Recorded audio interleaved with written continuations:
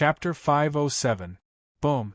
As the white yak horn was blown, red lotus-like rings of flames shot out from Bashishing's horse and engulfed the entire army. In just a few moments, the 6,000 Uzun cavalry felt their bodies burn, and even their stellar energy flowed faster. In the neigh, amidst the fierce neighing of horses and a cloud of dust, the dense ranks of Uzun cavalry charged down from the summit in pursuit of Wang Chong's forces. At the same time, in a place several dozen li from the pass the Uzun were guarding, although it was quiet, the atmosphere was extremely tense. "My lord, will this really work?" Commandant Su worriedly asked as he followed at Wang Chong's side. His 5,000 brothers were all with him, and the 6,000 Uzun elite cavalry were right in front of them. This was no joke. Zhao Jingdian, Li Sai, and the Eagle also felt their hearts sink. Although they wanted to say on behalf of Wang Chong that it would definitely work, not even they had any confidence in this matter. The fact that the Uzun had waited so long to make trouble meant that they had clearly come prepared. And they had all personally experienced the power of these people. If we don't try, how will we know? At a time like this, the only person who could maintain a relaxed and carefree demeanor was Wang Chong. He had seen this kind of scene too many times. Although he still looked like a teenager, his temperament had already far surpassed his age. "Commandant Su, have you prepared those shields?" Wang Chong asked. "They've all been prepared." Commandant Su immediately gave a serious nod. When facing a cavalry that could run at full speed and reach peak strength, shields were necessary for infantry to contend against them. Su Shiping had only dared to rely on the mountain to challenge Batunlu because he had collected chests after chests of sturdy shields. Su Shiping had originally planned to use these shields to deal with Batunlu. In the end, Batunlu didn't get to use it. Instead, Wang Chong used it to deal with the even more formidable Bashishing. "That's good." Wang Chong nodded with a confident and composed expression, as if nothing could ever make him feel flustered. "The Eagle, release your bird and see if Bashishing has caught up." "Yes." The eagle nodded and quickly released a giant eagle. In just a moment, a sharp cry was heard. "He's here." The eagle's expression tensed up when he heard this shrill cry.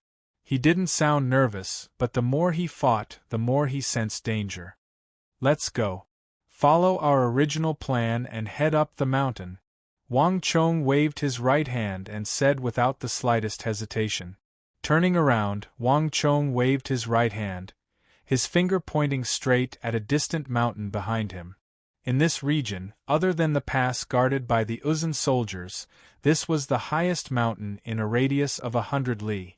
This mountain was not very tall, but it was extremely steep, like a massive sword thrust into the earth. More importantly, the back of this mountain was a 1,000-foot cliff. No matter how formidable the Uzun cavalry were, they could not charge up the mountain from the back. This was the place Wang Chong had chosen after observing the sand table. The group quickly retreated, surging like the tide. It only took a few moments for them to reach the top of the mountain. Rumble! The earth quaked.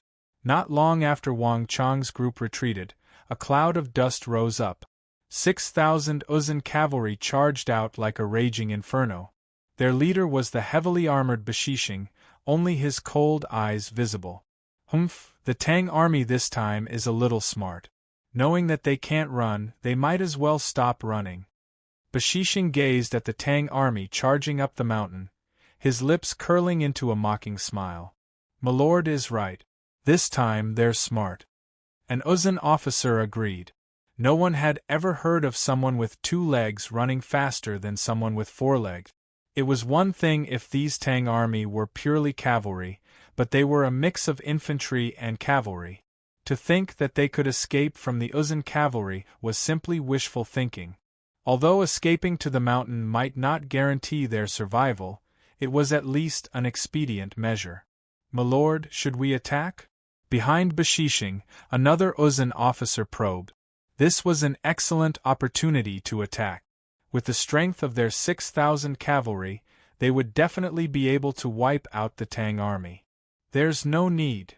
Unexpectedly, Bashishing raised an arm and rejected this officer's suggestion. Since they're not running anymore, there's even less of a need to rush. Bashishing's eyes flashed with a cold smile. We'll stand guard here for now. Once General Xiangyang Dalu arrives, we can join forces and attack. It won't be too late to exterminate this Tang army. He never did anything he wasn't confident in. If he charged forward now, he could still exterminate the Tang army. But if he could exterminate them while suffering fewer losses, why wouldn't he do so? Killing was an art. How to kill as many enemies as possible while preserving oneself.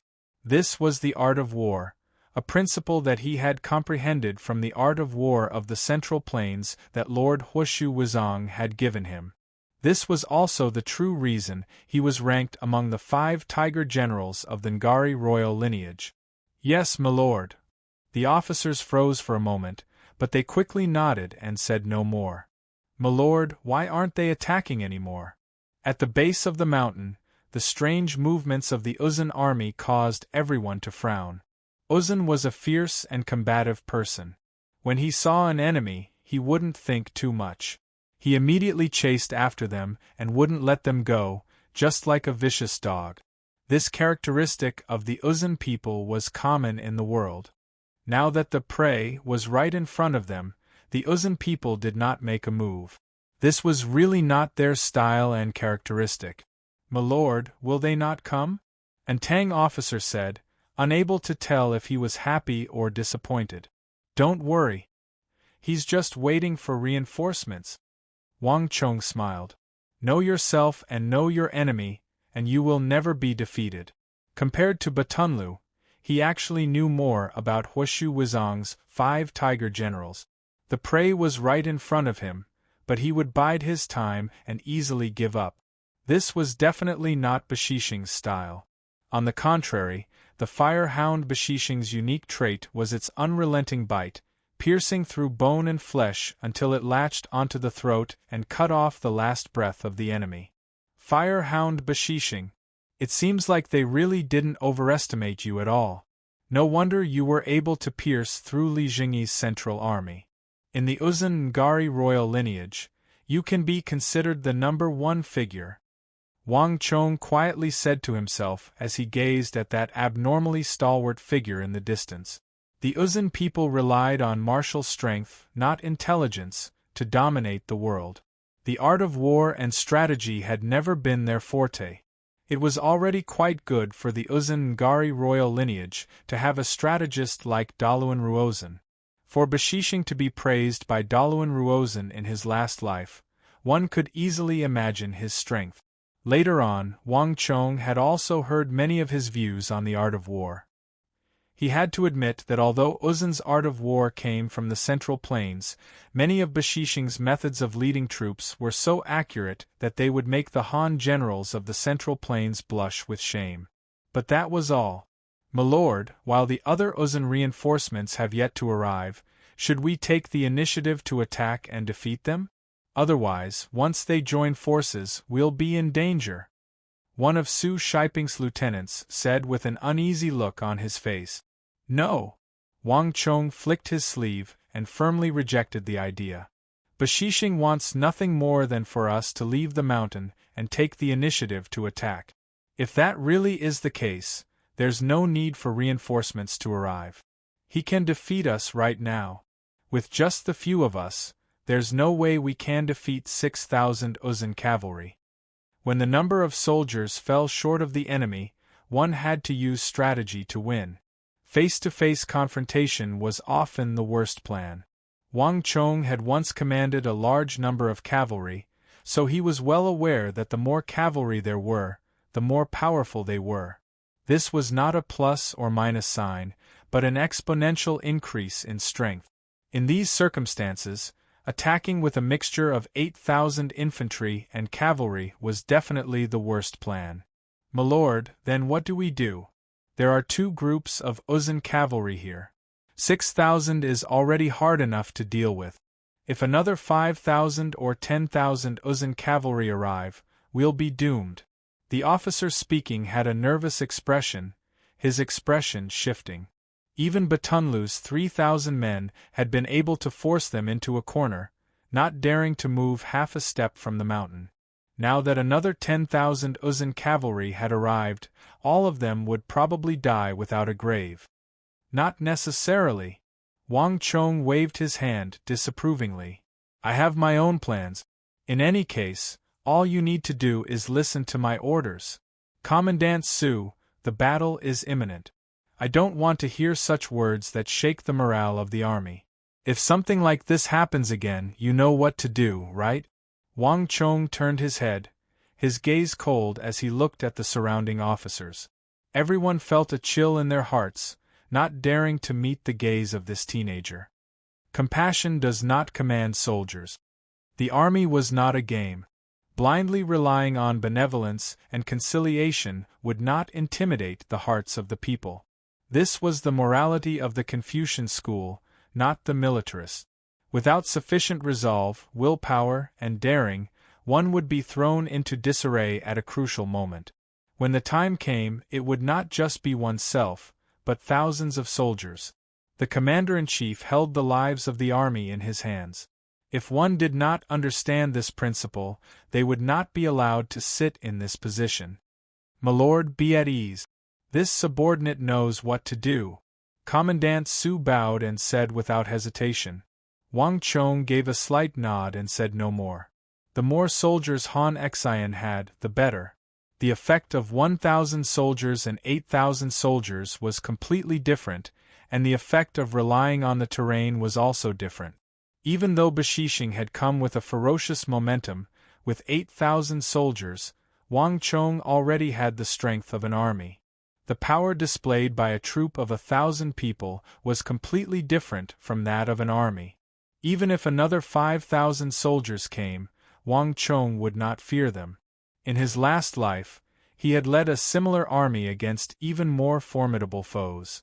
Why would he care about a trifling Bashishing? Rumble. Time flew by, and Uzun's cavalry arrived much faster than expected. Chapter 508. They're here.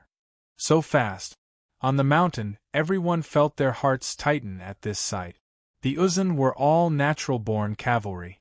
Whether or not they understood the art of war, they were still the strongest enemy. Nearby, Bashishing's 6,000 cavalry also began to move. Turning around, the sand churning, they began to move to meet that group of cavalry. Before everyone's eyes, the two groups of cavalry skillfully merged into one. The black horsemen were densely packed and as vast as the sea. They were spread out on the ground like black ocean waves, and it was an extremely shocking sight. What was even more shocking was that this army still maintained extremely strict discipline. My lord, Xiangyang Dalu has come to report. My lord, please give the order for what to do next.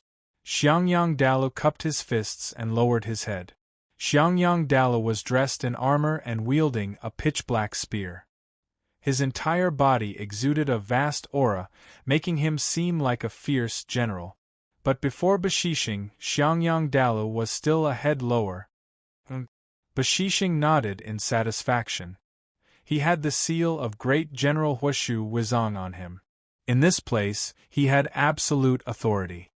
It's about time. Get ready. We'll completely exterminate that Tang army on the mountain. Bashishing turned his head and gazed at the distant mountain, his cold eyes exuding an aura that could destroy all things in the world. Since Xiangyang Dalu had arrived and there was nothing to worry about, no matter what tricks this Tang army had up their sleeves or how many people they had, only death awaited them. Rumble. In the next moment, the desolate, deep, and extremely distant yak horns began to blare. With this charge, the vast Uzun army finally began to move. The Uzun soldiers lined up in neat ranks, their hands pressed against their waists and scimitars as they coldly stared at the summit. At this moment, the more than 10,000 Uzun cavalrymen merged into one, as if they were one person. Their cruel and murderous eyes stared at the Tang soldiers on the mountain path, as if they were looking at a dead man. At the same time, waves of killing intent and baleful aura erupted from the bodies of these Uzun. The fiercer they were, the thicker their killing intent was. When tens of thousands of killing intents gathered together, they soared into the sky, causing even the void to distort. Dark clouds gathered from all directions, and the sky was filled with battle clouds. The atmosphere suddenly became tense.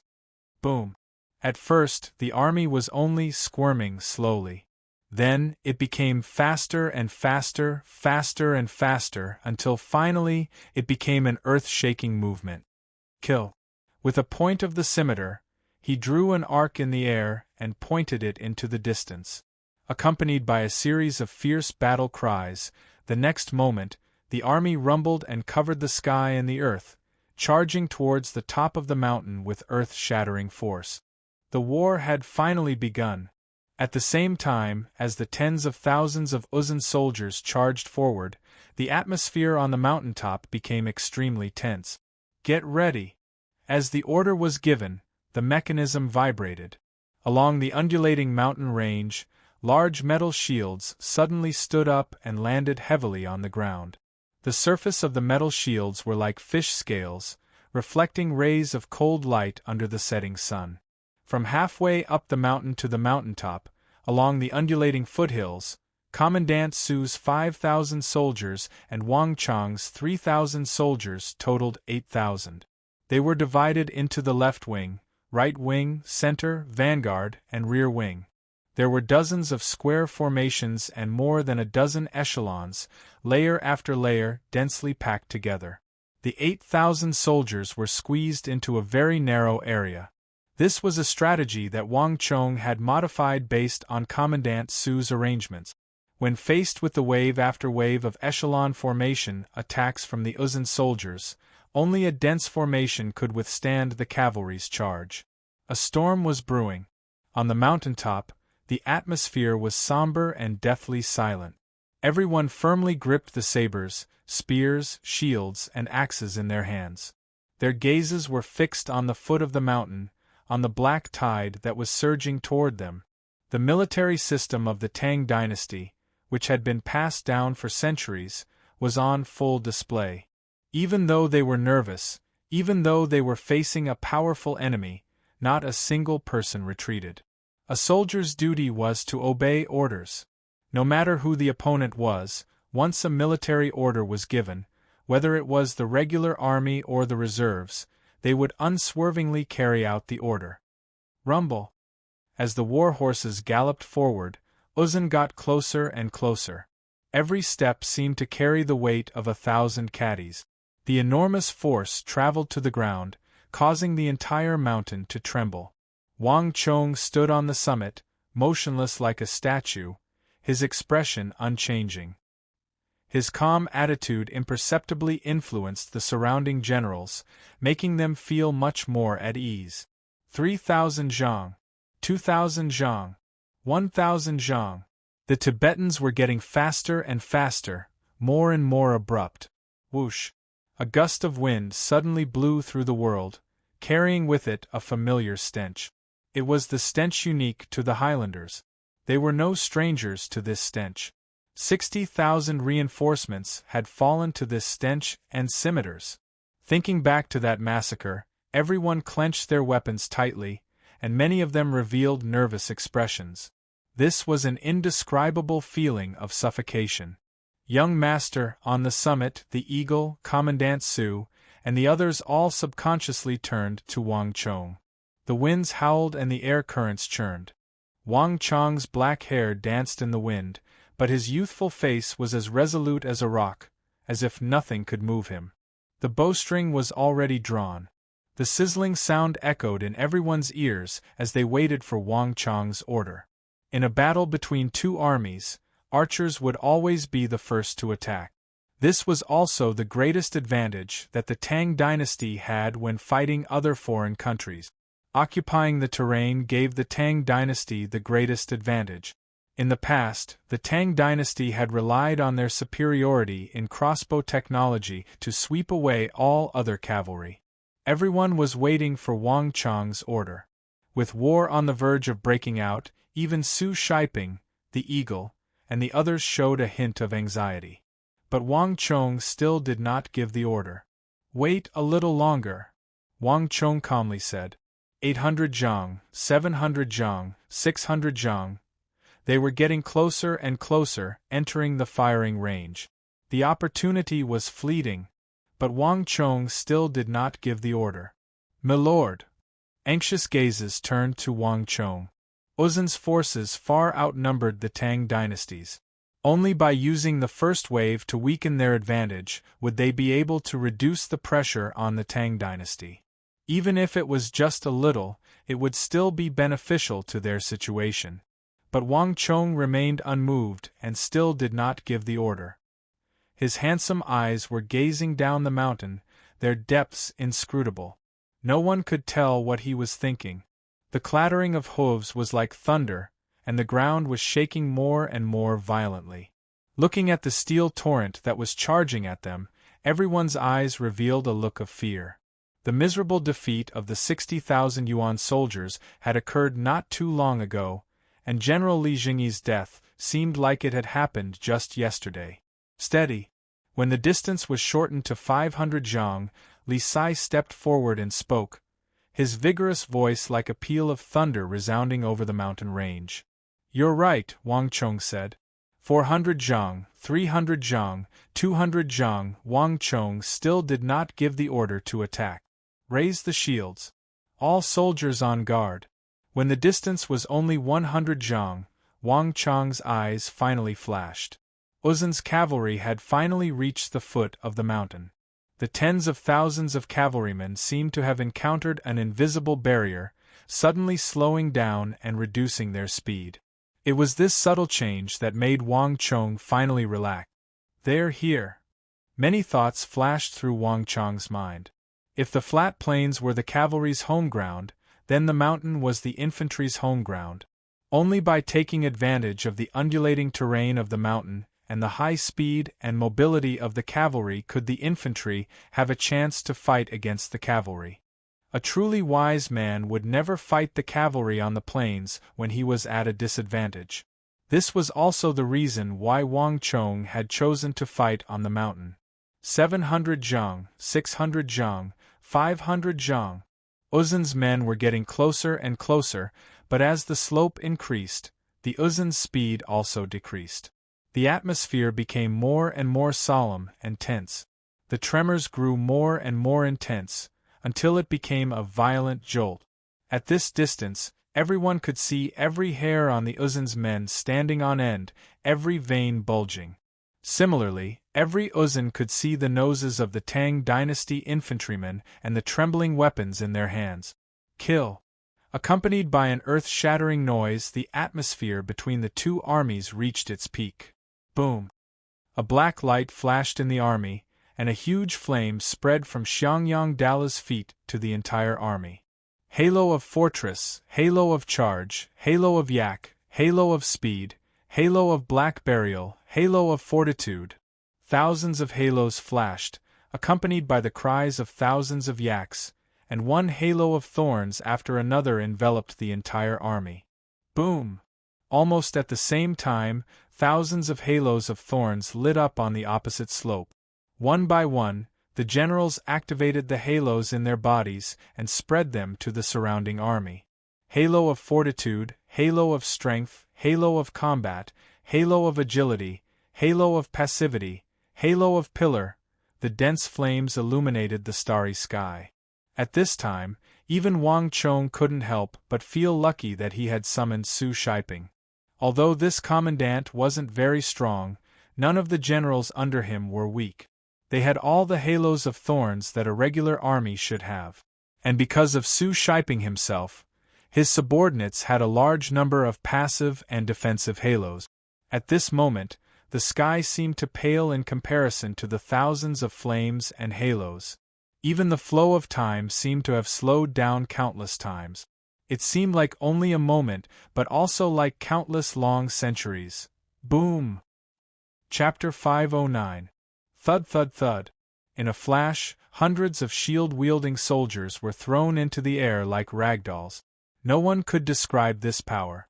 When Uzun and his horse became one and crashed into the Tang dynasty's defense line, this was not a power that an ordinary person could stop.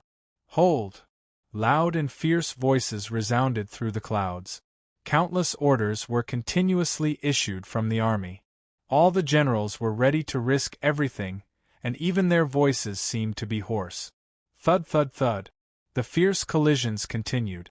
The attacks of Uzin's men were like a torrential storm, far fiercer and fiercer than anyone had imagined. War horses clashed with shields, spears clashed with sabers, halos clashed with halos. The intensity of the battle was at its peak. Soldiers were constantly being crushed, their bones broken, their organs shattered, and they were either dead or alive. But more and more soldiers were still surging forward. At this moment, everyone's heart had tightened to the extreme. Li Sai, the Eagle, Zhao Jingyan, Commandant Su, and everyone else clenched their fists. In a battle between two armies, the first clash was half the battle, and it also determined the fate of the entire army. The cavalry's first wave of attack was the most powerful. Similarly, the infantry's first wave of defense was also the most powerful and sturdy after the formation of the formation. If the first wave could not last and the defense line was broken, all that awaited them would be death. Rumble. The quaking of the earth was intensifying. The attacks of Uzin's men were endless, crashing into the army's defense line like a wave. Everyone's hearts were in their throats. We've held it! We've held it! Suddenly, Commandant Su clenched his fists and spoke in an agitated voice. The defense line of the army had been badly torn apart, hundreds of shield-bearers thrown into the air by the charge of the warhorses, dying before they could even land. But the Tang army had still managed to resist the first wave of attacks from Uzin's men. Wang Chang's formation had worked. Wonderful! All the vice-commandants and colonels in the army looked excited. They had participated in countless wars, big and small, and understood the significance of the first wave. Although the battle wasn't over yet, the most dangerous test of the first wave was over for everyone. Humph, I don't believe that we can't tear apart the defense of these Tang people. At the foot of the mountain, Xiangyang Dalu's expression turned cold when he saw this scene. No matter what these Tang people were planning, if they thought that they couldn't get through this, then they were gravely mistaken. Uzin's echelon formation sent wave after wave of attacks, never stopping until the enemy collapsed. Go! All of you, get up there! Those who cannot break the Tang defensive line will be dealt with according to military law. Xiangyang Dalu's roar resounded through the skies. With a wave of his hand, he gave the order to attack. Second square formation, sixth square formation, seventh square formation, move out. On the mountaintop, before Xiangyang Dalu could give the order, Wang Chong waved his hand and gave the second order. The second, sixth, and seventh phalanxes. One by one, the reserve warriors took up their shields and went forward to block the attack. A few moments later, the earth rumbled as Uzin's second wave of attacks surged forward. The moment the infantry of the second, sixth, and seventh square formations took their positions, Xiangyang Dalu's attack struck the Tang defensive line like a thunderclap. At this moment, everyone couldn't help but think that Wang Chong had foreseen Xiangyang Dalu's intentions and had given the order ahead of time. "Milord!" Su Shiping and the others turned to stare in shock at Wang Chong. They had never fought with Wang Chong before, so they didn't understand his ability to command. But this sort of foresight was enough for him to surpass the vast majority of renowned generals. The speed of the cavalry was as fast as lightning, and their charge was much faster than that of the infantry. The distance of several hundred feet was covered in a few seconds. If Wang Chong had been fast enough, the first defensive line would have already been broken. Rumble! The battle had reached a fever pitch. The third, fifth, eighth, and ninth formations, axemen, spearmen, and hammermen, advance. Wang Chong stood on the summit, his mind as tranquil as an ancient well. Not long after the second order was issued, the third military order came as scheduled. The stalwart axemen, spearmen, and hammermen roared as they charged into the formation like fierce tigers. Infantry had never been passive, and cavalry's greatest strength lay in their charge. If they could endure the first charge, the infantry would be able to display their strength. Kill! Axes, spears, and hammers howled forward, quite a few of them from the Chi clan. Amidst the flashes of cold light, blood sprayed. Swish! An Uzun cavalryman had just sent a shield man flying when 5 or 6 spears pierced through him. Yusang's cavalry were renowned throughout the world, but even thick plate armor had places that could not protect them. The neck, the face, the crotch, and the warhorse beneath them would always have places that could be exploited. At the same time, pung pung pung, giant hammers smashed forward with the force of a thunderbolt. Cavalry's plate armor could block the stabbing of swords, but it could not block the blunt blows of hammers. When 5 or 6 hammermen concentrated and attacked at the same time, even the fully armed Uzun could not withstand it. The advantage of Wang Chang's choice to fight on the foothills was immediately revealed. Although the foothills were wide, the closer one got to the top, the narrower it became, and the more limited the space for movement. Although the Uzun had more people, they could not display their advantage at this time. However, before the battle could be decided, Wang Chang's third and fourth orders came one after another. Right-wing archers, get ready. The enemy is 150 steps ahead. Concentrate and fire. Wang Chang's expression was calm, and there was not the slightest fluctuation in his deep eyes. Left-wing archers, get ready. The enemy is 180 steps ahead. Fire. Xiu xiu xiu. A dense rain of arrows like locusts whizzed out. The sharp sound was like metal, tearing the sky. No one would have thought that Wang Chang did not choose to attack before the battle, nor did he choose to attack at the moment of the battle. Instead, he chose to use the archers at this time. Under normal circumstances, the use of archers at this time would have lost its meaning. But Wang Chang did not have the slightest thought of this. However, the next moment, when the locust-like rain of arrows fell, the most unexpected thing, like magic, happened. Nay! The warhorses wailed. When the locust-like rain of arrows fell from the sky, within a radius of more than 10 feet, even pure power was enough to destroy this army. Bang bang bang! Amidst the neighing of Ney's horses, Uzun cavalry and their horses fell to the ground one after another. The sharp arrows pierced through the gaps in their armor, nailing them to their horses.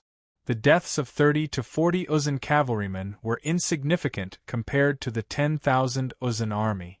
They were like bubbles on the sea, insignificant. But in the fierce charge, the deaths of these 30 to 40 cavalrymen had an unexpected effect. Nay. First, hundreds of Uzun cavalrymen could not dodge in time and crashed into them. Then the cavalry at the back were affected. Some of the cavalrymen tried to go around, but almost at the same time, bang bang bang. The second and third wave of arrows fell into the formation. The cavalrymen in other areas also tried to go around. The cavalrymen of both sides could not dodge in time and crashed into each other. The formation was in chaos. Bang bang bang. The warhorses kept crashing into each other, and the sound of bones breaking made one's teeth ache. 1 wave, 2 waves, 3 waves. It had only been 3 waves of arrows and more than 100 casualties. But in the end, it had turned into chaos. If one looked down from the sky, one could see that the center of the Tibetan formation was in complete chaos, with the area where the arrows had fallen as a line. This chaos continued to spread, and the charge could not be stopped. When many cavalrymen charged to the front lines in chaos, the result was that the front lines were also in chaos. 3 waves of arrows, a few thousand arrows. In a battle of 10,000 soldiers, this amount of power was insignificant. But in Wang Chang's hands, these 3 waves of arrows had completely disrupted the Uzun's offensive.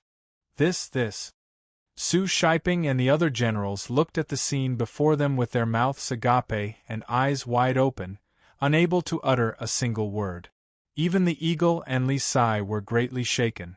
On the fierce battlefield, if a few thousand arrows could achieve this effect, then every faction would do it. But anyone with even the slightest bit of military experience would know that it was impossible to achieve this effect. This was not a normal phenomenon. The reason this had happened was not because of those several thousand arrows, but because of the timing that Wang Chong had chosen. The probability of achieving such a situation was simply too low. This was also the first time the eagle and Li Sai had experienced Wang Chong's terrifying calculating abilities and intuition. This was completely different from when Wang Chong had commanded 1,000 cavalry to fight Batunlu. Li Sai in particular had chosen to join the army in Biding. One reason was that there were battles to be fought there, and the other was that the most worthy and talented commanders of the empire were there. But for the first time, Li Sai had discovered something similar on a teenager. The last time he had seen it was on the body of the Biding Protectorate's Vice Protector General, An Sishun. But unlike An Sishun, even though Wang Chong seemed to be intentionally restraining himself, this part of him was already even sharper than An Sishuan's. The more he spent time with Wang Chong, the more he couldn't see through this youth, as if he was shrouded in a fog of mystery. But no matter what, for the first time, Li Sai realized that there was something else about this youth that was worth following. "The eagle, get ready. It'll be your turn very soon," Wang Chong suddenly said. His expression was calm and emotionless, without the slightest ripple of emotion. Every time this happened, he would enter this most rational state. Only in this state could he bring out the full power of an army. "Yes, young master." Without another word, the eagle placed his right hand on the Wuzi steel sword at his waist and turned to leave, descending the platform. As the eagle turned, a fierce gust of wind blew over the summit. No one saw the dazzling light in Wang Chong's eyes. Chapter 510. Damn it! In the army, Xiangyang Dalu's face turned green at this sight. His rage made the hand gripping his saber tremble, his veins bulging under his skin. "Everyone, follow me! I'll kill them all!" Xiangyang Dalu had originally believed that the first wave of attacks would be able to tear through the defensive line, but in the end, not only had it failed, it had thrown his own army into chaos. Those disorderly vanguards had instead become their greatest obstacle, used by the Tang army to impede the follow-up attacks. Clang! The scimitar was raised and let out a shrill cry like a bloodthirsty beast. In the next moment, Xiangyang Dalu personally led the 6,000 elite cavalry forward. "Those who dare block the way die." A warhorse galloped forward, a head flying into the sky. With the great general holding the line, even the chaos at the front was greatly suppressed. Xiangyang Dalu led the charge, leaving a trail of dust in his wake as he charged up the mountain. "Third, fourth, and fifth square formations, tell them we can retreat. Commandant Su, are you ready?" Wang Chong was standing on a rock. Before Xiangyang Dalu had even arrived, Wang Chong had already given his order. "My lord, everything is ready." Su Shiping lowered his head and said. But to be honest, even he didn't know what he was doing. Wang Chong's strategy seemed to be completely different from traditional tactics. "Carry them out." Boom!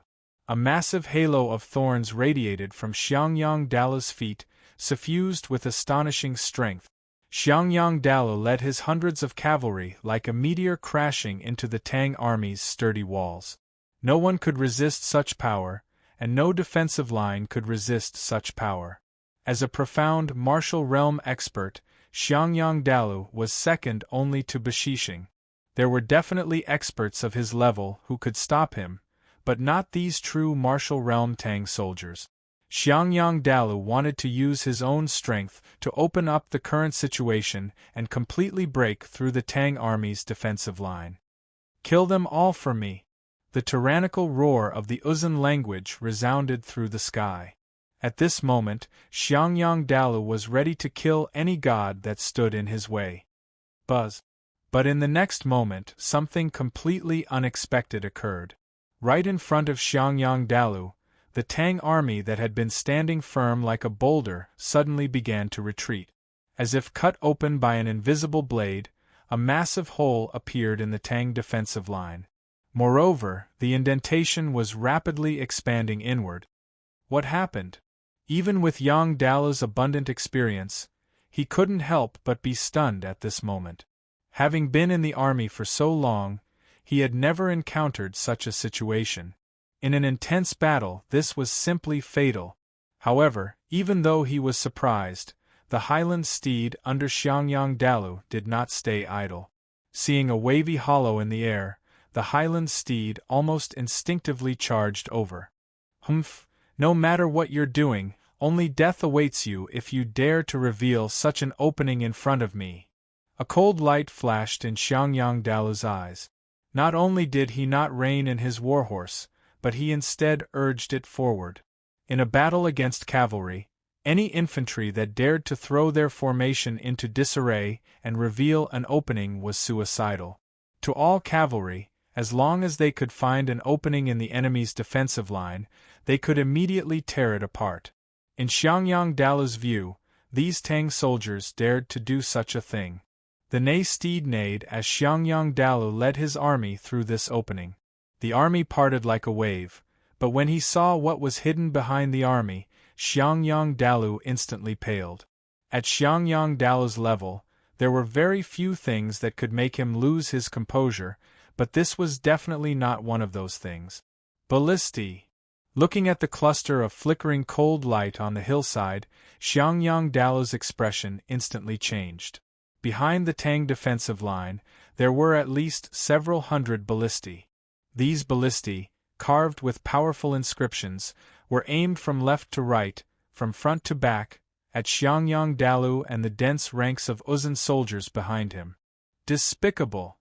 Xiangyang Dalu angrily roared, his complexion a nasty grimace.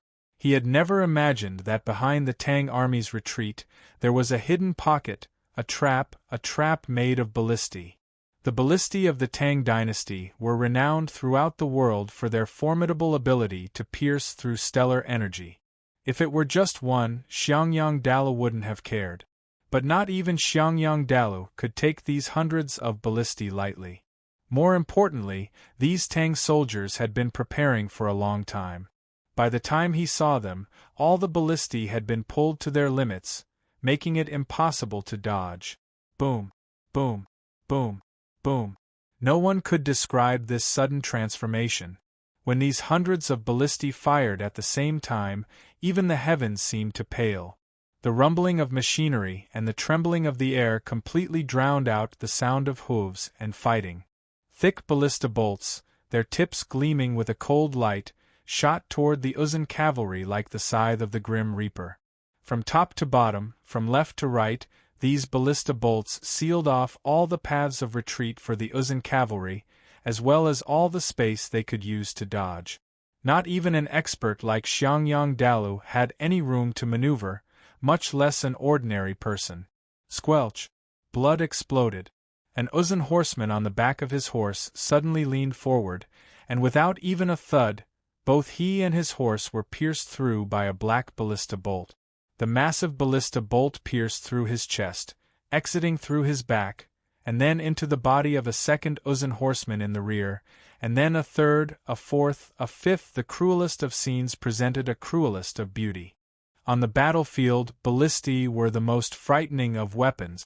Even the famed plate armor of Yusang was like paper in front of these costly ballisti, unable to stop them.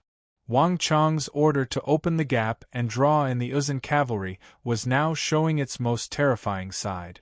This narrow and long cavalry formation allowed the Tang dynasty's ballisti to display their full power in such a narrow space. Swish, swish, swish. The sound of bone and blood rang out as one Uzun cavalry after another was cut down like straw. In a few short moments, 700 to 800 Uzun cavalry had been killed without even a groan. No one had ever used ballisti like Wang Chong, and no one had ever used them to such a level. More importantly, even Xiangyang Dalu had fallen into Wang Chong's trap. Bang bang bang! Massive ballista bolts flew through the air like locusts, rumbling toward Xiangyang Dalu and enveloping the space around him. In his haste, Xiangyang Dalu didn't even have time to dodge. He could only push the stellar energy in his body to the limit, and then he was struck by a storm of attacks. No one could describe the barrage of attacks at this moment. Xiangyang Dalu had charged at the very front of the cavalry, so he was struck by the greatest number of attacks.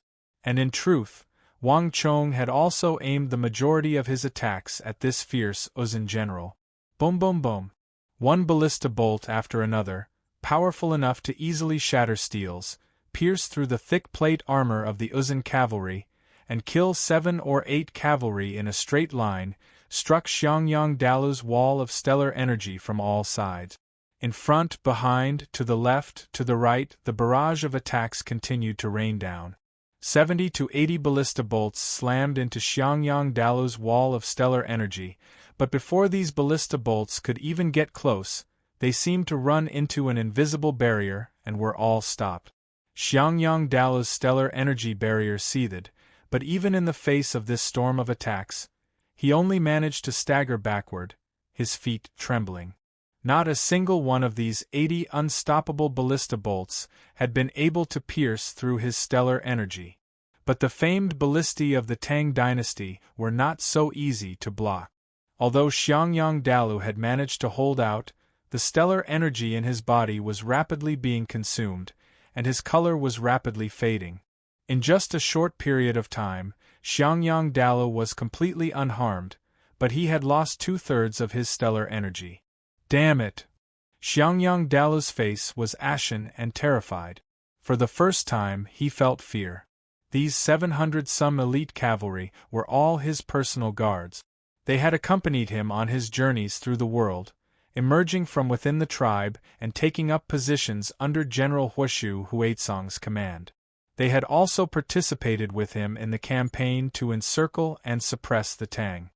But in a flash, these 700 elite cavalry and his trusted subordinates had died without even a sound. They had once hunted down valiant generals of the Tang dynasty and had the strength to capture tigers and capture dragons, but in front of these ballistae, they were as fragile as paper. And those ballista bolts, he could have dodged them one by one. But his opponent had given him no chance. 70 to 80 ballista bolts had arrived almost at the same time. It had been less than a second, but it had consumed 2/3 of his stellar energy. In all his years in the army, he had never encountered such a formidable opponent. Even though he hadn't seen his opponent yet, much less knew who his opponent was, Xiangyang Dalu had already begun to feel fear. That attack, which had lasted less than a second, had utterly shattered his pride. In this instant, for the first time, the valiant and incomparably ferocious Xiangyang Dalu felt the desire to retreat. Humph, since you've already come in, do you think you can still leave? Before Xiangyang Dalu could turn his horse around, an icy voice rang out in his ears.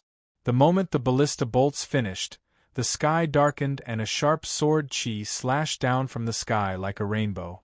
At almost the same time, the Eagle, Commandant Su, Li Sai, and all the other generals of the army roared and charged like fierce tigers. At this moment, Xiangyang Dalu found it hard to breathe, his entire body about to suffocate. His face was pale, and for the first time, he sensed the aura of death. Ah!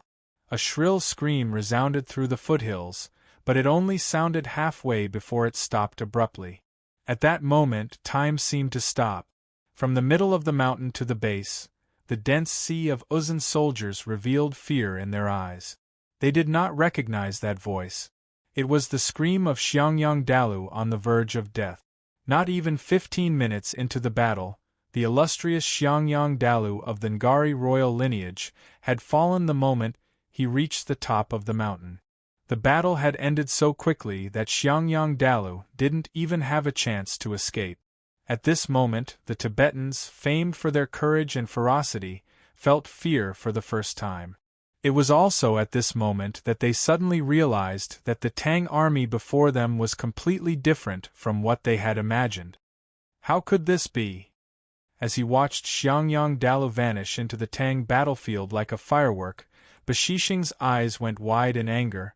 His hands clenched so tightly that the veins on his arms bulged. He simply didn't dare believe his eyes. It had been too sudden. Bashishing had not even been mentally prepared for Xiangyang Dalu's death. Useless trash, you've truly disappointed me. Bashishing's heart was blazing with rage, his teeth clenched as he roared out these words. When Xiangyang Dala died in battle, the first thing Bashishing felt was not sorrow, nor was it defeat. Instead, he felt immense rage. There was no question that Xiangyang Dala's incompetence was simply unbelievable. For this operation, Prime Minister Daluan Ruozhen and Great General Huashu Wuzong had left 3 valiant generals behind. Of these, Xiangyang Dalu was the closest to him. This was also why he had summoned him.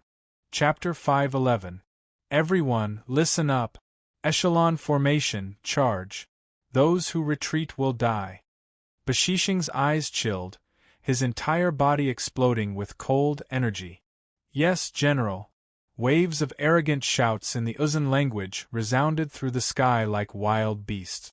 In the Ngari royal lineage of the Uzun Empire, Bashishing's prestige was not something Xiangyang Dalu could compare to. Bashishing had already proved his strength, both in the tribal infighting and in the war against the Tang dynasty. In dealing with the 60,000 Tang soldiers, it was Bashishing who had taken the lead and broken through the center of the Tang dynasty's army. Based on this ability alone, Bashishing had an extremely high status even amongst the 5 Tiger generals. Bashishing had decided to personally take action. The 6,000 Uzun cavalry once more exploded with a heaven-shaking will to fight, and the gloom brought about by Xiangyang Dalu's death was instantly swept away. Who? A banner was raised. Bashishing's eyes flashed like lightning. His left hand took a holy banner of Uzun white yak with a black background, several zhang long and as thick as an arm, and his right hand gripped a scimitar. Kill! Bashishing shot through the air like a bolt of lightning. His entire body exploded with a scarlet flame that enveloped the entire army, and then he took the lead, leading the army up the mountain like a cloud of fire. When Bashishing's 6,000 soldiers moved out, their momentum was completely different from Xiangyang Dalu's. The massive mountain shook violently, causing boulders and stones to tumble down.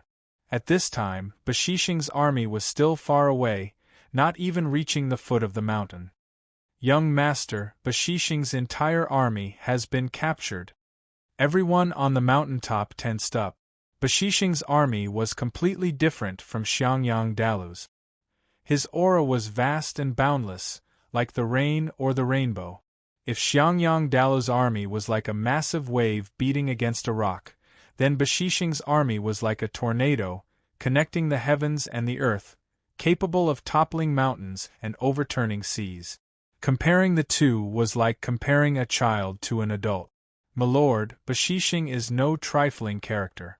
The soldiers under his command are all elites, each one of them exceptionally powerful. Back then, General Li's golden super ray was destroyed by him just like that. One Tang general after another said. The past repeated itself. Bashishing had been just like this, swift as the wind, aggressive as fire, and heavy as a mountain, shattering Li Jingyi's defenses in a single blow. Learning from the mistakes of the past and learning from the mistakes of the future, everyone felt an immense pressure. Milord, let's send our army forward as well. Otherwise, we wouldn't be able to stop them with just the few of us. If the front line is routed, we can only die. The other Tang general nervously said. Don't panic. Listen to my command. Wang Chong raised an arm and said indifferently. His calm tone imperceptibly gave everyone a convincing feeling. Everyone looked at each other, and the anxiety in their hearts actually weakened imperceptibly. Rumble. The army continued to get closer and closer. Crimson thorny halos continued to shoot out, reaching the feet of the army one after another. The air distorted and a faint red color could be seen, as if it was burning. Seeing Bashishing move out, the dispirited Uzun soldiers on the summit seemed to be stimulated. They all began to rouse and join Bashishing's army. The 6,000 soldiers were like a rolling snowball, growing larger and larger, their momentum growing more and more frightening. Rumble. When Bashishing reached the base of the mountain, the entire mountain seemed unable to bear the weight. The earth quaked and the heavens swayed, as if it would collapse at any moment. "It's this again. Generally, Bashishing, it's him." On the mountain range, everyone saw the fluttering black flag with the white yak on it, as well as the general who was covered in armor but was enveloped in a layer of red flames. Everyone's eyes revealed expressions of fear. Other than the people led by Wang Chong, almost everyone here had participated in that direct battle with Uzun. That fluttering banner of Yusang with a white yak on a black background and that black-armored general shrouded in flames had become the deepest nightmares in everyone's memories. "Careful! Steady!" Su Shiping's frantic, heart-wrenching roars resounded over the army. Some days ago, Bashishing had used this method to tear through the center of the 60,000 reinforcements. Now, the same thing had happened, and Bashishing was attacking once more. This was the decisive battle between the Tang dynasty and Uzun at the army level. Either they lived or they died. There was no other way out. And if they could not defeat this army, the Tang dynasty would have no more reinforcements to send south. At least, not for a very long time. "Raise shields. All soldiers on guard. Spearmen, axemen, get ready." Orders were passed down one after another. At this moment, the calmest person was Wang Chong, who had not participated in the battle this entire time. "He truly is a valiant general." Gusts of wind blew up from the base of the mountain. Standing on the summit, Wang Chong could even feel the heat and smoke of the wind. While the entire army was extremely nervous, Wang Chong could be said to be the calmest of them all.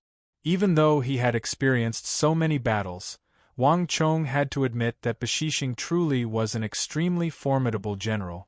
In a flash, Wang Chong had used several hundred ballistae to kill Xiangyang Dalu. In the army, the death of an important general was extremely fatal. But Bashishing's order to charge had minimized this effect, and it had also instilled fear into the 8,000 soldiers under Wang Chong's command. The advantages they had in the early stages were basically non-existent. Given Uzun's background, it was extremely astonishing that it could produce such a valiant general. But that was all. To Wang Chong, no matter how strong Bashishing was, no matter how skilled he was in the art of war, he could not change that one important flaw in his defense. War was not a competition of individual strength. To Wang Chong, no matter how strong Bashishing was, it was useless. Just that one flaw was enough for him. "Pass on my order. The vanguard will assume the crane wing formation. The left and right wings will move closer to the center, forming a four-layered formation. In addition, tell Lord Zhao to prepare the army for the arrow formation and prepare to charge," Wang Chong suddenly said, passing on his final order. "Yes, my lord." Behind him, the messenger who had apparently been waiting for a long time rejoiced and quickly left. "All of you go as well." Wang Chong suddenly turned his head and said to the tensome black dragon bandit elites that Li Sai had dispatched. "But young master, what about you? There's no need to worry. The decisive battle is here. It's useless for you to stay by my side. Bashishing can't kill his way here." Wang Chong indifferently said. "Yes, young master." They no longer argued and left with the order. Rumble. Like a meteor crashing into the Tang dynasty formation, Bashishing's attack was far fiercer and faster than anyone had imagined. This vast and densely packed formation had blocked wave after wave of attacks from the Uzun army, and even Xiangyang Dalu had suffered a crushing defeat. But in front of Bashishing, it was like an ant trying to shake a tree, so frail and weak that it couldn't even withstand a gust of wind. Screams filled the air as countless Tang dynasty shield-bearers were thrown into the air like scarecrows. Many of them were already corpses before they even hit the ground. At the same time, hooks, axes, spears, battle-axes, hundreds of attacks surged in from all sides, but they were all blocked by the stellar energy barrier around Bashishing's body. Not a single one of the thousands of Tang soldiers was a match for Bashishing, and not a single one could stop his advance. With a flick of the stellar energy in his dantian, Countless Tang soldiers screamed and were sent flying like ragged kites. "Kill for me! Kill the Tang soldiers and you will be heavily rewarded." Bashishing's tyrannical voice was like that of the most ferocious of beasts. Wave after wave of almost tangible killing intent exploded from his body like a tidal wave. Kill! Kill! Kill! Behind Bashishing, the cavalry began to transform like the tide, changing from the original echelon formation to the arrow formation, which was even more powerful and capable of breaking formations. This arrow formation, which was often used by the Tang dynasty, was now being used by an Uzun man. Moreover, he was extremely familiar with it, not one bit inferior to any famous general of the Tang dynasty. In this aspect alone, Bashishing surpassed the vast majority of Uzun generals. Charging down from the high ground, using the echelon formation, one wave after another like the unending tide until the enemy collapsed. Charging down from the low ground, using the arrow formation, with himself as the vanguard, he would thrust into the enemy's formation and blow apart the enemy's formation. In Bashishing's hands, the army would never remain static. As long as he could defeat the enemy, Bashishing did not mind using any method, including Tang formations. Displaying your slight skill before an expert. Wang Chong stood on the reef, his lips curling into a mocking smile. Bashishing's tactics might have been useful in front of others, but in front of him, they were nothing more than a display of slight skill before an expert. Rumble!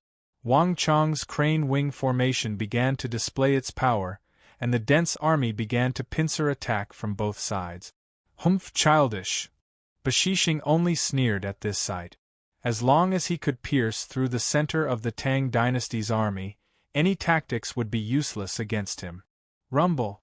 The dense ranks of Uzun cavalry surged forward like a school of carp in a river.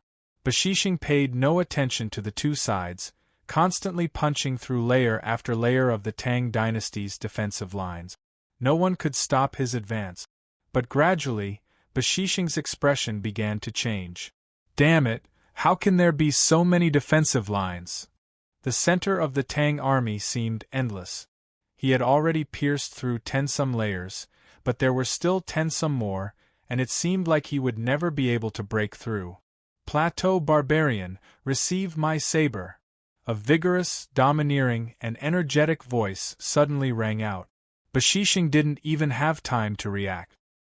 He only had time to raise his head and see an inconceivably muscular giant gripping a large saber with both hands, leaping down from the sky like the eagle. Boom! At this moment, Bashishing finally paled. Layer after layer of Tang dynasty infantry surged in from all sides, but not even Bashishing noticed that when he changed his formation and the arrow formation was thwarted, a massive gap had suddenly appeared between the front and rear. The army of 6,000 was suddenly cut in two. This change was not too big. In just a few moments, the army would be able to reconnect and fuse back together. But for Wang Chong on the summit, this small gap was enough. Move out! With a wave of his sword, the war horses neighed. The 1,000 experts summoned by the great clans, together with the 1,000 cavalry under Commandant Su Shiping's command, totaled 2,600 cavalry. Ney let out a long cry and leapt down from the summit like a dragon horse. Tens of thousands of dusk stallion phantoms rushed into their bodies, each one transforming into a halo of dusk stallion. In a few short moments, the speed of this army had reached its peak. At this point in the battle, the cavalry Wang Chong had hidden had finally appeared. Rumble! With a massive rumble and the neighing of Ney's horse, Wang Chong's army was like a sharp blade, thundering into this gap, before the majority of the soldiers could react. Swish, swish, swish. The cold glints of the Wuzi steel swords swept through the air, sending countless heads flying. Chapter 5:12. Rumble! The rings of light rumbled with a metallic clatter as they enveloped the army. At this moment, the battle had finally entered the crucial moment to decide the outcome of the battle. Wang Chong had hidden those 2,600 cavalry for who knew how long. Only now did they begin to move. Their momentum was like an exploding silver vase or a 1,000-foot waterfall, completely unstoppable. And the 1,000 woozy steel swords had become the best weapon to break through the encirclement. Roar! Kill! The clash of flesh against flesh, the clanging of sabers against swords, resounded through the mountain. Under normal circumstances, Wang Chong's 2,000-some cavalry would have never been able to contend against Bashishing's army of 6,000. But Bashishing was being held back by Li Sai, the Eagle, and Su Shiping. His attack was thwarted, and the defensive line that Wang Chong had set up in the center was preventing the central army from breaking through. This gap in strategy was fatal to a war saint like Wang Chong. Cavalry had never been invincible. Wang Chong had known this for a long time. Without speed, cavalry was just infantry, perhaps even inferior to infantry. Wang Chong's 2,000-some cavalry formed a high wall that cut into the center of Bashishing's cavalry, making it difficult for the Uzun cavalry to defend their front and rear. And the resulting chaos also made the Uzun soldiers their own obstacles, nullifying the advantage of a high-speed assault. Wang Chong didn't even need to personally participate. All he needed to do was stand at the peak of the mountain and spread the bane of the battlefield to his entire army. Congratulations to user for killing 3,610 Uzun regular soldiers. Congratulations to user for killing 3,723 Uzun regular soldiers. Congratulations to user for killing 3,845 Uzun regular soldiers. Congratulations to user for killing 6,561 Uzun regular soldiers. Congratulations to the host for killing 7,831 Uzun soldiers. Congratulations, host, for killing 8,843 Uzun soldiers. Countless voices boomed in his mind. On the mountain peak, the wind howled. Wang Chong's bane of the battlefield halo had broken through to rank 2 in a short period of time. And Wang Chong's strength had also risen from the 5th level of the true martial realm to the 6th level. This was completely an additional benefit of the upgrade of the halo. Ever since his reincarnation, this was the war that Wang Chong had participated in with the greatest number of people and the greatest harvest. Looking at the chaos on the hillside and the Uzun people who were surrounded by his army, Wang Chong knew that he had won this battle. The battle ended after an hour. When the sounds of battle disappeared, not a single battle cry could be heard. Finally, a world-shaking cheer erupted from the foothills. We won, we won! We really won! Ha ha ha! After surviving a calamity, the exhausted and sweating soldiers stared at the corpses of the Uzun soldiers and Highland steeds, all of them excited. Countless soldiers of the Tang dynasty had died in this war in the southwest. From the founding of the Tang dynasty until now, it had never suffered such a defeat. Longxi, Baiting, Anxi, Anong, the entire empire, its vast territory, its population in the tens of millions, was actually unable to spare a single soldier. At a time like this, a battle of strength like this was truly needed to inspire the hearts of the people. Unbelievable, unbelievable! On a large rock halfway up the mountain, Commandant Su and the other officers looked at the mountain of corpses and sea of blood on the battlefield, all of them extremely excited. Although they had personally participated in this battle, they were still completely bewildered by it. 8,000 against 12,000 fierce Uzun cavalry. In Su Shiping's impression, being able to keep their lives was already quite impressive. And they had actually won. And it had been an overwhelming victory. If one considered that their opponent was a formidable foe like Bashishing, this victory was even more unbelievable. The son of a famous general, a true son of a famous general. No wonder the imperial court sent him here. Su Shiping almost subconsciously turned his head to look at Wang Chong on the summit. In terms of contribution to this victory, it was unquestionably Wang Chong alone. In his hands, these 8,000 soldiers had probably only been able to flee and die, but in Wang Chong's hands, they had been able to display an inconceivable strength. At this moment, Wang Chang's not-so-imposing figure was like a god in the hearts of the soldiers. Gallop! Just when Su Shiping was looking at the summit, a messenger flew over. Upon reaching the summit, he dismounted and kneeled at Wang Chang's feet. "My lord, we've won. Of the 12,000-some Uzun cavalry, we've killed all but 1,000-some." The messenger kneeled, his voice suffused with irrepressible joy. "How many of our men died?" Wang Chong indifferently said, his voice almost emotionless. 2,700. The messenger knelt on the ground and said, 8,000 men against 10,000 Uzun cavalry, but only 2,700 had died. This was simply inconceivable. Not even the Big Dipper army of Longxi had such a casualty ratio. If he hadn't personally participated, he wouldn't have dared to believe it. And all of this victory was thanks to this scion of a prestigious clan. With that thought in mind, the messenger felt even more admiration for the young man on the boulder. 2,700? Wang Chong didn't notice the messenger's worshipful gaze. He only slightly frowned at this number. In a battle against a powerful foe like Uzun, they had killed more than 10,000 men, while losing only 2,700. This was nearly a 4-to-1 casualty ratio. In any other place, the other commanders would find this inconceivable. But Wang Chong imperceptibly frowned. The casualty ratio is still a little high. Wang Chong quietly said to himself, his head lowered. He only had 8,000 men. Now that 2,700 had died, he only had 5,000-some left. To Wang Chong, who was desperately short of soldiers, this number of casualties was still rather difficult to accept.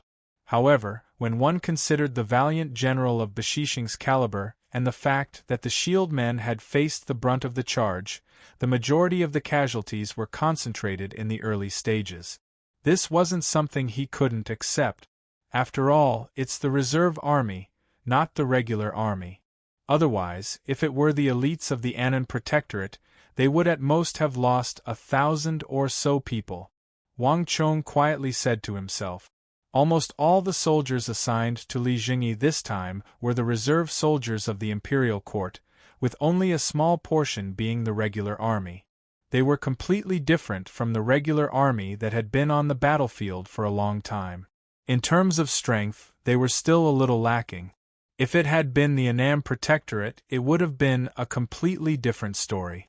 At the very least, the fact that the Annan Protectorate had been able to last so long against the combined army of Mengshi Zhao and Uzun was already a testament to its strength. In terms of the quality and strength of an individual soldier, without considering factors like warhorses, the combined strength of the regular army of the Tang dynasty actually surpassed that of the other foreign empires. "My lord, we've already captured Bashishing. What should we do next?" At this moment, familiar footsteps could be heard. The eagle, his face covered in blood, walked over. His steps were unsteady and he seemed exhausted. This battle had been extremely bitter. The eagle had the help of Batunlu's golden gauntlets, Li Sai, Su Shiping, the other generals, and the surrounding soldiers to surround Bashishing. Even though he had the advantage in numbers, he had still managed to kill or injure many of his men. The eagle had almost run out of strength. If it weren't for the fact that Li Sai, a supreme general with a massive Wutz steel sword on his back and the meteoric metal armor Wang Chong had forged for him, and that fearless Bashishing was putting his life on the line, they would have long since died. But the true fatal blow had actually come from the Wuzi steel cavalry that Wang Chong had hidden at the very end. When the army behind him fell into chaos and died, even a valiant general like Bashishing couldn't help but panic. Bashishing had been unstoppable in his descent from the Uzun Plateau to the east, invincible. Even Li Jingyi, a rising leader of the younger generation of the Tang dynasty, a general who had made a name for himself in Anxi and Baiting, had died to his blade. One could easily imagine Bashishing's confidence. But this confidence had been easily shattered by Wang Chong. Even someone as valiant as Bashishing couldn't help but panic when he heard the screams of the army behind him. In a battle of this level, this was fatal. Humph! Take me there. Wang Chong didn't think too much about this. His eyes flashed as he heard the eagle's words. For Wang Chong, the greatest harvest of this battle was about to come. From the very start of the operation, Wang Chong had privately told the eagle and Li Sai that in every battle, if possible, they should do their best to capture the enemy alive. If they could keep them alive, they should do their best to keep them alive. Of course, this was when the enemy had lost the ability to resist and could no longer injure them. As for the reason, Wang Chong had never explained it. The eagle and Li Sai had also never asked. There were some things that one didn't need to know. You are the highest general of this army? In the rubble of the mountain, Bashishing was covered in wounds, his body stained with blood. He was tied up tightly with ropes made of ox tendons and an iron chain. But what truly bound him was the towering giant behind him, the oppressive, invincible great General Li Sai. His expression was cold, his hands gripping his massive wuzi steel sword, the tip of the sword pointed to the heavens, ready to slash down at any moment. Li Sai didn't dare to be careless against a powerful foe like Bashishing. Even though he had sealed his vital acupuncture point, Li Sai still didn't dare to relax. If Bashishing made the slightest strange move, Li Sai wouldn't mind instantly beheading him. I am. Wang Chong walked over with a calm smile, his expression calm. His first words left Bashishing dumbfounded. You can speak Uzun? Bashishing almost didn't dare to believe it.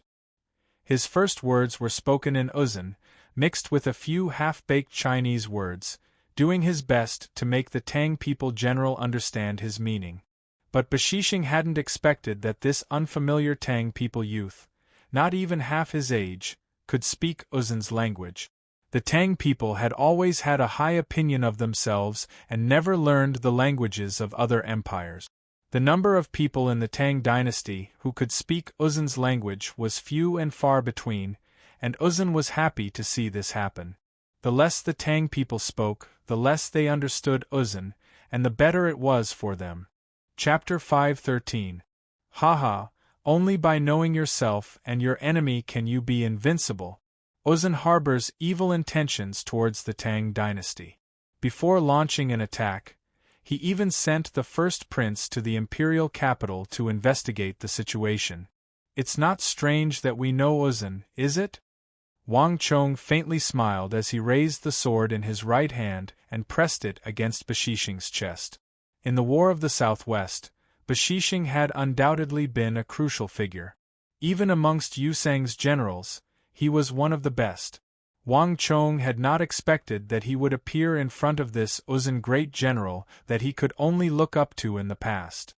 In all fairness, Bashishing's abilities were absolutely outstanding. On this undeveloped plateau where the art of war and strategy were not particularly outstanding, it was already rather astonishing that a barbarian like Bashishing could use the art of war of the Central Plains to this level. Alas, against a saint of soldiers like Wang Chong, he was only displaying his slight skill before an expert. Ha ha ha, good, what a fine, only by knowing yourself and your enemy can you be invincible. Bashishing's eyes flashed with a strange light at Wang Chong's words. I truly underestimated you in this war. I didn't think that a brat like you who still smells of your mother's milk would have such a level of skill in the art of war. But don't get too happy. The news of our defeat here will quickly spread to the Arai Plains. The great general will quickly lead his army north. All that awaits you is death. A sinister smile appeared in Bashishing's eyes, his expression cold and cruel. He had never feared death. The people of Uzun would never be sacrificed for nothing. Even if they killed him, they would still have to accompany him in death. Haha, are you talking about this? Wang Chong chuckled and raised his gaze to the sky. Whistle! The nearby eagle stuck 2 fingers into its mouth and let out a shrill cry. Clap! At almost the same time, a black shadow flashed and something dropped straight down from the sky, landing in front of Bashishing. That scarlet-green feather, sharp claws and teeth, it was clearly a ferocious heliotrope. It was just that his neck, which used to hang in the air, was now broken. Even his sharp eyes had turned dull and colorless. Bashishing instantly paled at the sight of this sea-green beast. Hai Dongqing was a tyrant in the sky. It could capture eagles, sparrows, and pigeons. It had very few enemies in the sky. Even many eagles were no match for it. Bashishing had not expected his opponent to be so powerful that even Uzin's pride, Hai Dongqing, had been killed. Humph, don't be too pleased with yourself. It was just a green sea estuary. An army of tens of thousands of people, such a huge matter. Do you think we only have one Hai Dongqing? It's useless even if you manage to intercept this green heliotrope. Bashishing quickly raised his head, a look of disdain on his face. Clatter, clatter, clatter. As Bashishing spoke, the sounds of falling rain came from all around him. Green heliotrope after green heliotrope fell to the ground, smashed into meat paste. At the sight of these heliotrope, Bashishing's face instantly turned ashen, the cruelty on his face vanishing without a trace. Ah! The sight of Bashishing's ashen face caused the crowd to roar with laughter. Bashishing, you're thinking too simply. In terms of aerial killing, how could any of you compare to me? The eagle roared with laughter. His right hand reached into the gray chain at his waist and took out a handful of rabbit jerky and tossed it into the air. Screech! With a series of sharp cries, one shadow after another shot down from the sky.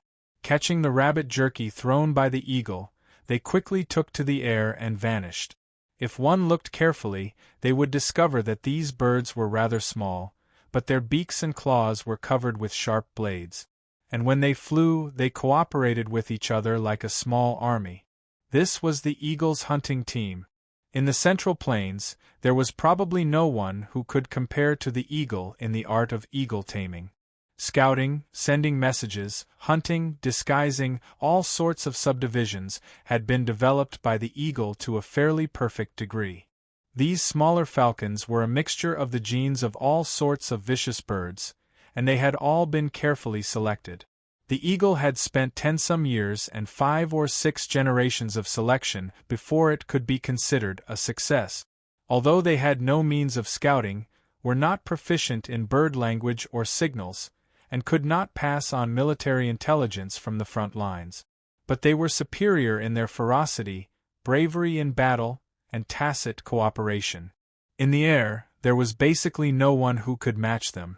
And in order to increase their killing power, the eagle had even fitted them with metal claws, metal beaks, and special metal spikes on their wings. One could easily imagine their power. This journey to the southwest was fraught with danger, and no one knew if they would ever return.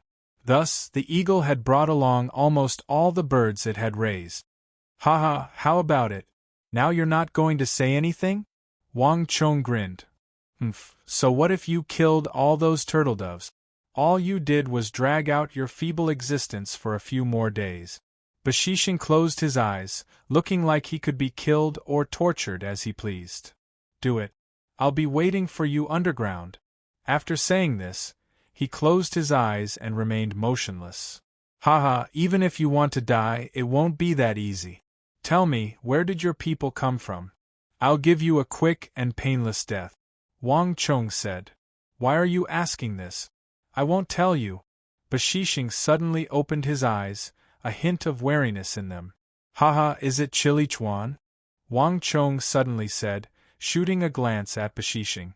Bzzz. Bashishing said nothing, but his face darkened. He opened his mouth, wanting to say something, but Wang Chong's sword had already pierced through Bashishing's heart. I already know. There's no need for you to say it now. As the little Yin-Yang sword stabbed in, rumble, the last of Bashishing's majestic and pure blood energy surged through the little Yin-Yang sword and into Wang Chong's body. Wang Chong had already broken through to Tier 6 of the true martial realm, and now that he received this fierce energy of the profound martial realm, it was like he had been given a shot of adrenaline. The stellar energy in his body boomed and exploded. With a shrill and painful scream, the crown Wang Chong was wearing burst open. Thousands of strands of black hair flew into the air like steel as a bloody mist exploded out of his body. Under everyone's shocked gazes, Wang Chong's energy broke through from Tier 6 of the true martial realm to Tier 7, Tier 8, and finally stopped at Tier 9, almost the same level as the eagle. How is this possible? Seeing Wang Chong's transformation, the eagle's eyes went wide. He had accompanied Wang Chong this entire time, so he was well aware of the changes in Wang Chong's strength. At the start, Wang Chong had just been an insignificant Tier 1 or 2 true martial realm martial artist, but now, with just one stab of Bashishing's sword, he had broken through several layers and was now on equal footing with him. It had to be known that the eagle was already in his 30s, almost 40, and Wang Chong was only in his teens. The two of them could not be mentioned in the same breath. Just what sort of evil art are you cultivating? Bashishing fell to the ground, his eyes wide and filled with shock. A furious, dying voice came from the ground as Bashishing lay on the ground, his eyes wide with shock. Life and death were decreed by fate. Since he had failed, he had no hope of surviving. He wanted to meet the commander who had defeated him. In the end, the only thing that awaited him was death. But Wang Chong's sword had completely shattered his fantasies. Bashishing could sense the energy in his body rapidly flowing into the body of this youth of the Tang dynasty. He was rapidly raising an opponent, an extremely terrifying opponent. If Wang Chong had only been intelligent before, then right now, his body was rapidly exuding the aura of a seasoned, top-class expert. This was not something a teenager could have, and he didn't need to undergo any sort of transition or tempering at all. Bashishing had never encountered such a strange phenomenon in all his years of experience. Ha ha, about this, do you want to go underground and ask? Wang Chong laughed and pulled back his right hand, pulling the little Inyang sword out of Bashishing's body. Blood spurted out, and Bashishing collapsed to the ground without so much as a groan. And Wang Chong was in no mood to look at him. Bashishing's strength was far more tyrannical than he had imagined. Right now, this enormous energy was rampaging in his body, making Wang Chong feel like he had to vent it out. In a flash, Wang Chong seemed to have found that feeling of looking down on the world and galloping unhindered through it all. From the beginning to the end, he had never been a simple strategist. Leaping Dragon Spear. The mountain suddenly whistled as Wang Chong raised his hand over his back and pulled out a golden spear with 7 red tassels. Roar! A heaven-shaking roar rang out. Before everyone's shocked gazes, a lifelike and mighty 5-clawed azure dragon coiled in the air and charged up from the ground. 1 coil, 2 coils, 3 coils. Finally, with a boom, it transformed into a dazzling bolt of golden lightning that crashed into the mountain. Rumble! The heavens swayed and the earth quaked. Dust churned, and the entire mountain trembled under Wang Chong's spear. Countless stones and stones were sent flying in every direction, and the entire mountain seemed like it was on the verge of splitting apart. What sort of spear art is this? When did young master learn such a tyrannical spear art? As they gazed at the thick cloud of dust rising several dozen zhang into the air, not only the eagle, Zhao Jingdian, and the others, but even the future invincible great General Li Sai found it hard to conceal their shock. A moment ago, Wang Chong had only been at Tier 5 of the true martial realm, but by the end of the battle, he had instantly reached this level. The power of that spear had definitely reached the profound martial realm. Chapter 5:14. The howling winds blew away the dust on the summit, revealing a massive pit at the summit. When Wang Chong walked out of the dust, spear in hand, the entire mountain was silent. At this moment, Wang Chong was powerful, confident, and brimming with dignity and aura. He had the air of a powerful leader and general. This was completely different from the impression the crowd had of Wang Chong at first. In terms of aura alone, Wang Chong had risen from the crowd, rising to the same level as the eagle and Li Sai. Just what sort of technique is this? It's too shocking. Although the Wang clan is a clan of ministers and generals, I've never heard of this sort of technique. If he continues to advance at this rate, young master's martial arts will reach an astonishing, inconceivable level. Everyone looked at Wang Chong walking out of the summit, their eyes filled with reverence. But even though they were surprised, even shocked, no one brought it up, and no one went up to ask. Many people even subconsciously lowered their heads when they saw Wang Chong, intentionally ignoring the matter. No matter what technique Wang Chong cultivated, no matter how he came to be, no matter whether he was good or evil, at a time like this, as long as Wang Chong could continue to improve himself, it would benefit everyone. As for everything else, it didn't matter. What the Southwest War needed the most were experts, and the more the better, the stronger the better. Congratulations to user for killing Bashishing and changing the course of history. You have been rewarded with 5 points of destiny energy, to be distributed at the conclusion of the trial mission. On the mountain, Wang Chong had just emerged from the crater created by the leaping dragon's spear. He hadn't gotten very far when he heard this voice. Haha, it's the same thing again. Wang Chong paused. Bashishing was one of Huashu Wizong's capable generals, one of the best in the Southwest campaign. However, before the Annam Protectorate was annihilated, he died in his own hands. His fate had obviously changed. At the very least, he had changed his fate. Based on the rules of the past, the Stone of Destiny would definitely reward him with destiny energy.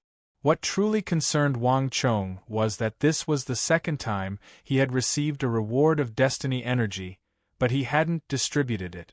During the trial, the distribution of all destiny energy points had to be delayed. However, every time a group of people died in Lion City, Wang Chong's destiny energy would be continuously deducted. My lord! The eagle, Li Sai, Zhao Jingyan, Su Shiping, and the others stepped forward to welcome him. Everyone inadvertently glanced at the little Yinyang sword hanging on Wang Chong's neck and subconsciously avoided this question. No one said anything. Young master, you just asked Chilichuan what was going on? The eagle softly said. Wang Chong's question had caused Bashishing's complexion to change completely. But crucially, the eagle still didn't know what was going on. Bashishing wasn't even afraid of losing his head, so how could a single question from Wang Chong cause his expression to change? Moreover, what did Chilichuan mean? Why had Wang Chong asked this question? Even now, Old Eagle was still confused. Haha, you'll know in a little while. Commandant Su, Bashishing is dead, and Xiangyang Dalu has also been killed. We've already broken through the Uzun defense line in the middle, and only the last mountain is left. Pass on my order. Tell the other 2 groups to meet up with us as quickly as possible. Today, we will destroy the last of the Uzun cavalry as quickly as possible. Yes, my lord. I've already notified them. As long as we succeed, we will send a signal to them. I trust that they've already set off. Commandant Su clasped his hands and bowed. His tone and expression were extremely respectful. After this battle, there was no doubt that Wang Chong had won everyone's respect and trust. Facts spoke louder than words. Bashishing had died, Xiangyang Dalu had died, and more than 10,000 Uzun soldiers had died, while their side had only lost 2,000 some men. In the face of such a matter, even the harshest person would willingly prostrate themselves in admiration. Time is of the essence. Commandant Su, where's the sand table? Wang Chong said. Bring the sand table up. Commandant Su waved his hand down the mountain. Very quickly, a few soldiers carried a large metal box and ran over. The chest opened, revealing a complete map of the Southwest. There were 2 most valuable things in the army, the Commander-in-Chief's seal and a sand table. After placing the sand table in front of Wang Chong, the 2 soldiers quickly retreated. With the defeat of Bashishing and Xiangyang Dalu, the 2 most important passes on the sand table had been opened. What appeared before Wang Chong was a vast expanse of flat land. There were no longer any threats on the road south. And with the 3 armies gathered, the remaining 6,000 Uzun soldiers were no longer a threat. Most importantly, after this experience, these reserve soldiers had already established their confidence in the Uzun. This was the most crucial point right now. Li Sai, Wang Chong suddenly said. In a moment, after we've destroyed that Uzun army, do not linger for a moment. Take those hired experts from Xiaolong and head here. Wang Chong jabbed a finger at the sand table as he spoke. This, with a single glance, Li Sai was struck dumb. The place Wang Chong had pointed out was not some important pass, and it wasn't even on the road leading south to the Arai Plains. The two were completely off course. Young master, this isn't the road to Lion City, Li Sai said in a daze. Even though he had been with Wang Chong for a very long time, Li Sai still couldn't understand what Wang Chong was doing. This was completely different from what he had expected. Wang Chong said nothing, only waved his hand. Li Sai hesitated for a moment, then quickly bent down and listened attentively. Wang Chong whispered in his ear, then patted Li Sai's sturdy shoulder. Go and make your preparations. This matter is much more important than what we're doing right now. You're the only one by my side who can do this and make me trust you. When Wang Chong said this, his face was solemn. It was too difficult to change the outcome of this war with only 1,000 people. To do a good job, one must first sharpen his tools. The upper party attacks the conspirators, and the lower party controls the soldiers.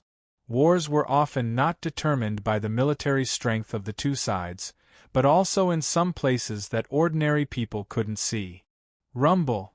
After some simple preparations, the army quickly set off for the last place where the Uzun army was stationed. Chapter 5:15.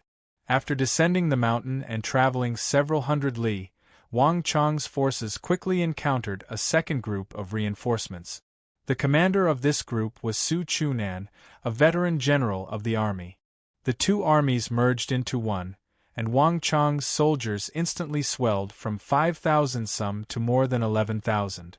This was the first time Wang Chong had more than 10,000 soldiers under his command. Although it seemed like an increase of only 3,000, the slightest difference could lead to a difference of 1,000 li. For a top-class great general, the more soldiers Han Xian had, the better. With more than 10,000 soldiers under his command, his ability to strategize was completely different. With these 110,000 soldiers, Wang Chong would have much more leeway to mobilize and utilize them. Wang Chong had been able to easily defeat a fierce Uzun general like Bashishing and his 10,000 some soldiers with only a few casualties, so it was even easier to deal with the remaining 6,000. The following battles were much simpler. Without Bashishing and without Xiangyang Dalu, the remaining Uzun force did not last very long before being easily destroyed by Wang Chong's force, which was twice its size. This battle proceeded even faster than the first battle. In just 2 hours it was over. My lord, your subordinate will take his leave first. Even though the battle was over, Li Sai did not relax in the slightest. Wang Chong's battle had ended, but his battle had only just begun. But even Li Sai was at a loss as to what he was going to do next. Go. What comes next has nothing to do with you. Wang Chong nodded from his horse, his expression unperturbed. Li Sai could not see the slightest hesitation on his body. He always seemed to know what he was doing and what he was going to do. Li Sai could not see the slightest confusion on his body. This gave Li Sai a little more confidence in this operation. I'll leave this silk bag to you. Wang Chong removed a bag from his waist. Judging from the knot on the bag, this bag seemed to have been prepared a long time ago. If your operation is successful, Uzun's men will definitely split up to deal with you. No matter what, you have to remember, don't be greedy for battle achievements, and don't let your emotions affect your decisions. I have already stated everything clearly on the brocade pouch. You must act strictly according to the note in the brocade pouch. Speaking of this, Wang Chong's expression was extremely solemn. Wang Chong had always respected Li Sai. But it was precisely for this reason that Wang Chong's solemn expression left a particularly deep impression. Yes, I understand. Li Sai took a deep look at Wang Chong. Then, he quickly took the brocade bag from Wang Chong's hand, lowered his head, and performed a military salute respectfully. Don't worry, young master. No matter what, I will complete the task strictly. Let's go. After saying that, Li Sai waved his hand and led more than 1,000 elite cavalrymen, all armed to the teeth, galloping away. Behind him, the air was still thick with the stench of blood. Young master, even farther away, Commandant Su, Zhao Jingyan, and Eagle watched Li Sai's departing figure, confusion in their eyes. Li Sai's mission this time was extremely mysterious, and his route was completely different from everyone else's. Other than Wang Chong, no one knew where Li Sai was going at such a crucial moment.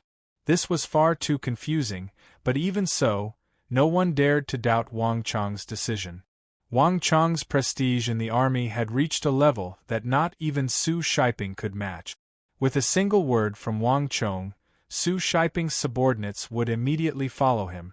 Not even Su Shiping would be able to stop them.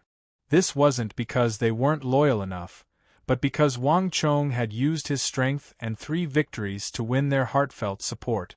At this point, no one cared about Wang Chong's age, surname, or background. Even without the token of the King of Song, no one would disobey his orders. Wang Chong had used absolute strength to win the right to command this army. Army, move out! There was no time to lament the severe effect Li Sai's departure would have on the army. After cleaning up the battlefield, Wang Chong gave an order and led his army south. With this victory, Wang Chong's journey south was finally cleared of all obstacles. There were no more obstacles between Wang Chong and the Annam Protectorate. Time was of the essence. This time, Wang Chong didn't linger. Sir, is it convenient? The journey south was dull and lonely. Just as Wang Chong was pondering alone on his horse, he suddenly heard a voice as soft as an ant's. Commandant Su Anduin rode his horse. When no one was paying attention, he pretended to casually lean over. Su Anduin respected the youth beside him from the bottom of his heart. Although they had only known each other for a short time and the other party was probably about the same age as his own child, Su Anduin didn't dare to treat him as a child. Instead, he wholeheartedly submitted to him and treated him as the true commander of this army. But it was precisely because of this that Su Anduin felt that he had to say something. This subordinate has something to say to Sir. Commandant Su, what's wrong? Wang Chong turned around and asked in surprise. Su Anduin was secretive when he spoke. His eyes were filled with worry. Sir, forgive this subordinate for being rude, but there's something I've thought about for a long time and have to say. This subordinate believes that our biggest problem right now isn't Uzun, but the problem of food. Su Anduin stammered for a long time before finally spitting out the last 4 words. What followed was a long period of silence. Continue.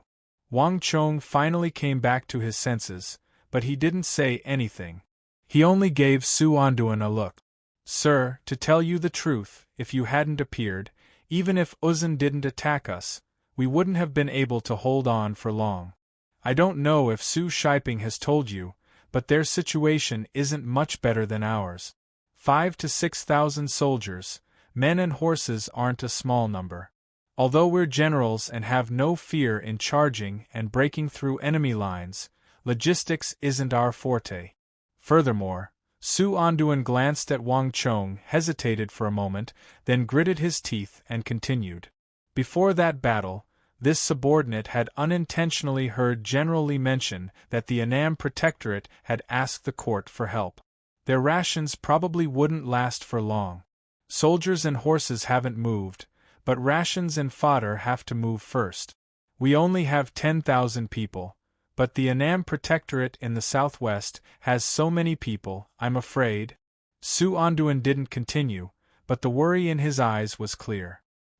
He had actually noticed the army's rations a long time ago, but he didn't say it out of fear of shaking the morale of the army.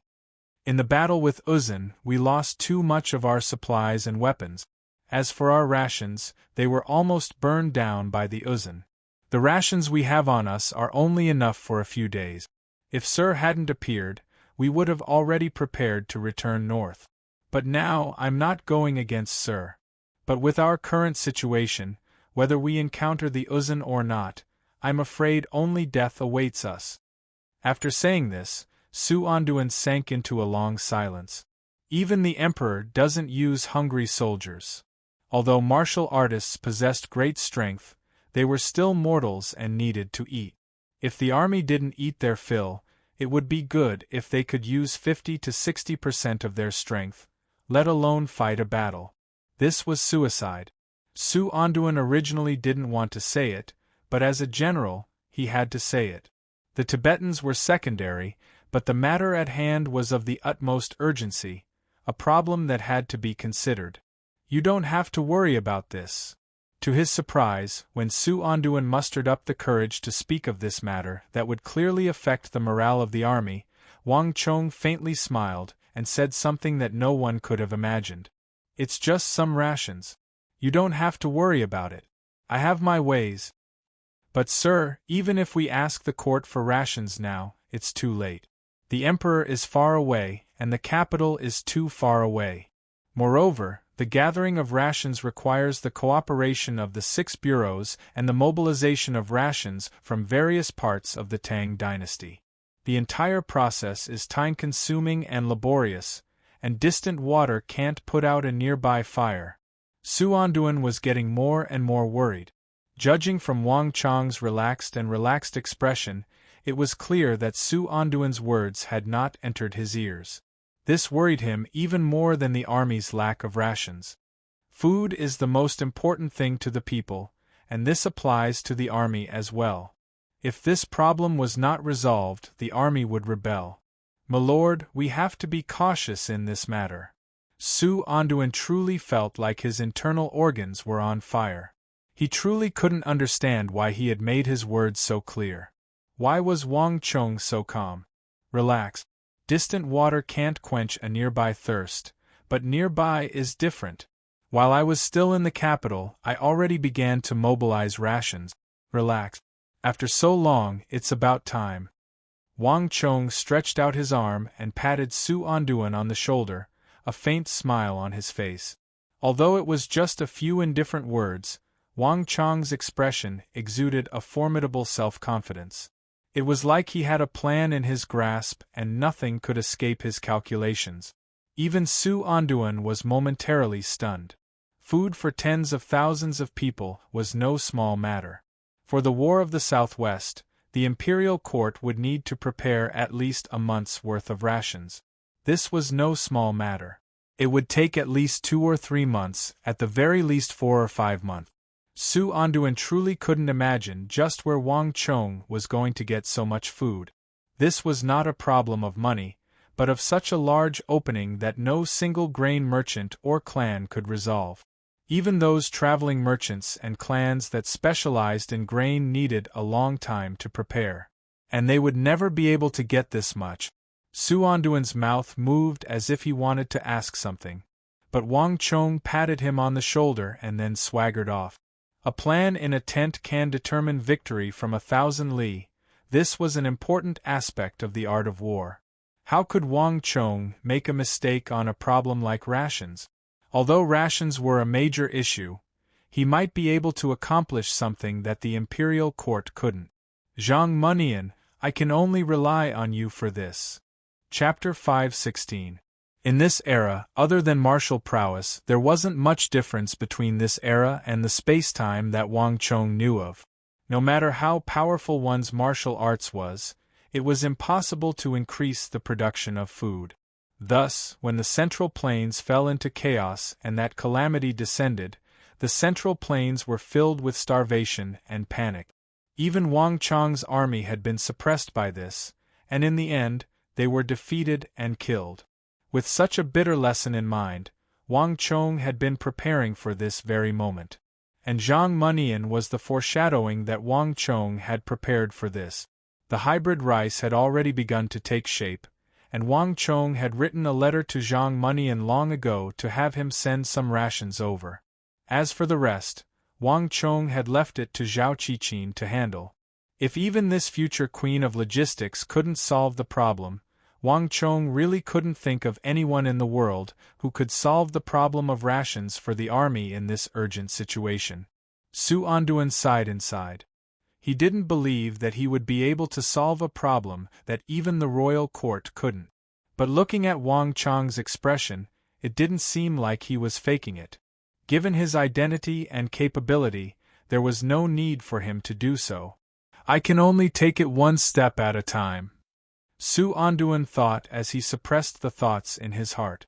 After destroying the 18,000 Uzun cavalrymen at the three passes, there was no longer anyone who could threaten Wang Chong and the others. In truth, other than a few scattered soldiers, they didn't encounter a single Uzun soldier at all. The army's advance gradually picked up speed. But after passing the pass, 800 li later, the atmosphere gradually grew tense. The joy of victory from defeating Batunlu, Bashishing, Xiangyang Dalu, and the others had vanished without a trace. The army was no longer in the mood to joke and laugh. In the end, even the eagle's face was gloomy and he fell silent. The atmosphere was extremely oppressive, like something was hanging over their heads. Although the Uzun soldiers could no longer be seen on the road to the south, the traces they left behind could be seen everywhere. Abandoned military supplies and weapons were everywhere. Messy Highland steeds' hoof prints extended from the official resting point to the depths of the forest, and at every set distance, one could see the stoves that the Uzun had started. It wasn't just one or two, nor was it a few hundred or a few thousand. It was a vast expanse that stretched as far as the eye could see. The charred marks clearly showed how huge the Uzun army was. This was the Uzun army that had truly routed Li Jingyi, and the one leading this army was none other than the Uzun great general, Huoshu Wizong. Although Bashishing and Batunlu were famed generals, in the end, they were nothing more than generals under Huoshu Wizong's command. Even the 3 divisions of Uzun cavalry guarding the pass had been left behind by Huoshu Wizong. To the Uzun army, the deaths of Bashishing and the others were negligible losses. Although Wang Chong had defeated Batunlu and Bashishing, Huoshu Wizong was not them. How could an existence that even a tiger of the empire like Zhangzhou Jianqiong be so easily dealt with? If they were to encounter Huoshu Wizong now, all of them would be doomed. The majority of these people had participated in that sort of battle, so they had a deep understanding of how terrifying the Uzun army was. It was easy to imagine what they were feeling now that they saw the tracks left behind by the Uzun army. I wonder how the elites of the Annan Protectorate are doing? I hope that they haven't suffered too many casualties. I wonder if we can make it in time. We only have 10,000 some people. I wonder if we can help them? We can only rely on Milord for everything. It was no secret that the 500,000 soldiers of the Uzun army and the Mengshi Zhao army were working together to threaten the Annam Protectorate. When they thought about the difficulty of the road ahead, all of them felt their hearts sink. From time to time, they would subconsciously glance at Wang Chong. With the road ahead uncertain, Wang Chong had become their spiritual sustenance. After experiencing so many fierce battles, no one dared to doubt Wang Chong anymore. Even though he was far younger than these people, Wang Chong's composure, and wisdom had long been imprinted in their minds. No matter what appeared before them, as the commander-in-chief, Wang Chong seemed to always know what he should do and what he should do. It was as though nothing could defeat him, and nothing could make him hesitate. At this moment, his disposition as a commander-in-chief was of utmost importance. Time flew by, and the army traveled day and night toward the south. The further south they went, the more oppressive the atmosphere became. Wang Chong could clearly sense the change in the atmosphere, but Wang Chong said nothing about it. I wonder how Li Sai is doing. Judging from the time, he should have reached there by now. On the back of his horse, Wang Chong raised his head and suddenly thought of the departed Li Sai. It was normal to be hesitant and suspicious, so Wang Chong did not try to persuade him. Everyone thought that they were the main force in this trip to the south, but only Wang Chong knew that the real, main force was actually the 1,000 men led by Li Sai. More importantly, at this moment, except for Wang Chong, even Li Sai himself did not know what he was doing, let alone what it meant. Hiya! Wang Chong squeezed his horse's abdomen and accelerated forward. Time flew, and his eyes moved away from the road to the south, passing over many hills and plains, all the way to the west. At a place more than 2,000 miles away from Wang Chong and the others, Nei's warhorse neighed, and more than 1,000 Tang dynasty cavalrymen were lined up neatly with murderous intent, waiting for something. Someone, bring the things up! Li Sai put the narrow piece of paper in his hand back into the cotton sack, then raised his head and waved his hand to order. Clang clang clang! With a clattering of metal, several upright Tang dynasty cavalrymen quickly brought up a large metal chest from the rear of the procession and placed it on the ground. Bzzz. The moment the chest landed, it was like a mystical curse had swept through the crowd. The atmosphere suddenly became strange as all eyes curiously stared at the chest. Although their mouths said nothing, their eyes betrayed them. Besides the life and death battle, the most mysterious thing on this journey was the metal chest that Wang Chong had given to Li Sai. Before leaving the capital, Wang Chong had ordered his men to prepare it. From that moment on, no one was allowed to approach it except for the 2 soldiers escorting the chest. Not even Zhao Jingdian or the Eagle, who had served Wang Chong for a very long time, had the right to open it.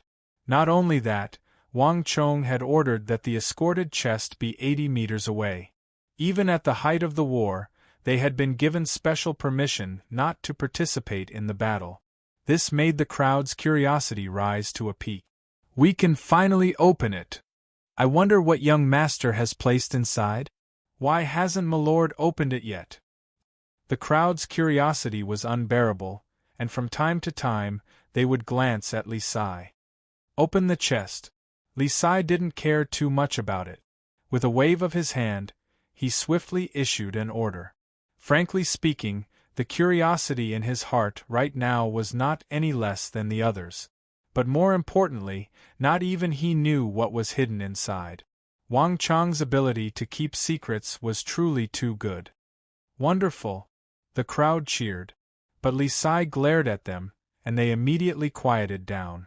Clack!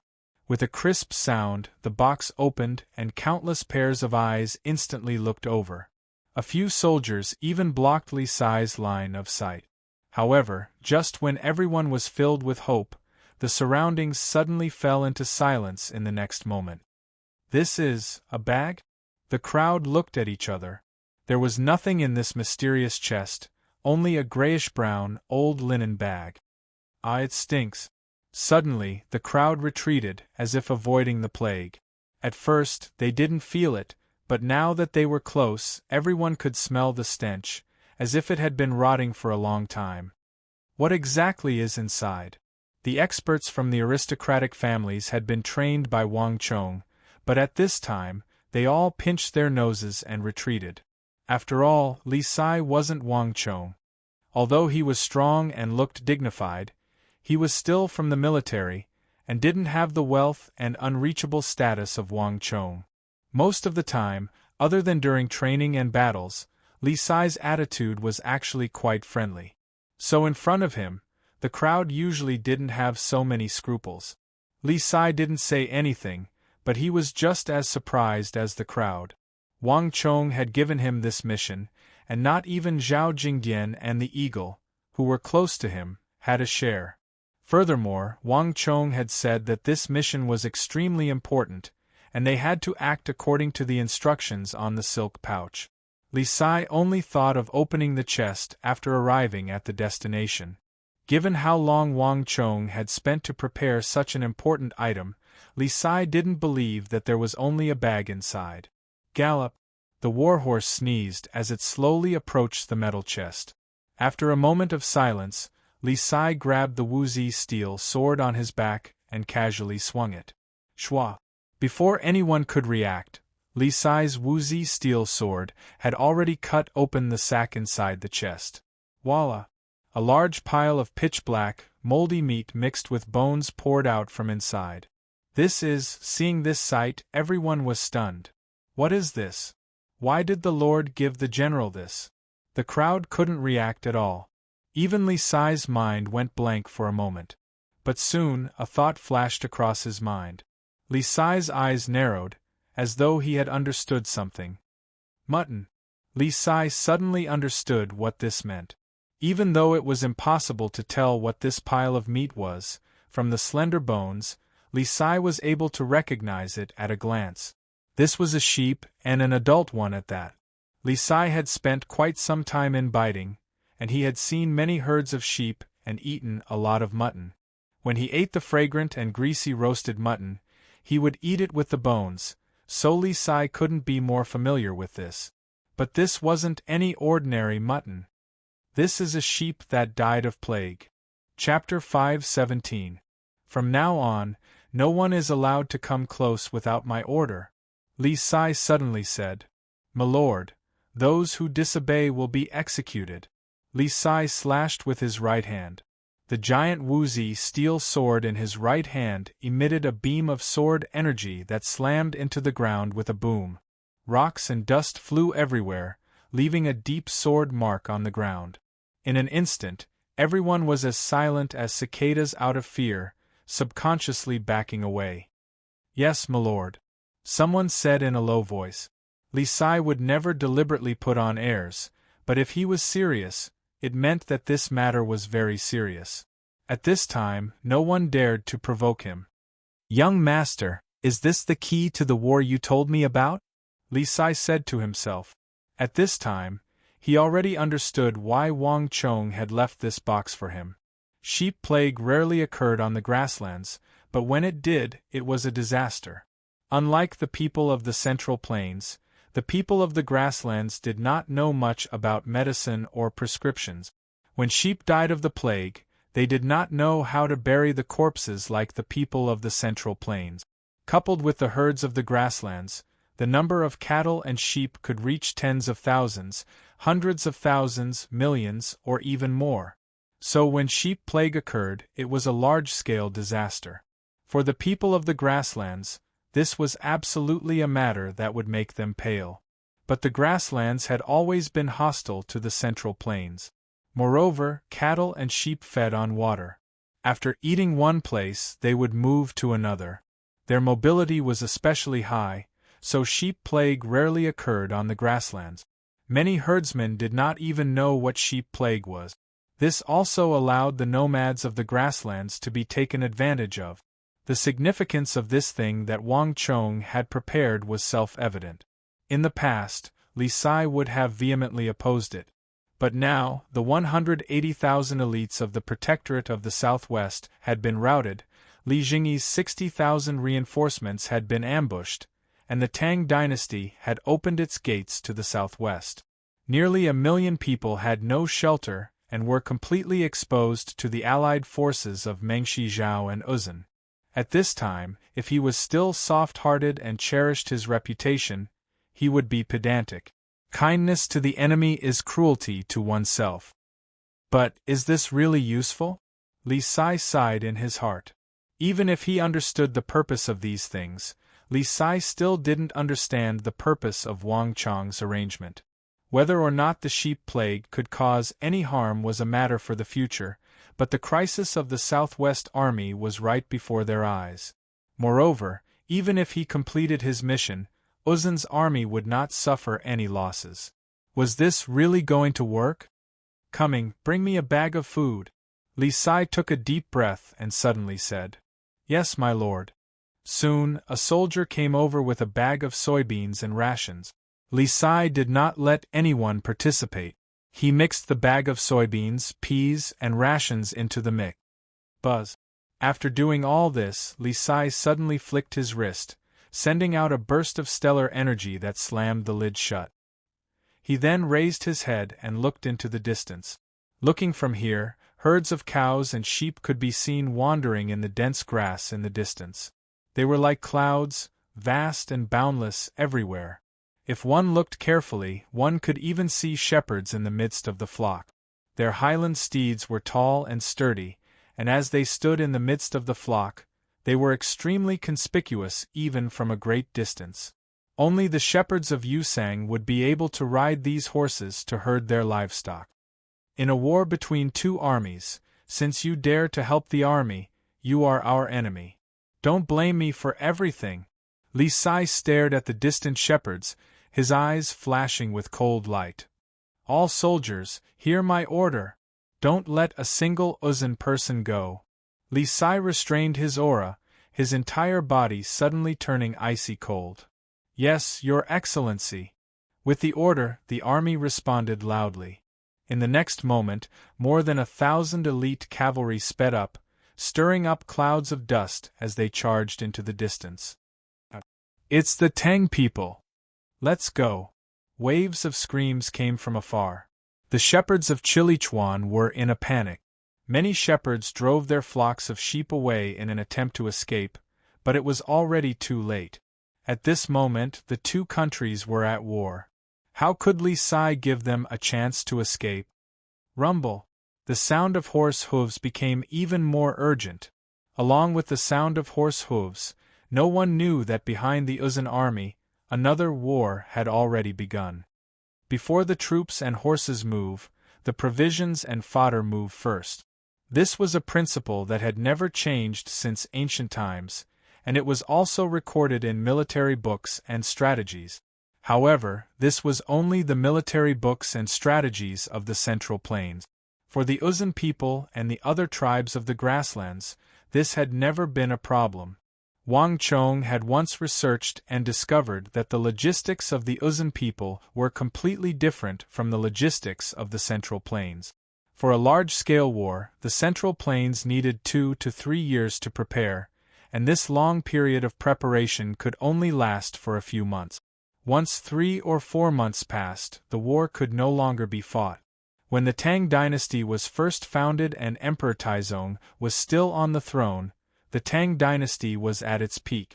However, in the war against the Goguryeo Empire, the Goguryans had fortified their defenses and cleared the fields, and the Tang dynasty's logistics were unable to keep up. After 4 months of fighting, the Tang dynasty was forced to retreat due to a shortage of food, ending this war that had involved so many troops and consumed so much of the country's resources. However, these 4 months were already the longest battle in the history of the wars between dynasties in the Central Plains. And for this reason, the Tang dynasty had even stockpiled food for 3 years in advance. For the dynasties of the Central Plains, this sort of war was not something that could be easily carried out. But the people of the Uzun and the Turks were different. If they wanted to wage a war, they could move over 1,000 li at any time without worrying about logistics. If they were like the Tang dynasty, subjected to so many restrictions and had to prepare so many years in advance, the people of the steppe would have long since lost the ability to fight, and it would have been impossible for them to become a threat to the Tang dynasty. In the end, it wasn't that the people of the Uzun and the Turks didn't have food problems, but that their eating habits were completely different from the people of the Central Plains. The people of the steppe mainly ate meat, and eating meat for every meal was no problem at all. But for the people of the Central Plains, if they ate meat for every meal without any other staple food, they would definitely be very excited at the start and eat to their heart's content, but after 3 or 4 days, they would immediately get sick of it, and after a month, their army would no longer have any fighting strength to speak of. The staple foods of the people of the Central Plains were rice, chestnuts, millet, sorghum, and other such foods, so their habits were naturally different. And the storage, transportation, planting, and cooking of these foods were all extremely troublesome and time-consuming. Not to mention that the people of the Central Plains were particular about matching meat with vegetables. They cooked, boiled, steamed, deep-fried, and scorched various cooking methods. There was only rice and no meat. There was no taste in his stomach, and he would be soft when fighting. Therefore, when the people of the Central Plains fought, they always had the habit of having a big feast before a big battle. There was a saying, "Only when you are full will you have strength." The people of the Central Plains were used to this. Regardless of whether it was the god of war, the saint of war, or the ancient grandmasters of the path of war, none of them could do anything about this situation. They could only go with the flow. That was why there was a saying in the books of war, "Before the troops and horses move, the food goes first." This was their nature, and how could they change it? However, the people of the grassland were different. Their eating habits were far less complicated. It was fine as long as it was cooked, and it didn't even matter if it was raw. When the army moved out, the Shepherdians followed behind. The army became the Shepherdians' solid support, while the Shepherdians drove herds of cattle and sheep in the rear to provide rations for the army. Cattle and sheep graze on grass. They don't need plowing, or a large amount of water. They don't need several months to mature. More importantly, the cows and sheep would never go moldy, and there was no need to worry about food storage. Wherever the army moved, the cattle and sheep would follow. There was no such thing as stale, damp, or moldy food. As long as there was grass, the army would never lack rations. Moreover, the army of the grassland people came from the Shepherdians. They were now logistics officers and shepherds, but in the future they would be the army. Because there were too many cattle and sheep, the people of the grassland could even butcher them and make jerky, which they only needed to rub salt on. This was the case for both the top-notch experts and the ordinary herdsmen. In this world, the only things that could truly affect them were the extreme winters and frost. Wang Chong had once thought about it carefully. Of all the options for war, only logistics happened to be the one that the people of the grassland needed to worry about the least. It was the same for the Turks, and it was the same for the Uzan.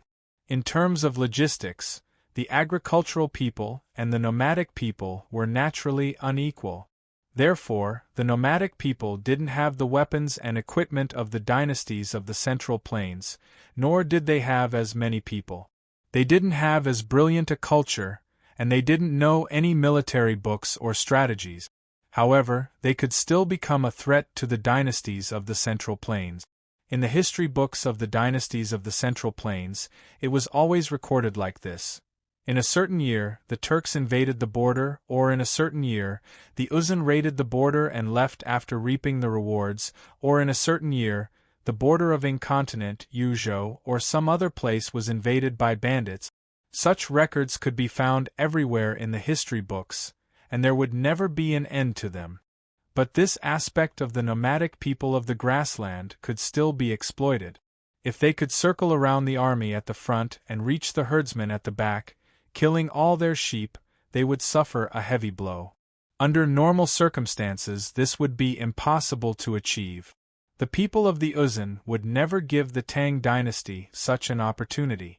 But now, the people of the Uzan were all drawn to Lion City. Li Zhengyi had already been eliminated, and the pass was guarded by the armies of the Uzan in 3 places. For the people of the Uzan, the rear of the army was already impregnable, and there was nothing that could threaten them. This gave Wang Chong the best opportunity. And these sheep that had died of plague were the best gift that Wang Chong had prepared for the people of the Uzan. The flock of sheep of the Uzan was simply too large. Unlike the people of the Central Plains, no one ever said that they had a few sheep, or a dozen, or even dozens of sheep. The nomadic people had always herded hundreds, thousands, tens of thousands, or even millions of sheep. This was something that the farming people of the Central Plains could never imagine. Moreover, the nomadic people had another characteristic, and that was that they lived in tribes. When herding sheep, they naturally lived in tribes. Therefore, there was no such thing as how many sheep a person reared. It was all about how many sheep a tribe reared. And this number had always been extremely large. When the number reached a certain level, sneak attacks would become useless. The shepherds could even ignore everything and leave the sheep to be slaughtered. Hundreds of thousands of sheep stood there motionlessly, and even if they killed them from dawn to dusk, they wouldn't be able to kill them all. and when Li Sai and the others left, the shepherds could come back at any time. At that time, all they had to do was turn the slaughtered cattle and sheep into jerky. This kind of sneak attack would lose all meaning. To deal with the people of the Uzun and attack the sheep in their rear, ordinary methods would be useless.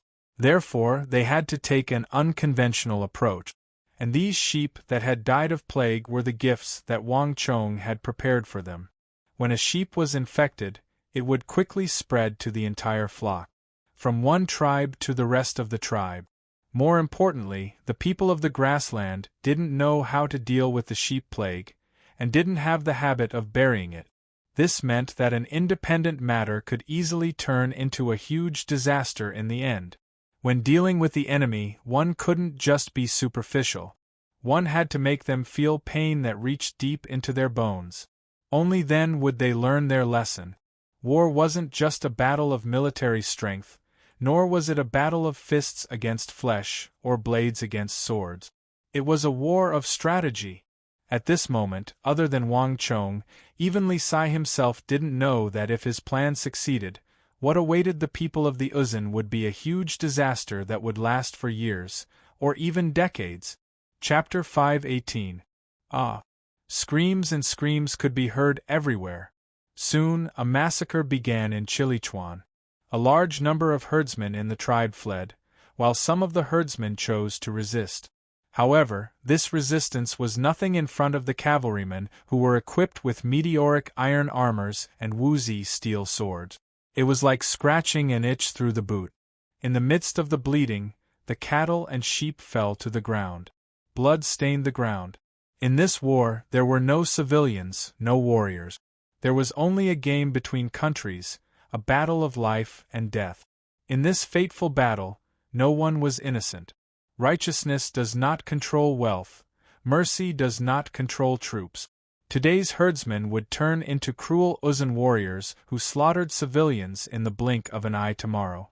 Any mercy to the enemy would be cruelty to one's own people tomorrow. The battle went on quickly, and it ended just as quickly. When the Chilichuan, which was close to the Uzun, was filled with blood mist, Li Sai and his people had already left in a hurry, heading to a faraway place. Behind them, there were corpses everywhere, as well as the carcasses of many cattle and sheep. Herds of cattle and sheep covered the plains, stretching as far as the eye could see.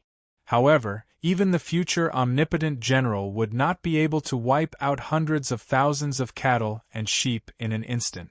After the massacre, there were still a large number of cows and sheep left on the ground, all of them bleeding.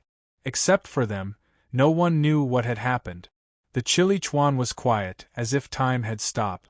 After an unknown amount of time, puff! A pile of Uzun corpses suddenly flipped over. Under the blood-stained grass and trees, a trembling hand reached out from the ground. Devil, these Tang people are all devils. The heavily injured Uzun herdsman sat up from the pile of corpses, muttering in Uzun language. Their pale eyes were still filled with fear. Nightmare. Only a nightmare could explain what had happened to them. 600 to 700 tribesmen couldn't even last one round before they were all slaughtered by these people. Not a single one of them was injured. Although he knew that the other party was a regular army, the difference in strength was too great. Moreover, didn't they say that the Annam Protectorate of the Tang dynasty had been defeated? Didn't they say that the 60,000 reinforcements of the Tang dynasty had been annihilated by the great general? Didn't they say that there were 3 generals guarding the 3 passes from the north to the south? Why would a horseman of the Tang dynasty appear here? Didn't they say that the rear was absolutely safe? No, I must tell the great general. Let him send people to encircle and annihilate all these Tang people. The surviving herdsman got up to leave, but after taking 2 steps, he hesitated. No, we must inform the great general, but we must inform the other tribes as well. The Tang people had already appeared in Chilichuan. This place was no longer safe. I need to find a way to inform them as soon as possible. The surviving herdsmen thought to themselves. On the plateau, there was no such thing as a herdsman. Herdsman was just a Han term. All the people of the Uzan were natural warriors. When not in battle, they were the support of the army and the logistics officers of the army. When in battle, they could also be the eyes and ears of the army. All the herdsmen and the army were together. After looking around, the surviving herdsmen quickly focused their attention on the cows and goats that had survived the ordeal. The Tang dynasty was no longer safe. If there was a first army, there would be a second, a third. These cows and sheep couldn't stay here. They had to rush to the Uzan plateau in the rear. Moreover, when the people of the other tribes saw these ownerless sheep, they would definitely understand what had happened here. This way, they would also be vigilant. This was the unwritten rule of the plateau. Smack! Filled with fear and anger, the herdsman whipped the sheep and began to drive them away in a frenzy. Let's go! Let's go! Don't stay here! Get out of here! Flocks of sheep were driven to various places on the Uzan plateau. An old horse knew its way. Sheep were not so smart, but by following the water and grass, they could still find the path they had come from. As long as those people saw these sheep, they would understand. Bah! Amidst a series of bleating sounds, the remaining sheep spread their hooves and ran in all directions. However, the herdsmen who were immersed in their anger and fear did not notice that among the snow-white sheep, there were a few cows and sheep chewing on the soybeans that Chilichuan did not have. Those soybeans were mixed with some black powder. The sheep scattered, and the cows and sheep mixed in with them as they vanished into the distance. At the same time, in the distant capital, there was also a great deal of activity. Wang Chang's departure with his 1,000 fully armored clan experts had not attracted much attention. This had never been the focus of the imperial court's attention. The southwest, Longxi, Anxi, Baiting, Anong, in all the years since the founding of the Tang dynasty, it had never encountered such a dangerous situation. In its golden age, the barbarians around the Tang dynasty were all extremely submissive. Normally, not even a single one of them would rise up in revolt, much less be besieged on all sides. Right now, the Tang dynasty was no longer worried about the southwest, but the entire empire. The most worrisome thing was that from all directions the barbarians might join hands and attack them. If the current situation continued to develop, it was very likely. Is there any news of Chong'er? Wang Zhen was anxiously pacing back and forth in the Wang family residence. The moment he opened the door and saw a guard enter, he immediately went to greet him, his eyes brimming with anxiety and concern. It had been some time since Wang Chong had left, but there had been no news at all. Wang Chong had left very suddenly, leaving without even saying a word to him. But Wang Zhen could not say that he was completely unaware. Back then, when Wang Chong had contacted the great clans to forge large quantities of armor and weapons, he had already made this clear. In fact, the thick smoke that filled the entire capital was produced for Wang Chong. There were probably very few people in the capital who did not know this. But even so, this did not mean that Wang Zhen was not worried about this nephew of his. The only member of the Wang clan who was able to suppress the scions of the capital and become famous at such a young age was Wang Chong. Wang Fu, Wang Li, and Wang Bei, none of them could do the same. But even so, Wang Zhen would not stop him. The Wang clan was a clan of generals and ministers, and no one, male or female, was a coward. Without this strength of character, they could no longer be considered scions of the Wang clan. But to say that Wang Zhen was not worried about this nephew of his was a lie. "My lord, there's no news." The guard who entered the residence lowered his head, not even daring to breathe too loudly. "We've tried to use carrier pigeons to contact young Master Chong, but we couldn't get in touch with him. In addition, we couldn't get in touch with the eagle breeder at young Master Chong's side either. We feel that young Master Chong and the others have already entered a state of war. They've probably sent those eagles out to scout as well. That's why we lost contact with young Master Chong." Buzz! The word war caused Wang Zhen's body to tremble, his hands and feet to turn cold. "Have the experts we arranged already set out?" "Yes, my lord. They've already set out for the southwest 2 days ago. The guard lowered his head and said, "Tell them to find Chong-er and then bring him back safely no matter what," Wang Zhen sternly said. "In addition, contact the third master's residence. Chong-er has so many subordinates. If we contact them, we should be able to get in touch with Wang Chong. No matter what, I have to know where he is and how he's doing. Milord, I'm afraid that we still can't get in touch with him." The guard hesitated, and a hesitant look appeared on his face. "To tell the truth, milord, young Master Chang's subordinates are no longer under our control." "What?" Wang Zhen's brows finally shot up. "What's going on? What do you mean by no longer under our control? Is it impossible to get in touch with them and find Chong-er through them?" "Milord, to tell the truth, although young Master Chong didn't leave the capital with all his subordinates, he passed down an order before he left that after he left, everyone in the Wang clan residence, Deflecting Blade Manor, and the Spirit Vein Mountain had to obey the orders of the talented daughter of the Su clan, Su Yiqin. No one was allowed to disobey. And 7 or 8 days ago, the guards of young Master Chang's residence were transferred out of the capital by Lady Su. No one knows where they went, and we can't find them even if we wanted to. The Wang clan residence has no one but a few Imperial Army soldiers that were transferred over. The guard lowered his head. On the other side, Wang Zhen was dumbfounded. Su Yiqin? Wasn't this the talented daughter of the Su clan?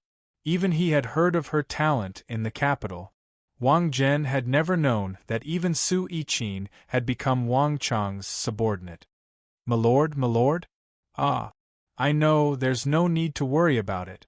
Let him do whatever he wants." Wang Zhen finally came back to his senses and waved his hand, saying no more.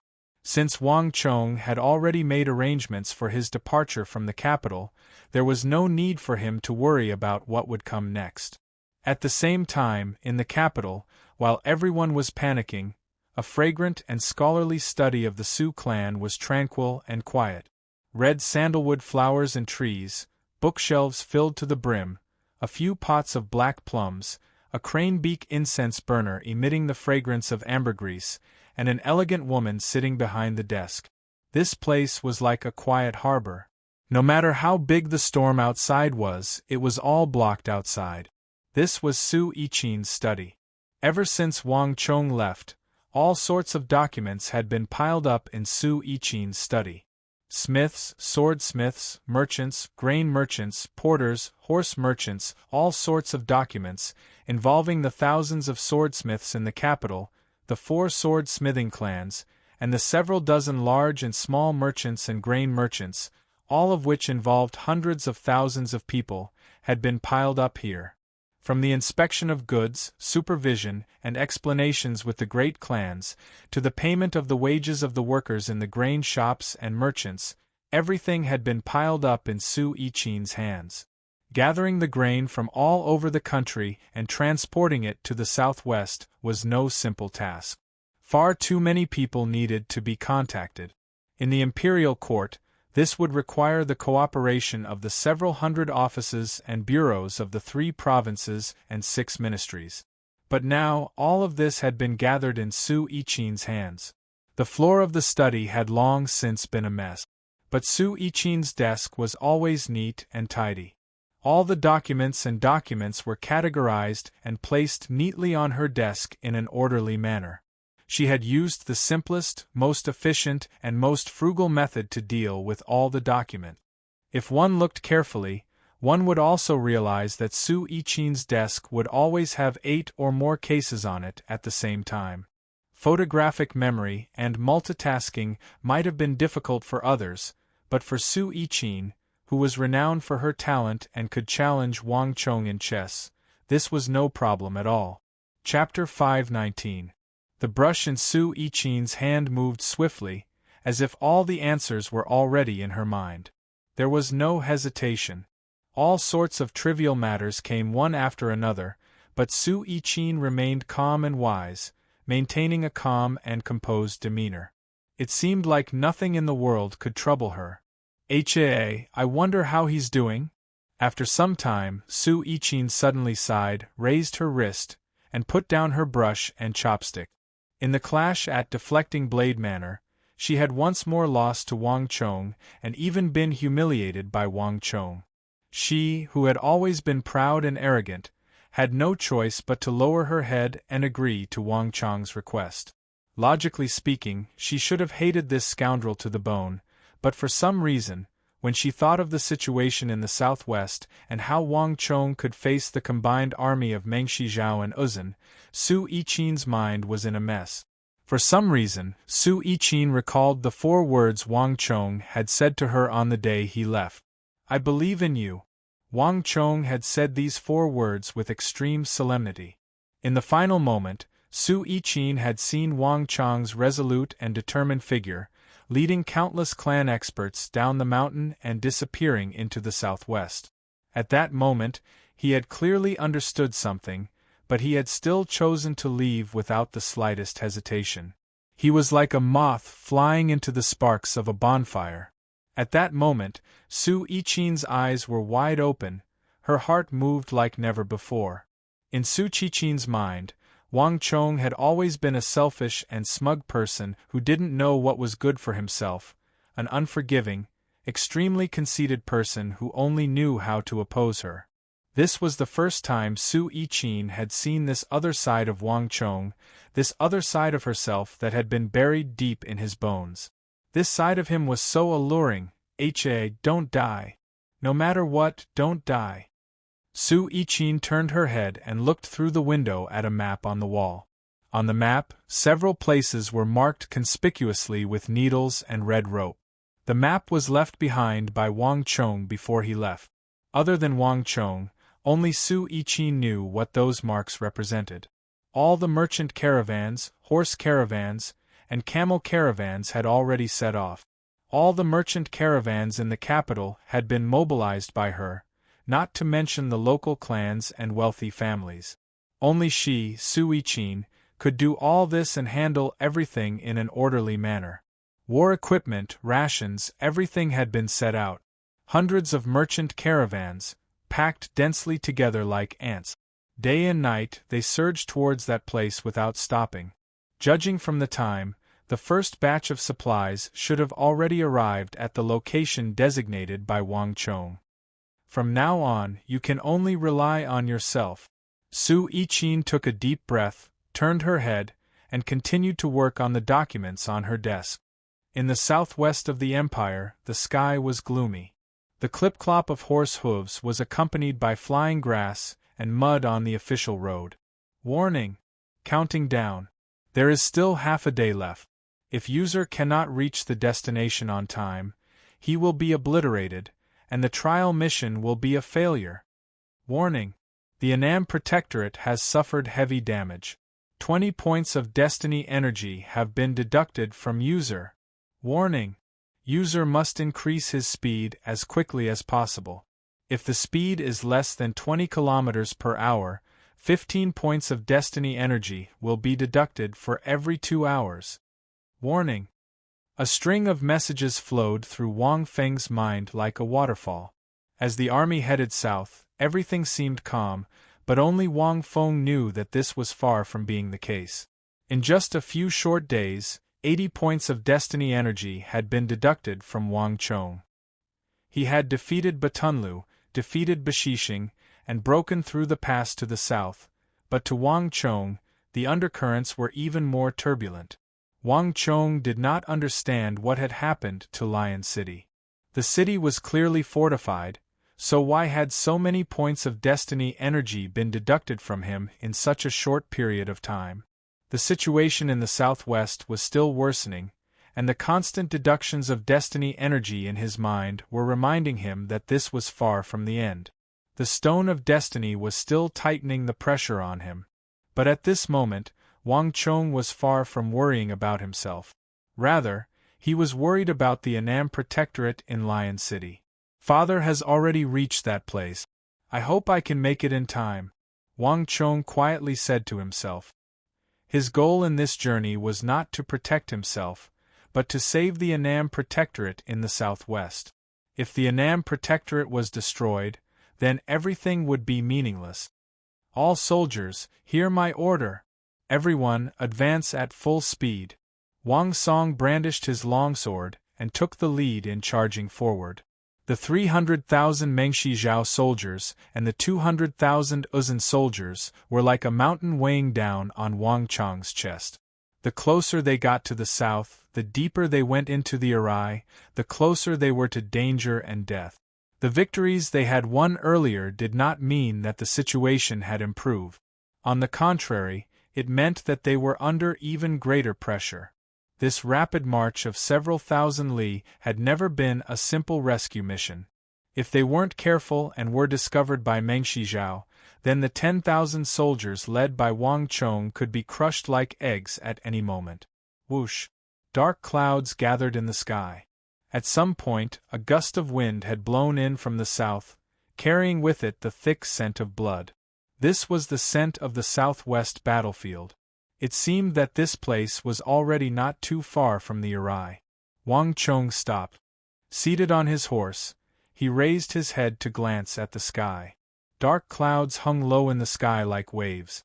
The air was suffused with an oppressive smell, as if something would sweep down at any moment. This was the smell of a storm. It's going to rain. Wang Chong looked at the sky and muttered to himself. He was no stranger to this smell. Unsurprisingly, the southern plains had already welcomed a storm, and this storm was rapidly approaching from the south to the north. "My lord, our brothers can't hold on much longer. Should we rest here for a while?" As Wang Chong was deep in thought, he suddenly heard a voice at his ear. Amidst the clattering of hooves, Su Shiping and Su Anduin rode over from behind. "My lord, our brothers have already been on the road for several days. I know that my lord is anxious, but without sufficient information, I'm worried that even if our brothers reach the Arai Plains, they won't be of much help." Su Anduin clasped his hands and bowed his head. "Brother Su is right. Our brothers truly do need information." Su Shiping glanced behind him and echoed his words. The soldiers of the army were all typical martial artists, and they were definitely much stronger than ordinary people. But no matter how strong they weren't made of steel. After so many days of constant travel, the army was already exhausted. A casual glance behind them would reveal the weariness of the army. This was a very dangerous situation. The two commandants had clearly reached an agreement on this point. No, now's not the time to rest. Wang Chong turned his head, his tone firm and unquestionable. The army truly was very tired. He didn't even need to think to know this. But now was not the time to rest. A person's potential was limitless. On the battlefield, one could not wait for one to eat their fill, have enough strength, and rest before fighting again. This was what war meant.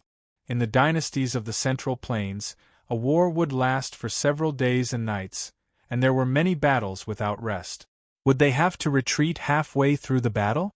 What Wang Chong was worried about was not whether the army would rest or not, but that Lion City would fall by the end of the day. If the Southwestern Protectorate Army was completely wiped out, then even if they had enough rest, it would be meaningless. Boom! Before Wang Chong could finish speaking, a bolt of lightning flitted across the sky, slithering through the dark clouds like a silver snake. With a plop, a bean-sized drop of rain fell onto Wang Chong's face. Turning his head, Wang Chong subconsciously wiped away the raindrops on his face. Su Shiping and Su Anduin also shut their mouths and subconsciously looked up at the sky. This was the first rain the pair had encountered since their journey south. Plop, plop. At first, it was just a few drops of rain, but as more and more came, they grew larger and larger. In the blink of an eye, a torrential downpour began to descend from the sky. The rain droplets were as dense as a curtain, and as they fell on the armors of everyone, they produced a continuous metallic clanging sound, like a musical movement. It was raining. 1, 2, 3, the soldiers raised their heads to look up at the torrential rain, and all of them were left dumbfounded. This heavy rain was definitely not within everyone's expectations. No one knew what this heavy rain meant. Wang Chong, Su Shiping, Su Anduan, and all the others were dumbfounded. Heavy rain, 3 days, the city is breached, Wang Chong muttered to himself as he gazed at the sky. A thought suddenly flashed through Wang Chong's mind, and his body trembled in understanding. Su Shiping, Su Anduan, I'll only give you 15 minutes to rest. The eagle, Zhao Jingdian, take all the cavalry and follow me. Yes, my lord. Rumble. Before many people could react, Wang Chong, the eagle, and Zhao Jingdian had led the remaining 2,000-some cavalry into the rain like a bolt of lightning, quickly vanishing. What are you waiting for? Didn't you hear? Rest where you are and eat some rations. Prepare to follow at a moment's notice. After a long pause, Su Anduan suddenly turned his head and sternly said. Although he didn't know what had happened, the change in Wang Chong's expression made Su Anduan certain of one thing. Something had definitely happened, even though he still didn't understand. Plop! In the torrential rain, Wang Chong and his 2,000 cavalry formed a long line as they galloped through the rain. Thunder rumbled in the sky, but the voice in Wang Chong's mind was even louder than the thunder. 3 days. 3 days. Wang Chong had never understood why the Stone of Destiny had given him 3 days to get within 100 li of Lion City, until Wang Chong saw this majestic downpour. If everything went as expected, the war in the southwest was about to undergo a massive change. It wasn't that Lion City was breaching, but that the Annam Protectorate was breaking through. The rain continued to pour, casting the world in a hazy haze. Not even Wang Chong's eyes could see very clearly. From 10-some meters away, it was impossible to tell whether it was a mountain or a tree, a road or a person. If the Annam Protectorate wanted to break through, today would be their best chance. It seems like they're running out of rations. Wang Chong lowered his body as these thoughts flitted through his mind. Lion City is sturdy, but its biggest problem is rations. If they run out of rations, Lion City will be building a cage of its own. Thus, the Annam Protectorate must break through. Xianyu Zhongtong definitely won't have this sort of courage. He's a general who defends what he has, and if he can defend it, he won't leave so easily. To be so determined to break through, unless, as this thought flashed through Wang Chong's mind, he thought of his father and brother. If Xianyu Zhongtong was alone, he definitely wouldn't break out of the encirclement. But the Annam Protectorate still had his father and brother, Wang Yin. With them around, the situation would be completely different. This was especially true for his brother, Wang Fu. Although Li Jingyi was hailed as one of the younger generation of the Tang dynasty, and death was the most important thing, no one could say anything about it. But in terms of strength, strategy, and skill in the art of war, Wang Chong had always firmly believed that his brother, Wang Fu, was the true number one. Compared to Xianyu Zhongtong, his brother was more daring and meticulous, and he was definitely more adventurous and enterprising. If it were him, he would definitely be able to do it. Moreover, this rain was a heaven-sent opportunity. Wang Chong was confident that his brother, Wang Fu, would not remain unmoved by such a downpour. It's not the city breaking, it's not the city breaking. It's the initiative to break through. As he looked at the curtain of rain, Wang Chong's heart trembled with excitement. The eagle, lead the way with the giant eagle. In addition, send another giant eagle to contact Commandant Su and the others at any time. Wang Chong suddenly said. His body was already completely soaked. Rainwater seeped in through the gaps in his armor, then seeped out through the gaps below. Even his boots were covered in deep puddles. But Wang Chong no longer cared. Hiya! Squeezing his horse's abdomen, Wang Chong charged forward with all his might. Almost at the same time, screech! 2 giant eagles flew diagonally through the curtain of rain and soared into the sky. One headed south, the other north, and they quickly disappeared into the curtain of rain. Wang Chong would never have imagined that Lion City would break through much earlier than he had imagined. Gallop, gallop! The sound of hurried hooves could be heard amidst the torrential downpour. In just a few moments, an Uzun scout rushed into Huashu Wuzong's line of sight. How is it? Huashu Wuzong's gaze was like lightning as he swept his gaze over the scout from atop his horse. Around him, the rain was as dense as a curtain, but all of the rainwater was bounced off when it was still 10 zhang away from him. Even now, the ground beneath Huashu Wuzong's feet was still dry and impatient. "My lord, we've fallen into a trap. The Annam Protectorate didn't charge out from the west gate at all. We followed them out, but there were only a dozen or so Tang soldiers." The scout's face was covered in rainwater. It slid into his eyes and blew into his nose. He didn't even dare to wipe it off. In addition, the rain is too heavy. Quite a few of our brothers got lost in the rain. Bastard! Huashu Wuzong was furious. The scout's expression froze. He lowered his head and didn't dare to say another word. "My lord! My lord!" Before Huashu Wuzong could get angry, another Uzun cavalryman galloped over. Before Huashu Wuzong could open his mouth, he shouted, "There's no sign of the Tang dynasty's main force at the east gate." The scouts from the north gate and the south gate had returned, but none of them had found any trace of the Tang army. The Uzun army had split into 4 groups to pursue the Tang army from the 4 gates, but none of them had found any trace of the Tang army. Bastard! Huashu Wuzong's complexion turned extremely unsightly. There was no need to think too much about it. He was certain that he had been played.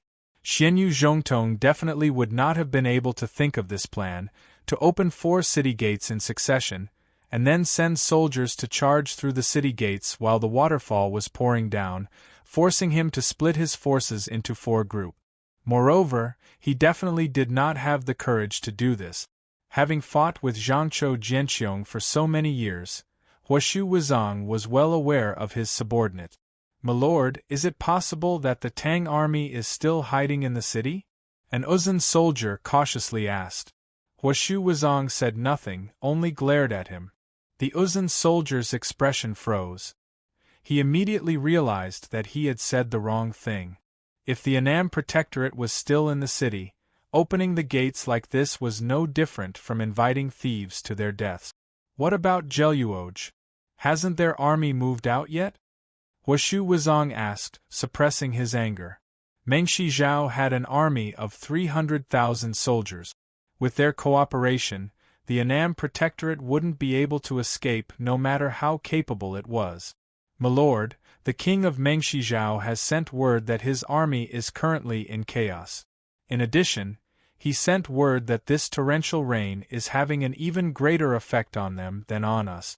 Our cavalry are nimble, and the king of Mengshi Zhao hopes that we can lead an army to pursue the Annam Protectorate army and not let them escape." Huashu Wuzong didn't say anything. The surroundings were deathly silent.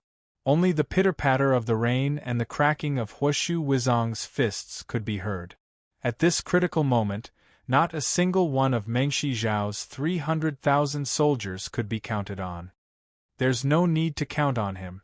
Jelifeng didn't say anything about this matter. The rain was boundless and visibility was obstructed. Mengshi Zhao mainly consists of infantry, and the ground is muddy. Right now they can't even take care of themselves. They don't have the strength to pursue. At this moment, a calm voice came from the side. This voice contained a strange power. Like a pond after autumn, it could soothe all the anger in one's heart. At this moment, only the Prime Minister of the Uzun Empire's Ngari royal lineage, Daluan Ruozan, could say something like this. "Prime Minister, are you still speaking up for Mengshi Zhao at this time?" Huashu Wuzong said coldly. A military general wouldn't understand the other's standpoint. Since Mengshi Zhao wanted to form an alliance with Uzun and borrow Uzun's strength, they needed to show that they believed in the strength of their side. "I'm not speaking up for them. This rain has completely ruined our plans." Daluan Ruozan gently put away his white feather fan. As he gazed at the dense curtain of rain in the sky, a strange expression appeared in his eyes. In this battle with the Annam Protectorate, as long as these remnants were eliminated, Uzun would obtain a complete victory. From then on, the Tang dynasty wouldn't be able to contend against Uzun in the southwest for the next few decades. But this heavy rain was like a bucket of water splashed onto a chessboard. It splashed away the chess pieces, messed up the chessboard, and disrupted his plans. Xianyu Zhongtong doesn't have this ability. In Lion City, perhaps only the Wang father and son can be so decisive. Chapter 520. Wang Yan and his son were not as famous as their father, Duke Jiao, in the Tang dynasty. However, as a general, Wang Yan was famous for his ability to fight. His military tactics were both offensive and defensive. Although he lacked flexibility, he was truly invulnerable. The army had besieged the city for so many days without any result. This was where the problem lay. Report. Traces of the enemy have been discovered. A large breach has appeared between the east and the south of the city. There is a gate at the breach. Many muddy horse tracks have been found below. As they spoke, the sound of galloping horses could be heard. Amidst the splashing rain, an elite cavalryman of the Uzun Protectorate rushed over. Before the horse came to a stop, the cavalryman dismounted and knelt on the ground, his chest rising and falling rapidly. Buzz. In an instant, the surroundings were silent.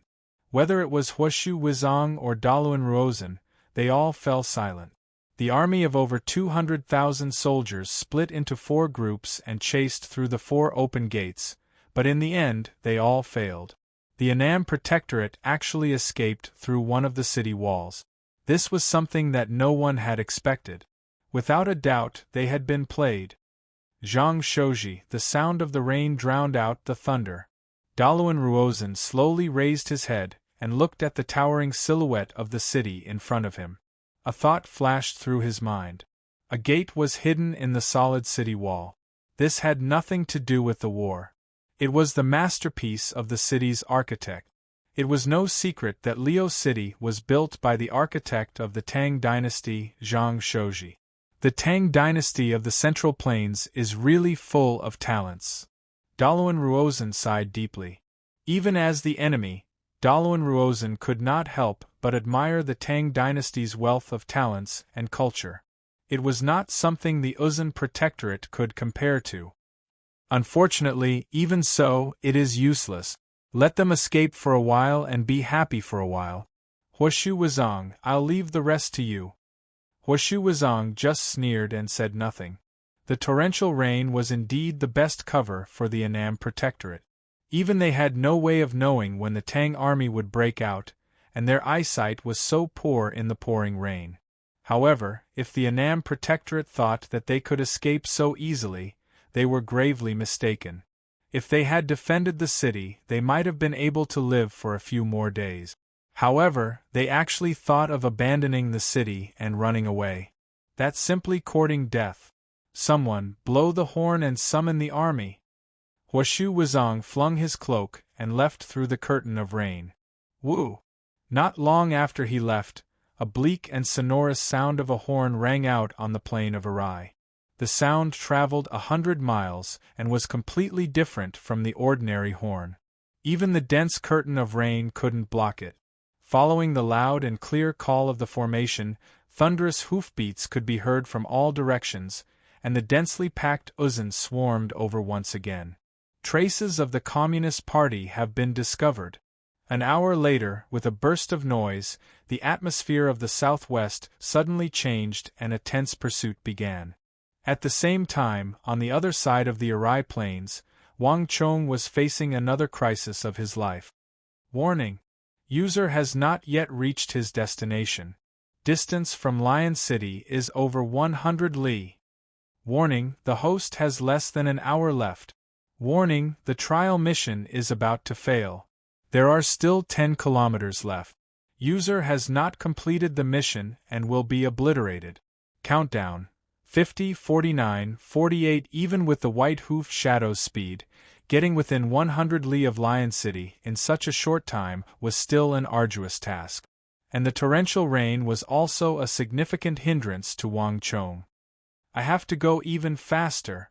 Even with Wang Chong's eyesight, he could no longer make out his bearings in this storm. The only thing he could rely on was the shrill cry of the eagle in the sky. Hiya! Wang Chong urged his horse forward like a bolt of lightning. Rays of red light had already appeared in front of him. Everything around him, including the torrential rain, was covered in a layer of flickering bloody light in Wang Chong's eyes. Everything around him slowly grew blurry. Wang Chong knew that this trial mission had reached a crucial point. If he could not reach his destination in time, all that awaited him was death. The matter of the Stone of Destiny was still a secret. Besides Wang Chong, not even the nearby eagle knew why Wang Chong was so desperate. 40, 39, 38. The Stone of Destiny's cold and emotionless voice resounded in his ears. However, Wang Chong maintained his calm, his face beneath his armor completely devoid of emotion. All his attention was focused on the thick line of blood in the depths of the storm. 100 kilometers. That red light should be the border. I have to get there as quickly as possible. Countless thoughts flashed through Wang Chong's mind. The torrential rain slammed against his armor like iron beads, but Wang Chong had no time to worry about anything else. The halo of Dusk Stallion had already been pushed to its limit. The two halos, one on the inside and one on the outside, rumbled and blew away the surrounding rain. Hiya! Wang Chong pushed the white-hoofed shadow to its limit. Whether or not Little Shadow can escape this calamity depends on you, Wang Chong whispered from atop his horse, his palm lightly patting the white-hoofed shadow's neck. The torrential rain blurred his vision, casting everything in a gray haze. Although Wang Chong could see the red light and vaguely see the border, he could not determine how far it was. At this moment, he could only place all his hopes on the white-hoofed shadow. Nay, nay. The warhorse neighed as fiercely as metal. The white-hoofed shadow seemed to understand Wang Chong's meaning. All the muscles and tendons in its body tightened, and its already extremely fast speed was forcibly increased in this almost impossible situation. It was as if its hidden potential had been stimulated. Boom! The horse's hooves kicked up a waterfall of rain in the mud. From atop the horse, Wang Chong could clearly sense that the white-hoofed shadow was exerting all its strength. Every muscle and every bone was exploding with its potential. But Wang Chong was still in danger. 15, 14, 13, 12, the countdown continued. Not only did the rain not weaken, it seemed to grow even heavier. At the start, Wang Chong could still see 10 meters away, but now, he could no longer see beyond 4 meters. This long-awaited downpour was far heavier than anyone had imagined. In this sort of situation, Wang Chong's judgment was completely off the charts. Without sufficient reference, Wang Chong couldn't even tell whether he was heading east or west. But one day, Wang Chong was certain that the giant arc of red light in his field of vision was growing more and more intense. Without a doubt, the distance between him and the white-hoofed shadow was closing. Little Shadow, I can only rely on you now. Wang Chong's body tensed up as he whispered into the white-hoofed shadow's ear. There was nothing he could do at this point. Even if his martial arts had greatly improved, he still couldn't outrun the white-hoofed shadow. 7, 6, 5, 4. It was only a short moment, but it suddenly felt like an eternity. Every second was stretched into countless fragments. Finally, Wang Chong could see that giant arc of red light. The light had reached its peak, but from his senses, he could tell that it was at least 50 meters away. There's no time. Wang Chong clenched his teeth. 50 meters was by no means a long distance, but at this moment, it had become a matter of life and death. 50 meters. Wang Chong's heart tightened to the extreme. The white-hoofed shadow's speed had reached its peak, and it couldn't go any faster. User is about to be obliterated. Counting down, 3, 2, 1. This was the first time Wang Chong had felt the Stone of Destiny's binding power ever since he had obtained it. Although it gave him a chance to be reborn, it also tied a rope tightly around his neck at the same time. Little Shadow, whether we can succeed or not depends on this. In the blink of an eye, Wang Chong had no time to think. He poured all of his strength into the white-hoofed shadow. Boom! The white-hoofed shadow seemed to sense something. At the last moment of the hour of destiny's countdown, the white-hoofed shadow stomped on the ground and soared into the sky like a cannonball. Nay! The war-horse's neighing echoed through the night, and at the final moment before the war-horse soared into the sky, a figure flew into the air. In that final moment, Wang Chong had used all of his strength. This was a gamble of life and death. Wang Chong clenched his fist. Time and space seemed to freeze at this moment. Congratulations to user for arriving at your destination on time.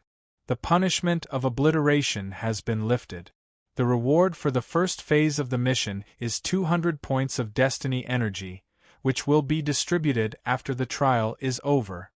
After what seemed like both an instant and countless centuries, the Stone of Destiny's long-awaited voice finally resounded in Wang Chong's mind, but it sounded very different to him. Rumble! The frozen time began to flow again. Wang Chong somersaulted through the air and landed on the horse's front. That was close. Wang Chong let out a long sigh, his heart pounding. In that moment of life and death, no one but himself knew that he had escaped from the claws of the god of death. Young master! A familiar voice, battered by the wind and rain, came from behind him. The eagle, riding a buckskin horse, had caught up from behind. He looked at Wang Chong with a strange expression. Although the situation ahead was truly urgent, Wang Chong's performance just now had been too strange. It really didn't seem like he was on a normal journey. It was more like something had happened that he didn't know about. Young master, are you all right? The eagle asked hesitantly, as if he wanted to say something. Wang Chong shook his head. Just as he was about to reply, he suddenly heard a high-pitched cry. "My lord, there's an enemy up ahead." The eagle cocked his head to the side, but before he could finish speaking, he heard a massive drum beat. Dong dong dong. Each beat was incomparably loud, as if it were pounding on a person's heart. At the same time, the wild wind carried the raindrops with it, carrying the indistinct cries of battle in the distance. Those cries were definitely not the voices of one or two people, but more like the cries of tens of thousands of people. In an instant, the expressions of both Wang Chong and the eagle changed. There was no need to say anything more. "Follow me." Wang Chong waved his hand. Without another word, he led the eagle and the black dragon bandit elites that Li Sai had left behind to guard him. Braving the rain, they sprinted in the direction of the battle cries. Woo! As they galloped, the desolate, resonant sound of bull horns came from afar. When dozens of bull horns lined up in a row, even the rain could not stop them. It was Uzun's cavalry. Chapter 521. Dong, dong, dong. The rapid beating of war drums resounded across the land, echoing for hundreds of miles. Even the storm couldn't stop it. On the vast and undulating land, around a greenish-black mountain range, a magnificent battle was being waged. On one side of the battle were the endless sea and countless infantry, while on the other side were the fierce and courageous cavalry. The beating of war drums, the shouts of killing, the neighing of the neigh's horses, and the clanging of metal rang out across the vast land. There was a limit to the power of a single person, but when thousands of people were shouting and killing together, the sound of thunder and rain couldn't drown it out. Surround them. Don't let a single one of them escape. In the midst of the storm, a Tibetan general with a curved mustache turned his horse around and harshly bellowed, "Stop!" Around him, the formation of the Uzun cavalry was in chaos. The muddy terrain and the drizzling rain made it difficult for the Uzun cavalry to form a powerful formation like they usually did. Even so, the Uzun general still organized his army to attack with full force.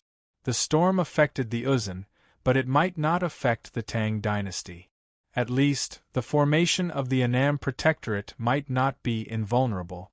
No matter what, now was the best time to eliminate the old enemy, the Annam Protectorate. Go, go, go! Break through their center and penetrate their formation. The Tang people will die. The Uzun general with a curved mustache kept commanding the soldiers around him to charge forward. However, even he did not notice that in a place not too far away from him, several figures were crawling under a low hill. Clumps of canister wood, commonly seen in the southwest of the empire, successfully covered them up. This was the first time Wang Chong and the others saw a battle of this level since they came south. Although the Uzun army around the mountain range was somewhat disorganized and did not display their normal strength, there were still a lot of them. They were so densely packed that it was impossible to tell how many people there were under the cover of the rain. However, one thing was certain. The Uzun army shrouded in the rain was definitely much larger than Wang Chong had imagined. If Wang Chong's 10,000 reinforcements were to encounter them at this time, they would be dead for sure. But now, all of the Uzun people's attention was focused on the Annam Protectorate on the mountain. No one paid attention to the commotion behind them. The dense rain also provided the best cover for Wang Chong and the others. "Sir, what should we do?" The eagle crouched beside Wang Chong, secretly worried. This trip to the south was originally aimed at the Annam Protectorate in Leo City. But now, the Annam Protectorate was near the top of the mountain. There was only an Uzun human wall between them. However, it was this human wall that stood in front of everyone like an insurmountable barrier. "Don't be anxious." Wang Chong waved his hand and lowered his voice. His hawk-like gaze pierced through the gaps of the shrubs and looked at the Uzun army opposite them, occupying the high ground and defending, overlapping one another, attacking more than defending. Moreover, they used the coiling snake formation. This was the style of his eldest brother, Wang Fu. His father was definitely not that agile. Xianyu Zhongtong was even more of a defensive general. Wang Chong couldn't be any more familiar with his family. The Annam Protectorate is different from Li Jingyi's reserve reinforcements. These are the Empire's elite stationed in the southwest. Although they are infantry, their combat strength far surpasses that of ordinary soldiers. Moreover, this war has gone through a series of massacres. Those who can survive are the elites of the elite. There won't be any problems for now. Wang Chong sternly said. Zhangzhou Jianxiong's reputation as the tiger of the Empire of the Southwest was not undeserved. The crux of the matter was that Xianyu Zhongtong was a defensive general who was not skilled at taking the initiative to attack. In a place like the Arai Plains, where there was no city to defend, a battle to the death with Mengshi Zhao's army of 300,000 was completely a battle of weakness against strength. Even so, the Annam Protectorate still maintained a significant number of soldiers.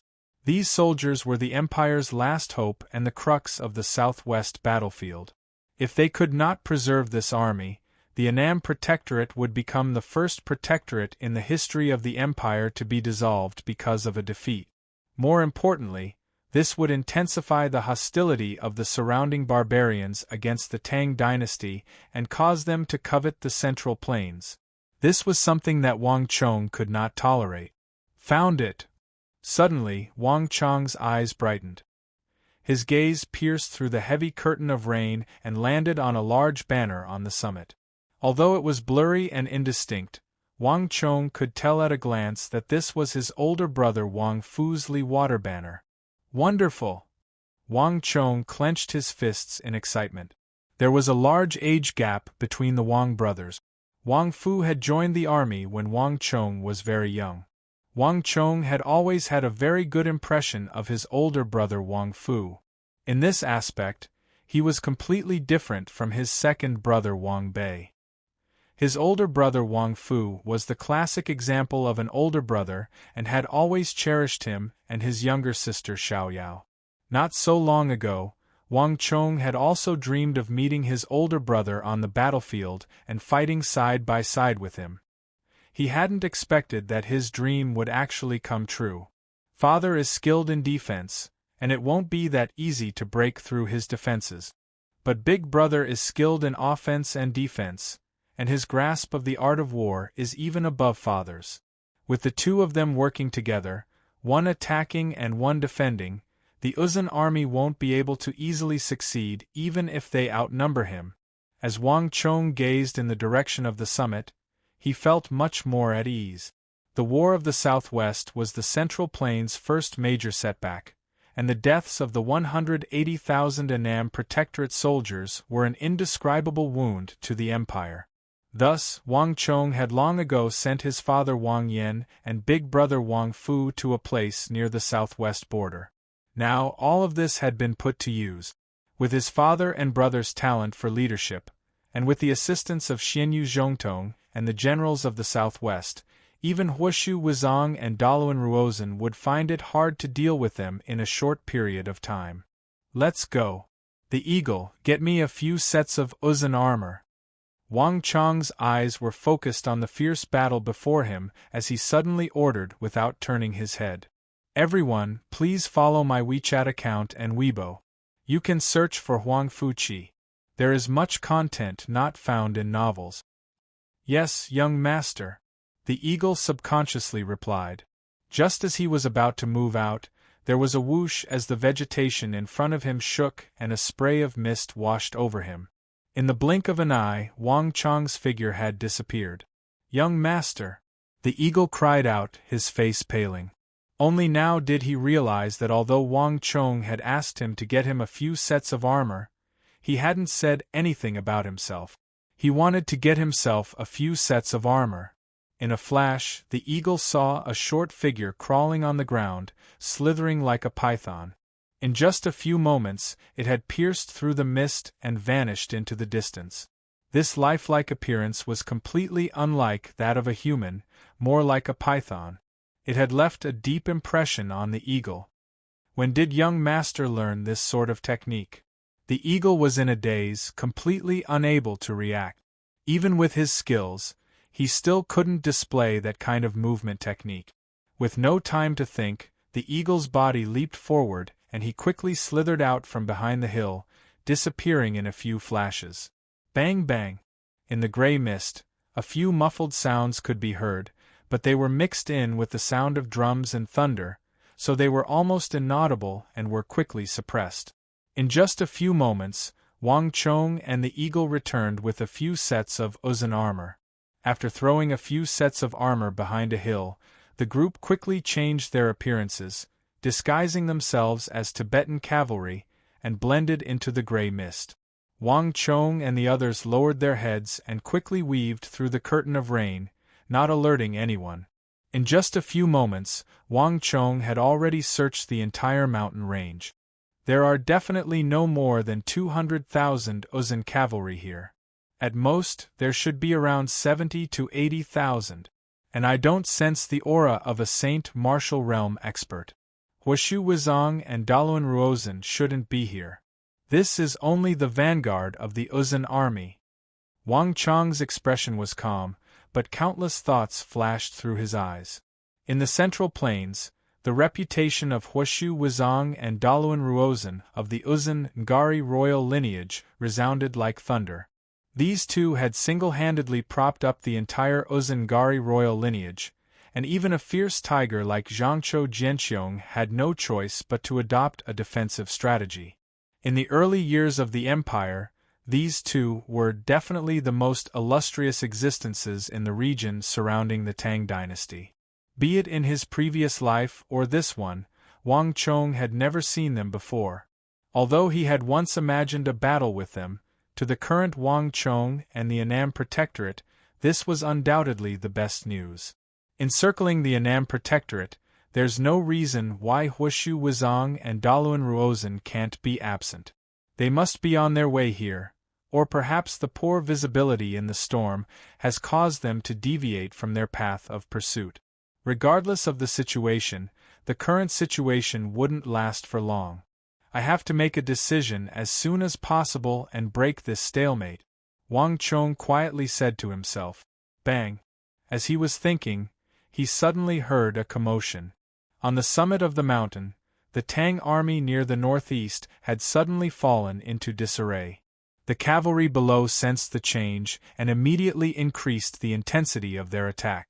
Although they were quickly pushed back, the Tang army on the summit was still clearly visible. That gave me a fright. Fortunately, we managed to defend against it. The voice of a Black Dragon bandit elite rang out. Everyone was responsible for the rise and fall of the world. In the face of this upheaval in the southwest, there was no black dragon bandit or hired experts, only pure Tang people. Although the people around him had all breathed a sigh of relief, Wang Chong had no intention of relaxing at all. His eyes blazed as he gazed at the clumps of figures on the summit and the flashing shields, his brow deeply creased. Not good. The Tang army on the northeast side of the summit was clearly in disarray. There was no sign of the disarray that had just appeared, and it seemed to be expanding. This was no problem with the soldiers, and it certainly wasn't because Uzun's attacks were too fierce. Rather, it was because there was a problem with the command of the battle formation. It would have been fine at any other time, but this was a fatal situation. Big Brother Wang Fu's war banner was erected on the summit, and the northeast was his area of defense. If there was a problem with the command of the formation in the northeast, didn't that mean? Chapter 522. I hope that I'm overthinking things, I hope that I'm overthinking things. Wang Chong stared at the summit, his brows rising. He could only hope that he was overthinking things. Stop. As long as the chaos on the summit stopped, it would prove that his conjecture was wrong. Or at the very least, it would only be a momentary phenomenon. 1 second, 2 seconds, 3 seconds, although the soldiers on the northeast side of the summit were still maintaining their basic formation, the chaos in their formation was only increasing. Compared to before, the gaps in their formation were growing larger and larger. Bong bong bong. The anxious war drums continued to beat, and the northeast front line was constantly being torn apart, retreating step by step. Tang soldier after Tang soldier fell. Compared to the other lines, the northeast line was shrinking much faster. This isn't good. Even the eagle frowned. Although he was not as perceptive as Wang Chong, who could deduce that there was a problem with the command of the formation, he could still determine that if the northeast line could not hold, the rest of the army would soon be affected. With the northeast as the breakthrough point, the Uzun would swiftly crush the Annam Protectorate and exterminate the remnants of its army. Boom! Whoosh! In a flash, the Uzun horn blared through the curtain of rain. As the horn blared, the Uzun's attack swiftly changed. Like a surging wave, the Uzun cavalry began to move northeast. More and more people were surging toward this location. Not good. The change in Uzun's formation caused Wang Chong to grimace. The enemy commander was far smarter than he had imagined. The horn had clearly sensed the change in the northeast and was directing the army to this location. Once the Uzun army finished gathering, the northeast defense would be completely routed. Boom! There was no time to hesitate. The moment the horn sounded, Wang Chong urged his horse forward like a bolt of lightning. The eagle, have the giant eagle guide Su Shiping and Su Anduan. Have them lead the army here immediately. Pay attention to concealment and don't rush into action. Listen to my orders. Everyone else follow me. Before his voice faded away, Wang Chong and the others had already disappeared into the wind and rain. Amidst the intense, vast, and massive battlefield with hundreds of thousands of people participating in it, the battlefield in the district seemed insignificant and insignificant.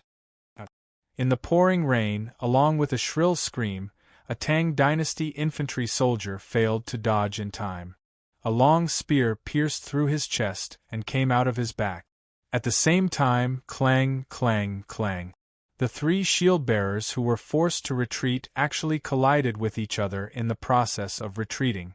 The three of them were bound by their weapons and shields like rice dumplings, completely losing their balance. On the intense battlefield, such a mistake would be fatal. Ah! Along with a series of screams, the Uzun scimitars rapidly expanded in front of their eyes like intersecting fangs. The three shield soldiers of the Tang dynasty only screamed before they were cut into several pieces by the sharp Uzun machete. The battle lines twisted and warped, the axemen unable to find their positions, the shield-bearers unable to sense the support of their comrades to their left and right. The entire army was losing its original shape. Large numbers of people were dying at every moment. Please follow my WeChat account and Weibo. You can search for Huang Fuqi. There is much content not found in novels. Hold. No matter what, we can't let them break through our defense line. Where's Milord? Where's Milord? Why hasn't Milord given the order yet? Hold on. Our 80,000 brothers are right behind us. If we let the Uzun break through here and the army is wiped out, we'll be the criminals of the Annam Protectorate. Messenger, quickly ask Milord for instructions. War halos vibrated in the rain. On the summit, the leading Tang officer's eyes were red as he roared with all his might. He had personally gone into battle and cut down 2 Uzun cavalry, but in a battle of tens of thousands, this was negligible. The army was about to collapse, and it wouldn't take long. When he thought of this, the Tang officer was so worried that his chest was about to explode. In the last few days, he had seen far too many of his brothers die. The elites of the Annam Protectorate and the brothers at his side had fallen one by one. The air of the Arai plain was thick with the stench of blood. Far too many people had died. There couldn't be any more people. It was this belief that had been deeply supporting him all this time. But he could not understand what was happening on the summit. He looked back and saw that the huge flag was still fluttering on the top of the mountain. Under the flagpole, the young leader of the younger generation of the great Tang Empire, who was second only to Li Jingyi, was kneeling on the ground. His head was drooping, and he seemed to be deep in thought. "Milord, hurry and give the order," the Tang general anxiously roared as he turned his head to look. But as a bolt of lightning flashed by, that all-out roar was immediately drowned out by the thunder and the fighting cries of the army. In the rain, all sound was scattered, making it impossible for it to travel very far. Buzz. The chaos in the army was spreading, and the attacks of the Uzun soldiers were multiplying. Looking down from the summit, one could see more and more Uzun soldiers surging toward the summit. Several dozen zhang away, a position was being torn apart by the Uzun soldiers. At this moment, despair appeared in the eyes of the Tang officer. It was too late. It was too late. After spending so much effort to break out of the encirclement and holding out for so long, were they going to be completely wiped out today? Just when the Tang officer was feeling dejected and powerless, about to give up, he suddenly heard the neighing of a neigh horse. Boom! As far as the eye could see, a white horse like a dragon leaped high into the air, flying over the Tang formation like a rainbow. Axemen, attack! Right flank, 50 paces forward. Shield soldiers, pull back. Tortoise shell formation. Pikemen, work with the formation. Archers, aim for the enemy and work with the axemen to attack. A clear voice came from above, suffused with a calming strength. Careful, it's the Uzun. Suddenly, someone screamed. Bastard! Do the Uzun know how to speak the language of the Tang dynasty? And they're like us? The Tang officer harshly rebuked. Although there had been so little time that it was impossible to identify the other party, there was one thing he could be sure of. But there was one thing he could be sure of. This person could be anything, but he could not be a Tibetan. The people of Uzun rarely knew how to speak the language of the Central Plains, and even if they did, they would speak with a thick accent of the plateau. This was impossible to disguise. And besides, that white horse was not one of the highland steeds of the Uzun. Gallop! The other party moved with incredible speed, vanishing into the rain in a few moments. Just who was that person? This thought flitted through the officer's mind, but he quickly forgot about it. Axemen, attack! Right flank, 50 paces forward. Shield soldiers, pull back. Tortoise shell formation. Pikemen, work with the formation. Archers, aim for the enemy and work with the axemen to attack. Not long after Wang Chong disappeared, the Tang officer repeated Wang Chong's order without missing a single word. In the current situation, there was no time to worry about anything else. They could only try. Rumble! The axemen attacked, the shield soldiers pulled back, the tortoise shell formation, and the archers attacked. Everything was done in a short period of time. The army, which was initially in a state of confusion and bewilderment, quickly regained their composure. Obedience is the duty of soldiers. Commanding a battle formation was not something ordinary soldiers could dabble in, nor was it something they were skilled in. When the situation was unfavorable and there were no orders, the army would panic. But once an order was given, all the soldiers would work together like a precise machine, rumbling to life for a single purpose. The danger to the army had been temporarily resolved, but the Uzun army was in a state of chaos. The area where those several thousand axemen had cut into was precisely where the Tibetan army's defenses were the weakest and most scattered. "Just who is that fellow?" The Tang officer was even more shocked at this sight. The white-hoofed shadow was a divine steed amongst steeds, its speed and leaping height far surpassing that of ordinary horses. As the horse's hooves landed, Wang Chong immediately took off all the Uzun armor he was wearing. At this time, disguises were meaningless and would only attract unnecessary trouble. "Out of the way, out of the way! This is the order. Everyone, out of the way!" Wang Chong's entire body was drenched, and his hair was stuck to his forehead. Rainwater flowed down his forehead like a stream, sliding down his nose, his lips, his lower jaw and finally onto the white-hoofed shadow, dripping to the ground. Wang Chong raised the King of Song token high in his hand, the golden dragon side facing outward, and charged toward the flagpole at the summit. Wang Chong's plan swiftly took effect. Upon seeing the dragon on the token, everyone began to retreat, opening a path for Wang Chong. The plan just now can only help them temporarily stabilize the front line. The Uzun still have at least 160,000 soldiers that haven't appeared. Time is short, so I have to think of a way to resolve this problem.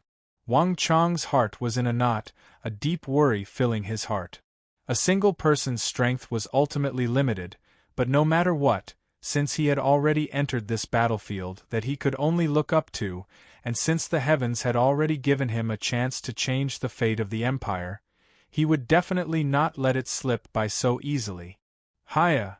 With a determined gaze, Wang Chong leaped over a large boulder and charged up the mountain. "Who's there? Stop!" Just when Wang Chong was about to reach the commander's tent, a thunderous roar came from the summit.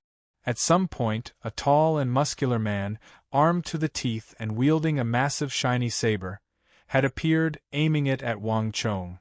The wind howled and the rain pelted his body, but before it could get close, it was shattered into pieces. Chapter 523. Wang Chong had never felt such a sharp aura before. The other party's saber chi was boundlessly heavy, as though a mountain was pressing down on him. However, it was restrained, gathering all of its might into a single point. At that moment, Wang Chong sensed that if his answer did not satisfy the other party, he would be cleaved in two in the blink of an eye. What a fearsome expert! Wang Chong's heart trembled, and he was about to reveal his identity. But in the next moment, he heard a pleasantly surprised voice. "Young Master Chong, why are you here? How did you get here?" Clang! Before Wang Chong could react, he heard a sharp metallic clang. With a flick of his wrist, the saber master sheathed the long saber into its scabbard. "You are..." Just as Wang Chong was feeling bewildered, he heard a rustle. That tall and muscular man pulled down his mask, took off his head, and shook his head, revealing a bearded face with a sharp glint in his eyes. "Uncle Chen." Wang Chong's heart thumped as he recognized the man. That bearded man was none other than one of his father's old subordinates, Chen Shusun. He was both brave and astute, and he was his father's trusted aide. It was said that he had been with his father ever since his father joined the army. Wang Chong's father was a harsh man, and he was extremely strict with his subordinates. Normally, he wouldn't easily bring his subordinates into the capital. Even the guards of the Wang clan had been injured on the battlefield, and their cultivation had been greatly reduced, making it impossible for them to participate in battle. When Wang Yen arrived, he left them a path of survival and found them jobs, which was why he recruited them into the residence. As for the others, the Wang clan could forget about meeting them. Wang Chong had only met this Chen Shusun once, when he was young. But it was only that one time. Even so, Wang Chong had a very good impression of this old subordinate of his father. When he was young, he had even ridden on his head. At the time, his father was very strict with him, and did not allow him to play with any toys, so Chen Shusun had carved a flying bird for him. That was Wang Chong's first toy when he was young, so he had a deep impression of it. Of course, the most important thing was that Wang Chong clearly remembered that this old subordinate of his father had been sent by his father to serve his eldest brother, Wang Fu, many years ago.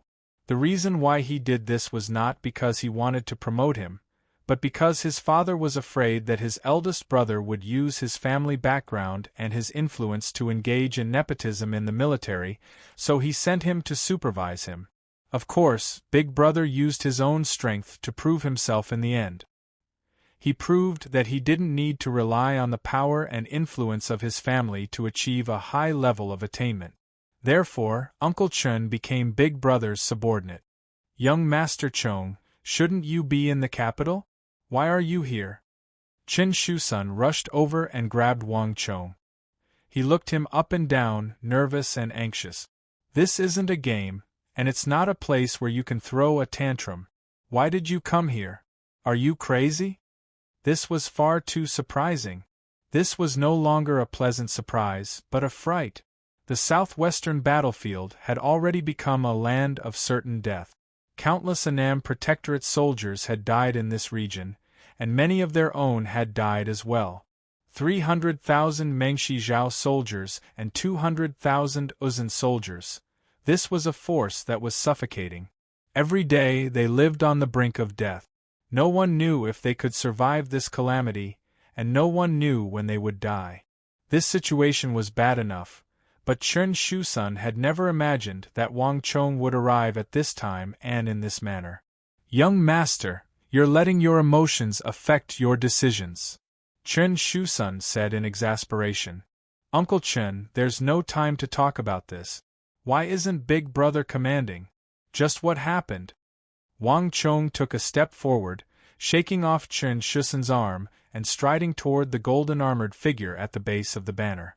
This banner was the insignia of Big Brother Wang Fu, so there was no question that Big Brother Wang Fu was the leader of this mountain. Big Brother! The massive banner flapped in the wind and rain, but the golden-armored figure sat cross-legged at the base of the banner as if he hadn't heard the commotion behind him.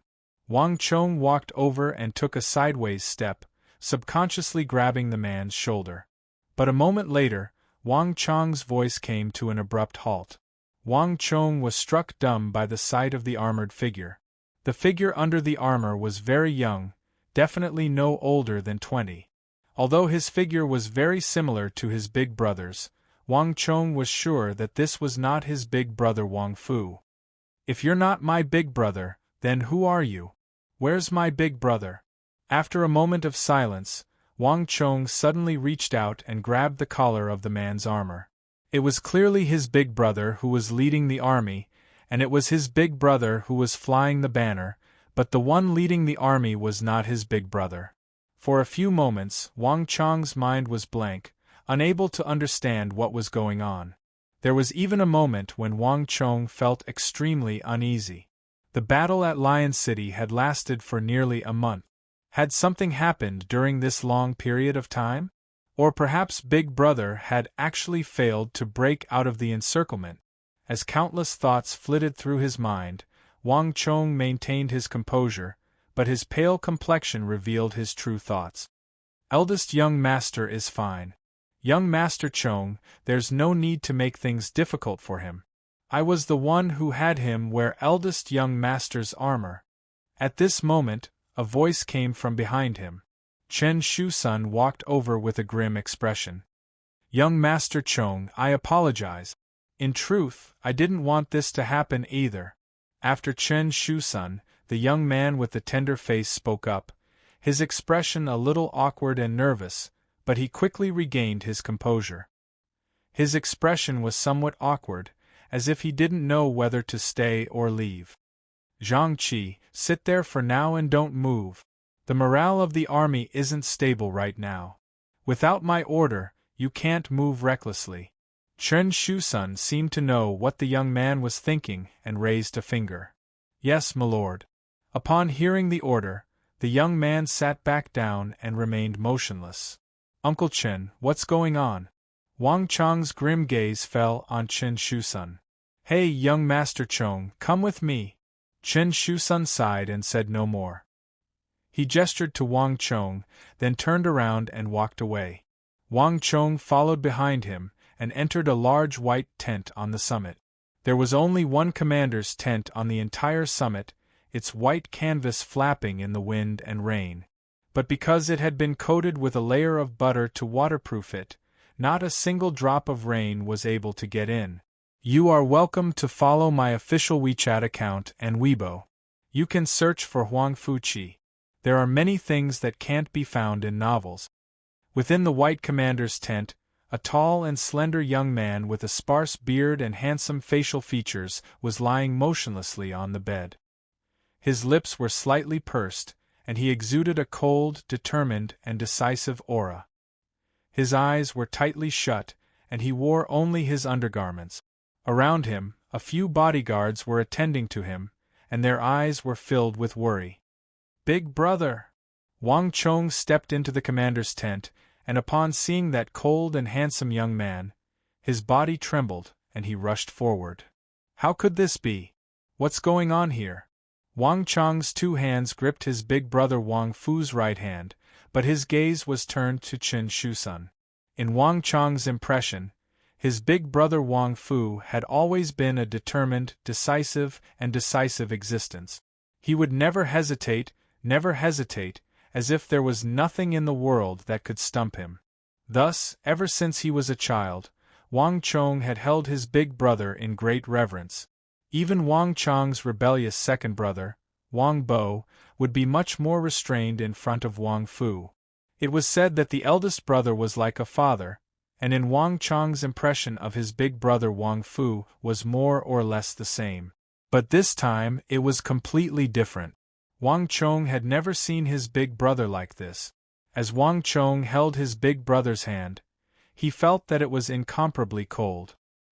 His face was as white as paper, and his breathing was more exhaling than inhaling. What made Wang Chong's heart even colder was that a part of his chest had clearly caved in. This was definitely not normal. Alas! Chen Shusun sighed and slightly raised his head. As he gazed at the top of the white tent, a look of reminiscence appeared in his eyes. Since it's come to this, there's no need for me to hide it. What I see today is that eldest young master is injured and unconscious. There are no military doctors in the army, and military doctors are unable to treat his illness. So right now we are also helpless. Who on earth injured my big brother? Wang Chong clenched his fists so tightly that they creaked. His eyes were crimson as he spoke in a frosty tone. Brothers were connected by heart. In this world, the people closest to him, the ones he treasured the most, were his parents, his two older brothers, his younger sister, and the members of the Wang clan. No matter what, he would not allow his family to be injured. It's Huashu Wuzong's general, the Zifadon Jiao Sero, the second valiant general of the Uzun Ngari royal lineage after Huashu Wuzong. When eldest young master broke out of Lion City, he was pursued by Jiao Sero. In order to protect the army, Jiao Sero was injured. Chen Shusun paused and glanced at eldest young master Wang Fu's caved-in chest. But the one who truly injured eldest young master was Huashu Wuzong. After defending Lion City for more than 10 days, eldest young master was heavily injured by Huashu Wuzong, but he kept it a secret. If not for this, eldest young master wouldn't have been injured in battle with Jiao Sero. Eldest young master persisted for more than an hour, but eventually, his injuries flared up and he fainted. There was no one to command the front lines, and in order to maintain morale, I took the liberty of finding a soldier with a physique similar to eldest young master and had him wear eldest young master's armor to guard the banner. As long as eldest young master is alive, the morale of the army will remain. Otherwise, it will only bring chaos. Chen Shusun said deeply. Only those who had lived in Lion City and gone through thick and thin with the army would understand what Wang Fu meant to this army in dire straits. The combined army of Mengshi Zhao and Uzun was several times that of the Tang dynasty. In this situation, defending passively was the only choice, and waiting for death was the final outcome. Oftentimes, even before the final outcome had arrived, the oppressive atmosphere had already caused the army to collapse without a fight. The only reason that the Tang army of Lion City had not collapsed, that they had persisted until now, and that they were still able to maintain their fighting spirit in the face of an enemy several times their size, was eldest young master Wang Fu. Unlike Xinyu Zhongtong and the other generals of Annan, Wang Fu was the only person in the army who could not command the army to attack while defending the city. In his time, the army had never passively defended or waited for an attack. In his time, the Tang army would attack from time to time, killing or injuring Mengshi Zhao's and Uzun's men. It was precisely because of Wang Fu's existence that the defenders of Lion City were not passively attacked, and that their morale and fighting spirit were maintained. It was also because of this that Uzun and Mengshi Zhao did not dare to be too impudent. Chapter 524. Wang Chong said nothing. All his attention was focused on his big brother, Wang Fu.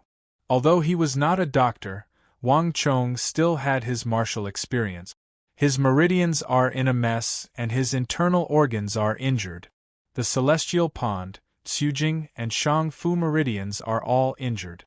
As for his chest, it's only a superficial wound, nothing too serious. What's important is the stellar energy that Huashu Wuzong left in his body. Wang Chong's mind was in turmoil, and a hint of worry appeared in his eyes. His big brother Wang Fu had two different kinds of stellar energy in his body. One belonged to Huashu Wuzong, and the other naturally belonged to the Zifadon Jiao Sero. Jiao Sero's stellar energy was tyrannical and fierce, but it was still quite lacking compared to a general like Huashu Wuzong. For his big brother to encounter Huashu Wuzong at this time was definitely not a good thing. It was already quite good that he could escape with his life. Huashu Wuzong, Wang Chong muttered to himself, his heart burning. His big brother's situation was not very optimistic. The supreme techniques he had been afflicted with had all originated from the Uzun Great Snow Mountain Temple, which was completely different from the schools of the Central Plains. If he could not expel the strange stellar energy, his big brother was certain to die. Perhaps not even the nearby Chen Shusun understood this point. In the southwest of the empire, countless generals had died to Huashu Wuzong's tyrannical stellar energy in the battles against the Uzun. Not many people knew of this point, but it would no longer be a secret in the future. There has to be a way, there has to be a way. Wang Chong raised his head, countless thoughts flashing through his eyes. If he wanted to expel the strange stellar energy of the Uzun Great Snow Mountain Temple, he had to know the path of its circulation. And in the Central Plains, because of the distance, almost no one knew. However, Wang Chong was not one of them. Right, Sanzang, Lu Quan, Zi Ling. Suddenly, Wang Chong came to a realization. So. Without the slightest hesitation, Wang Chong pointed his finger like a sword, and wisps of tiny sword energy shot out from his fingertip, stabbing at the Sanzang, Lu Quan, and Xiling acupoints on Wang Fu's body at lightning speed. Because he did not have any steel needles, Wang Chong used thin streams of sword qi instead. 3 streams of sword qi pierced through Wang Fu's body, causing 3 streams of blood to spurt out. Young master! Wang Chong's sudden attack shocked Chen Shusun. Do you have water? Get me some water. Wang Chong paid no attention to Chen Shusun, not even turning his head. Chen Shusun stared blankly, then his expression slowly softened. He originally wanted to stop Wang Chong, but for some reason, when he heard Wang Chong's firm voice, he couldn't say anything to stop him. "Get me some water." On a rainy day like this, there was no lack of rainwater. Using a container to catch the rainwater, Wang Chong took out 2 round, thumb-sized pills from an embroidered box and fed them to Brother Wang and Wang Fu. "Whether or not I succeed will depend on these 2 pills." Wang Chong looked at Wang Fu's pale complexion and said to himself, "The wounds caused by a battle between martial arts experts were not something that could be healed by any kind of medicine. Nor were they something that could be healed by medicines like Eugen powder or Violet Palace spirit. These 2 pills had been made by a Grand Master of the palace and were of extremely high quality. These 2 pills were usually given to the princes and grandsons, as well as the concubines and concubines of the palace. Let alone buying them, one could not even see them. Not even the imperial princes had the fortune to enjoy them. Wang Chong had taken a huge risk to buy these pills from the palace alchemist.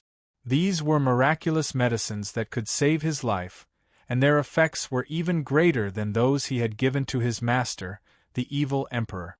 Wang Chong had originally planned to use them for himself in the future, but there was no time to worry about such things now. After taking the 2 pills, Wang Fu's breathing clearly improved, and his pale complexion gradually regained some color. Upon seeing this, Chen Shusun immediately swallowed the words that he had been about to say. No matter how slow he was, he understood that Wang Chong's method had truly been effective. "Have 2 people stay here and take good care of Big Brother." With a wave of his sleeve, Wang Chong stood up and walked out of the commander's tent. His big brother had already taken the palace's divine medicine and would be fine for the time being. The urgent matter at hand was to resolve the crisis facing the army as quickly as possible. Walala! Outside the tent, the torrential rain continued to pour, showing no signs of weakening. Wang Chong's hawk-like gaze constantly scanned the earth. Not even Wang Chong himself noticed that his body was exuding an intimidating aura. All the messengers and guards around him trembled and subconsciously lowered their heads, an indescribable reverence in their hearts. "Uncle Chen, does father know that my big brother is unconscious?" Hearing the footsteps behind him, Wang Chong didn't even turn his head as he spoke. "No." Chen Shusun shook his head. "Our infantry and cavalry mix simply can't outrun the Uzun.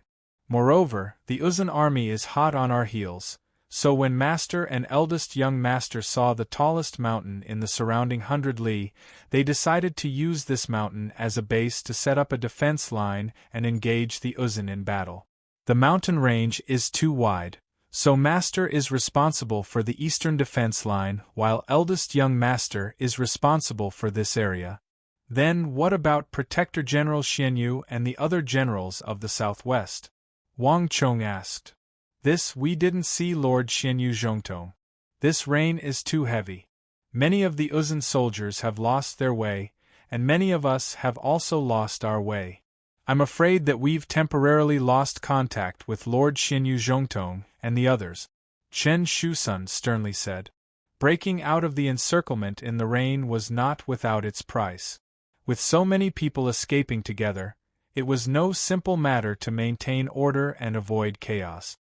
As expected, at the mention of Xianyu Zhongtong's name, Wang Chong couldn't help but crease his brow, but he quickly regained his composure. "Take off your armor and give it to me." Wang Chong's gaze swept over the nearby soldier who had replaced his big brother, Wang Fu, and suddenly stepped forward. "Starting from now, the army will be under my command. Young Master, now is not the time to argue."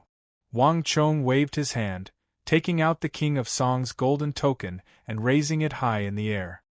"This is the King of Song's token. Given the King of Song's temperament, you don't think that he would casually give me a token, do you? Moreover, from the north to the south, Uzun cavalry are everywhere. Uncle Chen, do you also think that simple bravery can accomplish this? I know that you have your doubts, but now is not the time to talk about them." Chen Shusun froze, momentarily at a loss for words. Truly, no matter how young Wang Chong was, he had still come from a clan of ministers and generals, so he had some understanding of the art of war. Moreover, there was one thing that Wang Chong was right about. In the army, the king of Song had always kept his personal and private interests separate. If he had given Wang Chong a token and had him come to the south, he must have had a reason for doing so. He must have felt that Wang Chong was suitable for this task, and it couldn't have been just because he was familiar with the Wang clan. "Did you hear that? Take off your armor." Chen Shusun suddenly pointed at the young soldier in golden armor. "I hope that young master is right," Chen Shusun quietly said to himself. At a time like this, he could only make every possible effort.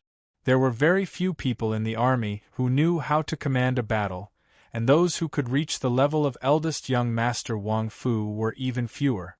Otherwise, he wouldn't have just found someone to pretend to be the eldest young master and do nothing else. Wang Chong said nothing. He didn't have as many thoughts as Chen Shusun did. His top priority was to quickly take over this battle.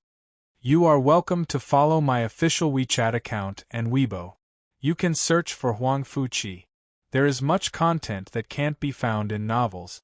How many people do we have in total?" Wang Chong said as he put on his armor. "I don't have an estimate, because quite a few people have gotten separated. However, there should be around 40 to 50,000. There are also people with Lord Xinyu Zhongtong," Chen Shusun said. Chen Shusun said, "How many people does Uzun have? Besides Uzun, are there any Meng Shizhao's people?" Wang Chong asked. "I estimate around 70 to 80,000. We haven't seen Meng Shizhao's people yet. Meng Shizhao's people are mainly infantry, and they can't compare to us in terms of training. If they want to catch up to us in this heavy rain, it would be impossible for Meng Shizhao's 300,000 soldiers to maintain order." Thus, eldest young master also said that we should only be facing Uzun's people for the time being. However, Meng Shizhao's crown prince, Fenjie, has also led a group of several thousand cavalry in pursuit of us. Chen Shusun immediately said, his head lowered. Not even he realized that he had unwittingly accepted Wang Chong's role, treating him as eldest young master and replacing him as the commander of the army. Fenjie, Wang Chong narrowed his eyes, his gaze suddenly turning much colder. The prosperity of Meng Shizhao's empire could never compare to the Tang dynasty. It was not like the Tang dynasty, which could simultaneously establish protectorates in Anxi, Baiting, Anong, Longxi, and the southwest, simultaneously dealing with all the enemies in the area. Meng Shizhao would never have been able to do this. Even now, Meng Shizhao had only been dealing with the protectorate army in a corner of the southwest. One country against one corner made it impossible to tell the difference in strength. Moreover, Meng Shizhao's famed generals were far inferior to the Tang dynasty. And unlike the Tang dynasty, Meng Shizhao only had a few famed generals. And Fenjie was one of them.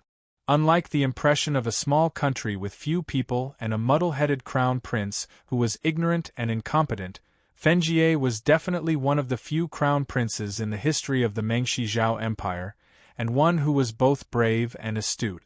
As a vassal state of the Tang dynasty, the Meng Shizhao Empire had always had the custom of having its crown prince enter the court as a hostage. However, in the Tang dynasty it was not called a hostage. Most people would not be willing to take the crown prince of the imperial family as a hostage. But Fenjie was different. He had volunteered to go to the Tang dynasty. He had been filled with a yearning for the Tang dynasty since he was a child, but this yearning was not what many people imagined. As the crown prince of a foreign country, Fenjie was a rare diligent person. He had an intense curiosity about military books, strategies, and martial arts, from the imperial family to the common people. During his time as a hostage in the capital, Fenjie's diligence and talent had left even his teacher sighing in praise.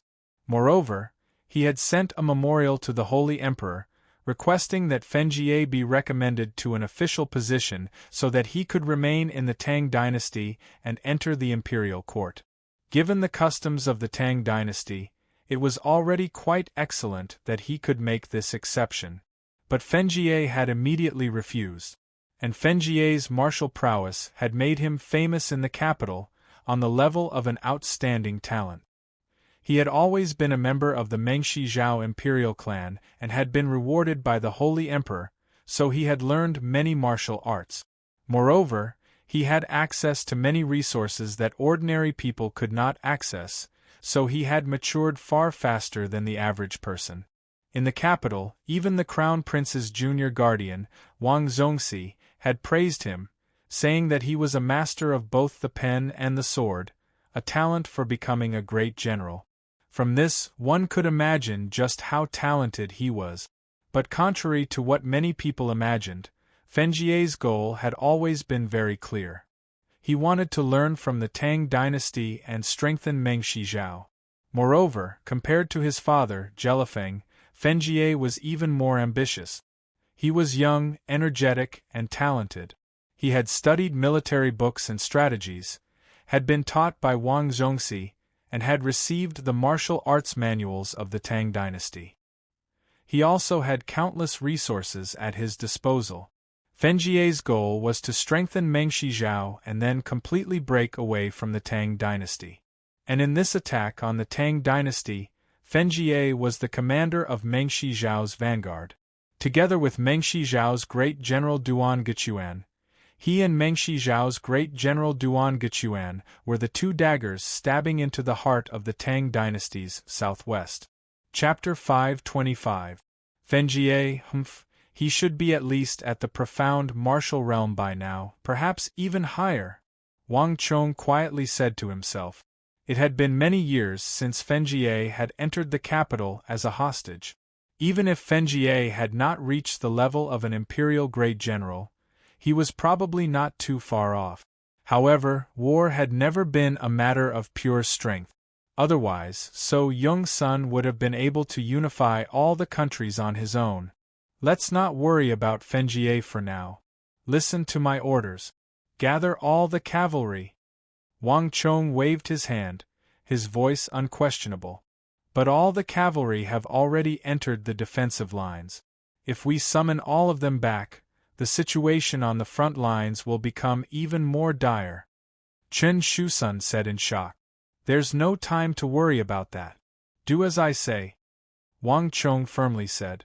This, yes. Chen Shusun lowered his head. Not even when he was with the eldest young master, he had been this docile, but when he spoke to Wang Chong, perhaps because of the latter's calm and confident tone, Chen Shusun found that he had unconsciously begun to think according to Wang Chong's plan. In addition, gather all the archers. Listen to my orders and execute them. Wang Chong continued. His eyes were bright, seeming to peer into the depths of space-time. Not even the gray curtain of rain could obstruct his vision. In the art of war, 100 men's tactics were different from 1,000 men's tactics, 1,000 men's tactics were different from 10,000 men's tactics, and 10,000 men's tactics were different from 40,000 or 50,000 men's tactics. The Annam Protectorate was made up of the elites of the empire, and those who had survived this upheaval were the elites of the elites. To Wang Chong, 40 to 50,000 soldiers was more than enough for him to use all of his skills in the art of war. 70,000 Uzun cavalry. It's still unclear who's attacking or defending, and it's still unknown who's pursuing us. Wang Chong looked at the Uzun army that was spread all over the mountain, and sneered in his heart. Elementary halo of fortress, intermediate halo of fortress, advanced halo of fortress formed by 10,000 soldiers, and their plate armor. If Wang Chong's 10,000 reinforcements were to encounter such an army, they would be doomed. In a war between legions, the more people there were, the more powerful they would be. However, at this moment, Wang Chong did not feel that the Uzun cavalrymen had any sort of advantage. Whether it was the primary, intermediate, or advanced halo of fortress, they were all useless against the Annam Protectorate. As far as Wang Chong could see, different colored halos filled the army. These dazzling halos constantly emitted ripples that spread out and covered the entire army. The Uzun had many powerful generals, but the Annam Protectorate had even more. After fighting in the southwest of the empire for decades, the armies of both sides were already very familiar with each other's tactics, and war halos. Elite legions of the empire that had more than 10,000 people could form advanced large-scale war halos. The advanced halo of Fortress of the Uzun was one of them. As the archenemy of the Uzun, the Annam Protectorate also had it. However, unlike the Uzun's choice of halo of Fortress, the Annam Protectorate chose a pure offensive high-level, crushing halo. From the primary offensive halo, to the intermediate crushing halo, and finally to the advanced crushing halo, the Annam Protectorate's path of war was completely different from the Uzun's. Moreover, unlike the Uzun's halo of Fortress, the Annam Protectorate's crushing halo required a lot more manpower and requirements. But for a large army that could easily have tens of thousands or even hundreds of thousands of people, this was not a problem at all. The halo of Fortress and the crushing halo were two completely different types of war halos. And it was precisely by relying on the powerful crushing halo that the Annam Protectorate was able to intimidate the Uzuns, causing the Uzun's people to not dare to act rashly for a long time. Ever since his rebirth, building and controlling such a large army had always been Wang Chong's dream. And now all of this had been realized. The combination of a powerful commander and powerful soldiers. For Wang Chong, he had already reached the place he had hoped to reach on this trip south. Now, it's time for my battle. Facing the storm, under Chen Shusan's puzzled gaze, Wang Chong closed his eyes and slowly opened his arms, embracing this storm and this war. In his body, a desire for battle was awakening. He felt a distant call from within his body rumble. The cavalry and master archers gathered much faster than Wang Chong had imagined. In a few seconds, Chen Shusan had mobilized the two armies Wang Chong needed. The difference between a proper elite army and a local reserve army was obvious. "Young master, what should we do next?" Chen Shusan bowed and asked. Wang Chong said nothing, his gaze sweeping over the two armies. Although the Annam Protectorate's army consisted of infantry, the military laws of the Tang dynasty required that a certain number of cavalry be stationed in each protectorate. Although they had lost a significant number in the Battle of Arai, there were still 4,000 to 5,000 cavalry on the summit. And what satisfied Wang Chong the most was that these cavalry all had sharp gazes and were brimming with energy. They looked extremely valiant, and the repeated battles had not exhausted them in the slightest. Beneath their feet, rings of great thorns halos materialized, constantly emitting metallic clangs that scattered the falling rainwater in all directions. Wang Chong counted the number of halos beneath the cavalry's feet. Each of them had at least 5 or 6 circles of halos. This meant that they were all at least at tier 5 or 6 of the true martial realm, close to the strength of the clan experts Wang Chong had recruited. You are welcome to follow my official WeChat account and Weibo. You can search for Huang Fuqi. There are many things that can't be found in novels. They truly are elites. That's more than enough, Wang Chong quietly said to himself. It was impossible for regular cavalry to have such a high cultivation level. But this battle could no longer be judged by conventional standard. Those who had survived were basically all elite, and those who were not strong enough had already died in the first wave of battle. And what satisfied Wang Chong the most was the thick killing intent and fiendish intent exuded by these cavalry. 4,000 to 5,000 cavalry were gathered together, and even the air around them seemed to distort. This was an elite troop that had truly been tempered by blood and fire, and in Wang Chong's eyes, they were the cavalry that could truly take on his mission. Soldiers with indignation will win. These cavalry are exactly the kind of soldiers with indignation mentioned in the art of war. Wang Chong inwardly sighed. At this moment, even these cavalry probably didn't know what kind of fighting strength they could display. On the battlefield, soldiers with indignation were created by the situation and not something that could be deliberately trained. The Annam Protectorate had lost nearly 100,000 soldiers to create these soldiers with indignation. As these thoughts flashed through Wang Chang's mind, he quickly turned his gaze to the master archers. "There's actually 2,000 of them." Wang Chong inwardly rejoiced. The Border Protectorate army had an even greater advantage over the inland troops, and that was that they had an organized team of master archers. This team all used master archers, which required a force of several thousand jin to draw, and the dark gold thumb ring on their right thumb was their best symbol. "Listen to my orders. Everyone, stand by and listen to my orders at all times." With a thought, Wang Chong quickly retracted his gaze and looked down the mountain. And as Wang Chong's gaze changed, the atmosphere on the battlefield gradually became tense. The saber-toothed tiger Jiao Sero was indeed not an ordinary person, and the commander in charge of the enemy was also not to be underestimated. The weakness that his big brother had revealed when he had fainted had been seized by the enemy, and a large number of Uzun cavalry were currently sweeping over. Even with Wang Chong's previous command, the northeast battlefront would not be able to hold out against such a huge pressure. In reality, the Uzun army had always had a huge advantage, and the Tang dynasty had always been the one under pressure. But that won't be the case anymore. A cold and harsh light flashed through Wang Chong's eyes, and his expression quickly turned cold and indifferent, becoming as hard as steel. "Pass on my orders to Generals Zheng Gaonian, Zhang Ji, and Feng Long to the north. Once they hear my order, change formation and advance at full speed from the right flank." "Yes, my lord." "Pass on my orders to Generals Zhao Qian, Huang He, and Fu Long to the west. Once they hear my order, change formation." "Ah!" Chen Shusun, who had agreed several times before, suddenly raised his head and stared at Wang Chong, his eyes wide. Given the terrain before them, choosing to use the long snake formation to disperse their forces was simply seeking death. Even on a normal battlefield, the one-line snake formation was rarely used by the regular army. "Listen to my order. Give this token to him. If Generals Zhao Qian, Huang He, and Fu Long dare to resist, they will be dealt with according to military law."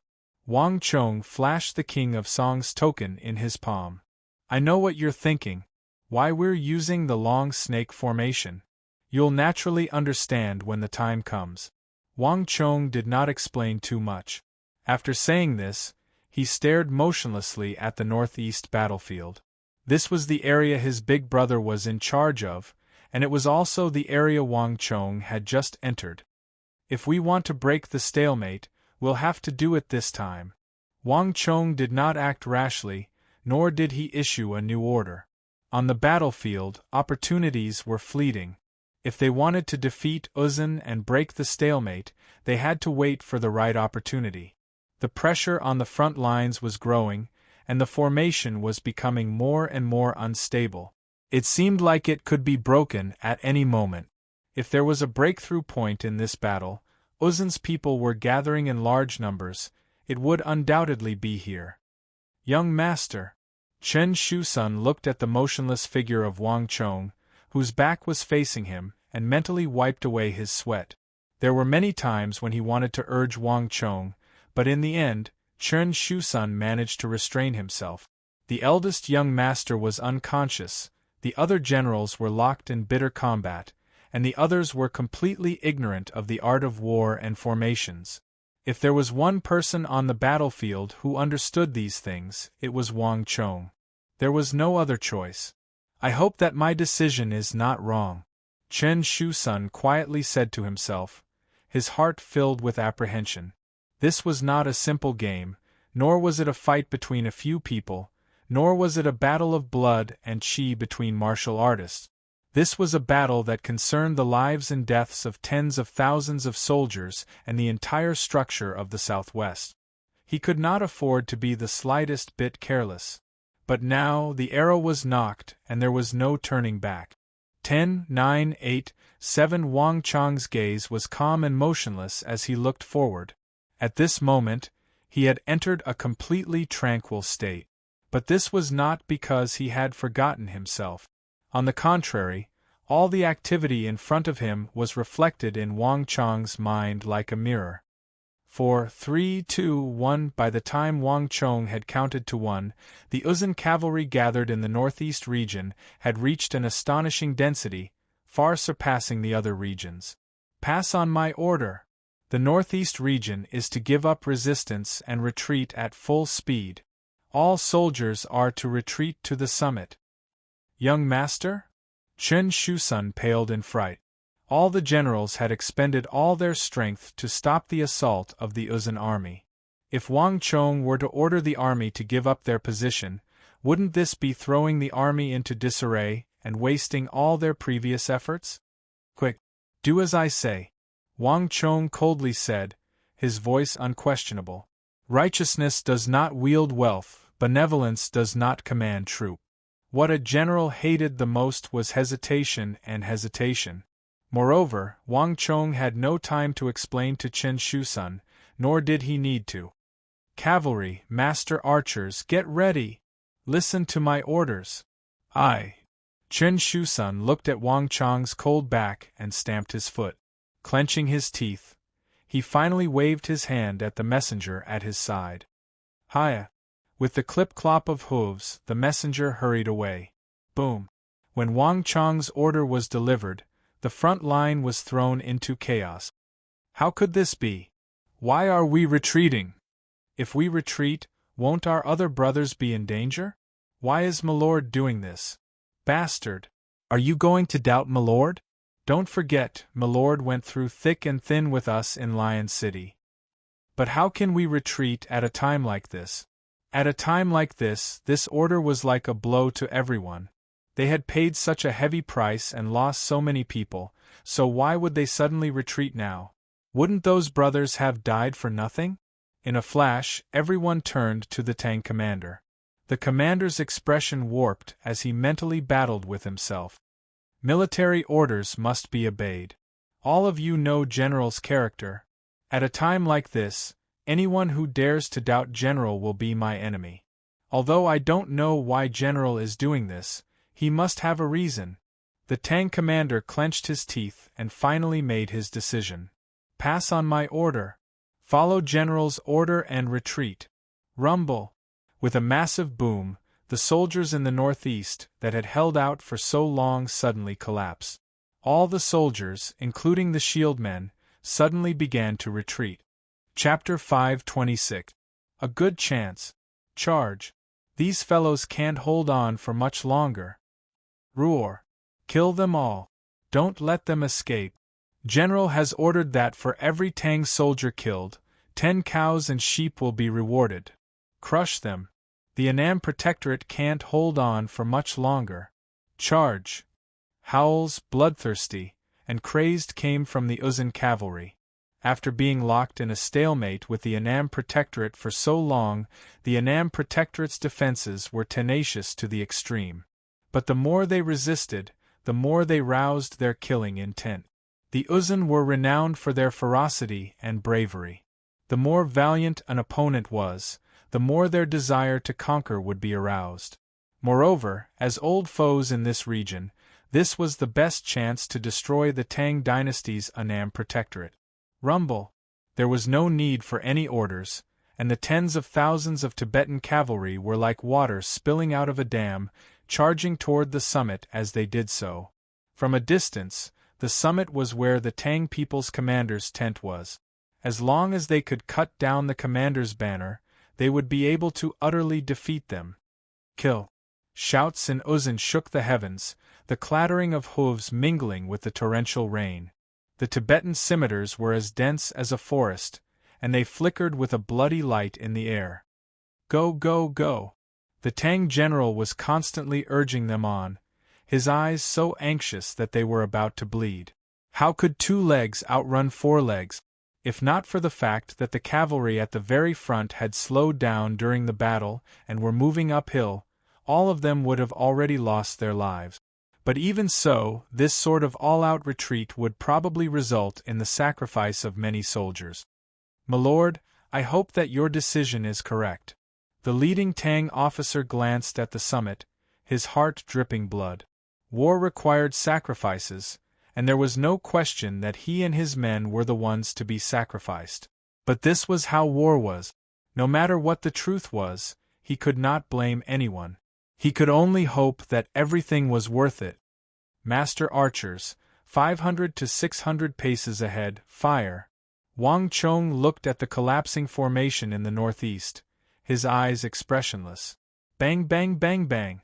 As soon as the voice rang out, thousands upon thousands of arrows flew into the air like locusts and then shot down. Men and horses were thrown off their horses. One by one, the Uzun cavalrymen fell off their horses and fell to the ground. Hundreds of Uzun cavalrymen scattered in different directions fell to the ground, causing the cavalry's charge to slow down. And it was precisely because of this pause that the pressure on all the retreating Tang dynasty infantry cavalry lessened, and they suddenly fought for that slim chance of survival. Everyone rushed to the top of the mountain at full speed. "Get ready." Wang Chong's face was calm as he stared at the foot of the mountain without moving. Everything was like a flower in a mirror, a moon in the water. Everything was reflected in his heart. Not a single detail could escape his eyes. Thousands upon thousands of Uzun soldiers rushed in through the gap like a tide, and they were getting closer and closer to the top of the mountain where Wang Chong was. At this distance, Wang Chong could even see the protruding veins on their heads through the rain. But Wang Chong remained unmoved. The banner above his head rustled in the rain, but his heart was calm. Time flew. It seemed that only a moment had passed, but it also seemed that countless years had passed. Suddenly, an extremely calm countdown came from the top of the mountain. 3, 2, 1. When it came to 1, Wang Chong's right hand, which was wrapped in golden armor, swung down fiercely. "Tell Zhengaonian, Zhang Ji, and Feng Long to be on standby. Change the formation and attack to the right. Tell Zhao Qian, Huang He, and Fu Long to prepare for the one-line snake formation. Begin." The war horses galloped as the messengers galloped away one by one. Welcome to my official WeChat account and Weibo. Just search for Huang Fuqi. There is a lot of content that can't be found in novels. Rumble. A moment later, just as the Uzun cavalry were about to reach the top of the mountain, the situation suddenly changed. The originally chaotic and passive northern army suddenly seemed to come to life. Tens of thousands of soldiers, each in a square formation, began to move like a rotating tooth. Rumble. The first change occurred at the end of the defensive line. Without any warning, an infantry suddenly thrust out diagonally. A square formation of shield-bearers, infantrymen, and axemen charged in like berserkers. Like a sharp knife, they forcefully split the Uzun cavalry in two. At almost the same time, hundreds of giant ballistae were suddenly pushed out from the darkness at the top of the mountain. Not good, it's an ambush. Trap. This is a trap. Too despicable. Kill them. Ney's horse neighed incessantly as the first wave of ballistae killed hundreds of Uzun cavalry. Outside the formation, the Uzun forces were extremely spread out, so the ballistae were not as powerful. But Wang Chong had intentionally set up this opening. In this narrow space, the Uzun, in order to pursue the deserters, had broken through the Annam Protectorate's formation and swarmed in, the groups densely packed together. Not only that, at almost the same time, the Tang soldiers on the left and right of the Uzun army began to crazily press toward the Uzun army in the center. The Uzun army had originally been suppressing the Tang soldiers in terms of numbers, but at this moment, in this pocket set up by Wang Chong, it was the Tang soldiers who had the absolute advantage in numbers. Tens of thousands of Annam Protectorate soldiers were surrounding the 8,000 or 9,000 Uzun cavalry. Quick, retreat. Break open a gap and regroup with the main army. Don't let them cut us off. Everyone, follow me. In the pocket, the Uzun soldiers were not lacking in formidable commanders. Seeing that the situation was not right, they began to turn around and charge at the Tang army that had been sealed. As long as they could break through this gap and regroup with the main army, the Tang army's trap would immediately fall apart. Not only that, as long as the main army regrouped, the Tang army would only be digging their own graves. Kill them all. You bunch of trash, hurry, don't let them regroup. Hurry. Outside the pocket, the other Uzun soldiers were also panicking. The tens of thousands of Uzun cavalry had bloodshot eyes. No one had expected this sort of situation. This tactic was completely different from before. But before they could react, rumble. In the next moment, a hissing snake suddenly slithered forward and stabbed into the army. At this crucial moment, the distant armies of Zhao Qian, Huang He, and Fu Long completed their formation. The two armies overlapped, forming two sharp edges. One faced inward, resisting the desperate struggle of the Uzun army in the pocket, while the other faced outward, resisting the charge of the other Uzun soldiers. Roar! Thump thump thump! Boom! At this moment, the battle in the northeast suddenly reached its climax. One side wanted to rescue the trapped 8,000 or 9,000 cavalry, while the other side desperately tried to stop them. Both sides were doing their utmost. Saber glows and sword glows, the neighs and screams of horses, all of this rang out in the rain. And this was not the only change in the northeast. Seeing the plight of the northeast, almost all the Uzun soldiers were rushing over to reinforce it. Kill them! They can't be allowed to succeed. On horseback, the Uzun commanders bent over, their eyes shining with a bloody light. The army that had discovered the Tang army and was pursuing them was only a vanguard of 70,000 soldiers. If the Tang people were to use this method to annihilate 1/7 of this army, it would be a heavy blow to the army. It was also hard to say what sort of punishment the great general and prime minister would receive. Go. We'll bring reinforcements. The situation was urgent.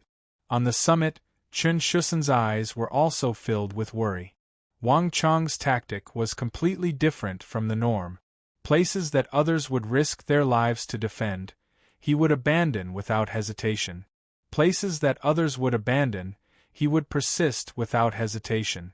Although he found this rather difficult to accept, Chen Shusan had to admit that Wang Chong's strategy was extremely effective. If they could annihilate the 8,000-strong Uzun army, it would be a massive blow to them. At the very least, they could suppress the morale of the enemy and raise the morale of their own side. Wait a moment. Just when Chen Shusan was prepared to personally set out, Wang Chong waved his hand and called him back. Wait a moment, now is not the time for you to set out. Wang Chong said calmly, not even glancing in Chen Shusan's direction. But given the current situation, we must destroy the 8,000-strong Uzun army as quickly as possible, or else chaos will ensue. Chen Shusan said anxiously. Because the eldest young master was unconscious, the northeast had originally been the weakest point of the army's defenses. But now, this situation had been completely reversed in Wang Chong's hands. Their weakness had become their strength. If things went wrong, the Uzun army would lose 8,000 or 9,000 soldiers here. Although to the Ngari Uzun royal lineage, which numbered more than 200,000, these 8,000 or 9,000 soldiers wouldn't be enough to deal a serious blow, it would still be a significant loss. At the very least, even Huishu Wuzong and Daluan Ruozhen wouldn't dare say they could ignore such a large loss. Humph, don't worry, the real battle has yet to begin, Wang Chong said indifferently, letting out a rare laugh. But in the midst of such an intense battle, not only did those who heard it not feel the slightest bit amused, they even felt an incomparably heavy feeling. At the very least, when Chen Shusan heard Wang Chong's words, his pupils involuntarily constricted. It has yet to begin. Chen Shusan glanced at the fierce battle at the foot of the mountain and compared it to the cold smile on Wang Chong's lips. Suddenly, an irresistible thought emerged in his mind, and his heart began to beat wildly. 8,000 or 9,000 Uzun soldiers. Was this sort of victory not a victory for Wang Chong? Or perhaps, did he have some other plan in mind? He had followed 2 generations of the Wang clan masters, knew everything about the Wang clan like the back of his hand, and had even hugged Wang Chong when he was young. But at this moment, Chen Shu-sun couldn't help but feel a sense of unfamiliarity. He had heard many rumors about Wang Chong. In the capital, he had been ignorant and incompetent, idling about, but in the regional commander's incident, he had stood up and taken responsibility, and all the other things that had happened in the capital, he had become 2 completely different people. But no matter what the rumors of the outside world said, Chen Shu-sun had always remembered the young Wang Chong. He wasn't good, but he wasn't bad.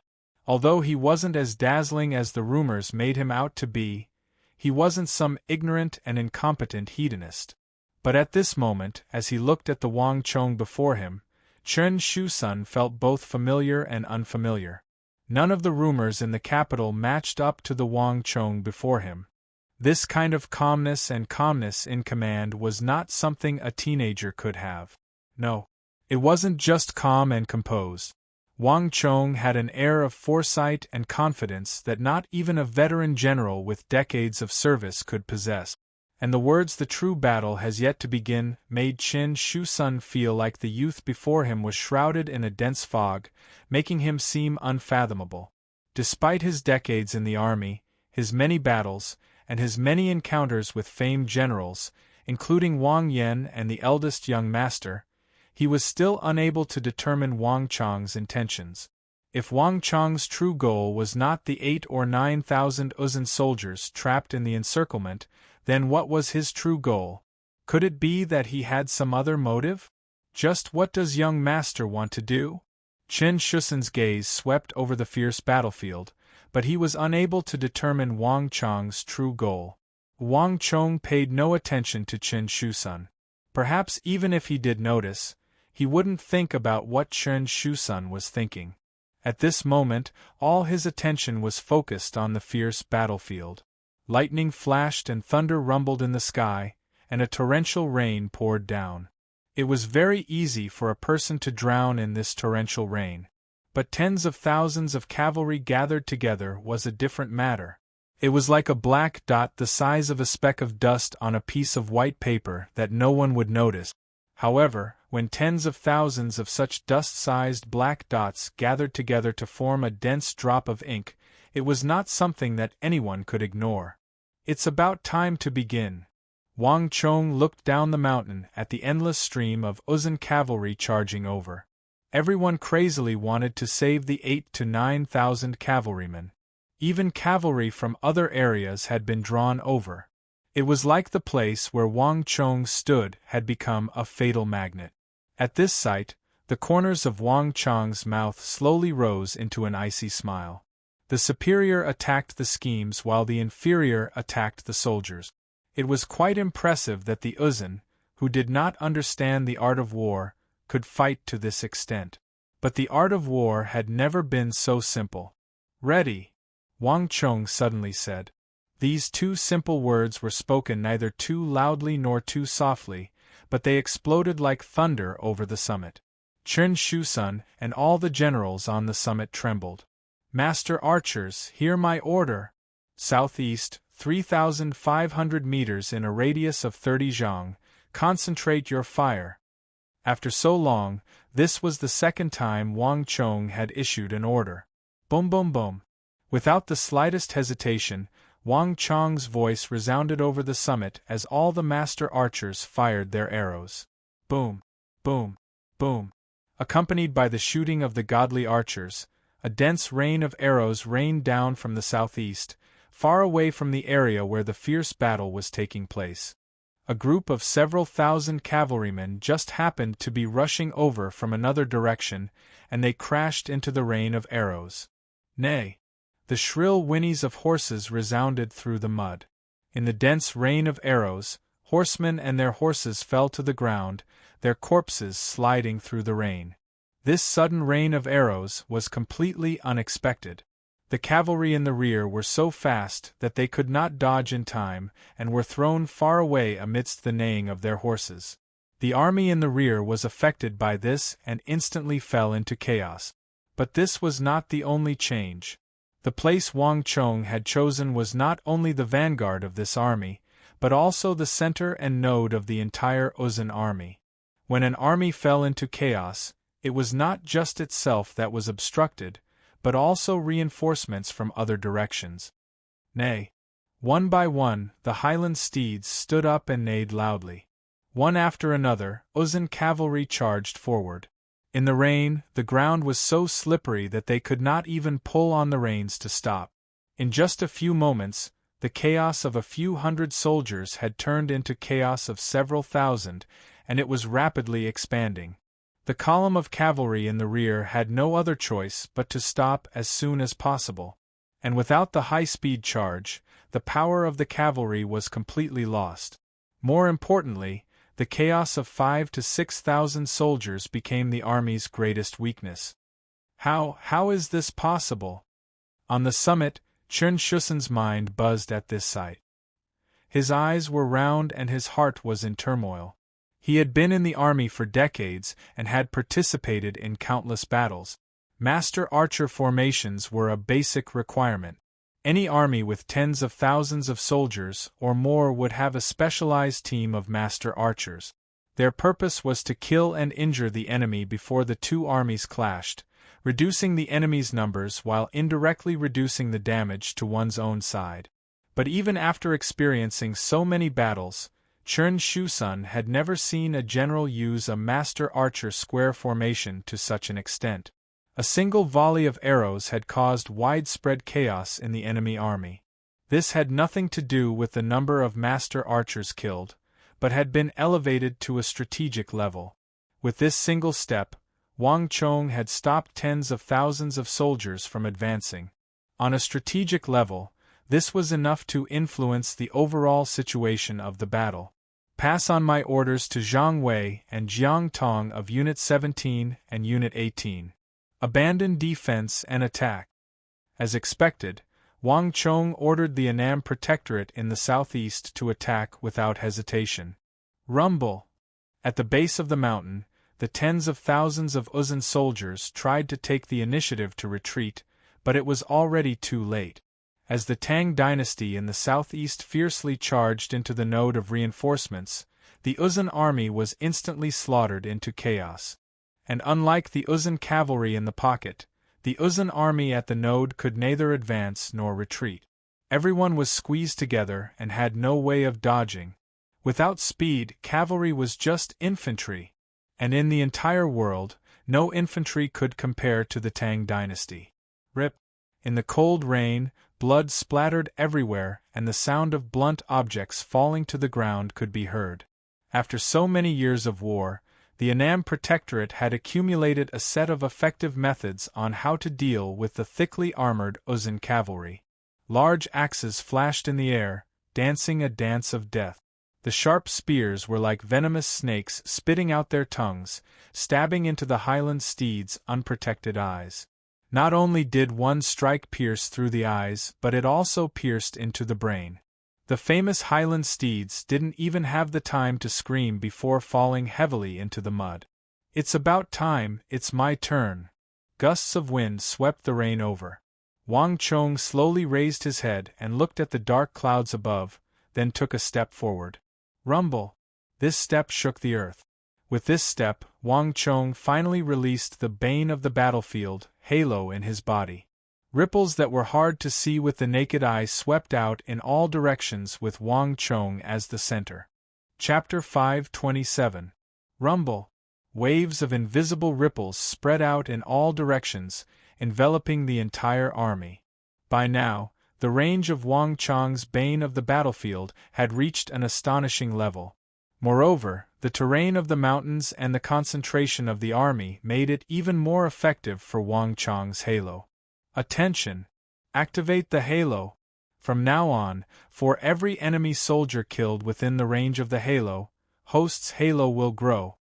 In a flash, a familiar voice suddenly rang in his ears.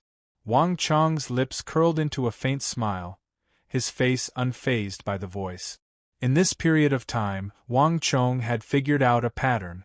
If he wanted to gain strength through battle, he had to become the commander-in-chief of an army, and he had to be the commander of an army that belonged entirely to him. The other method was to spread the halo. The range of the halo would weaken the strength of the enemy, equivalent to him personally participating in the battle. Thus he could also gain strength through battle. Buzz!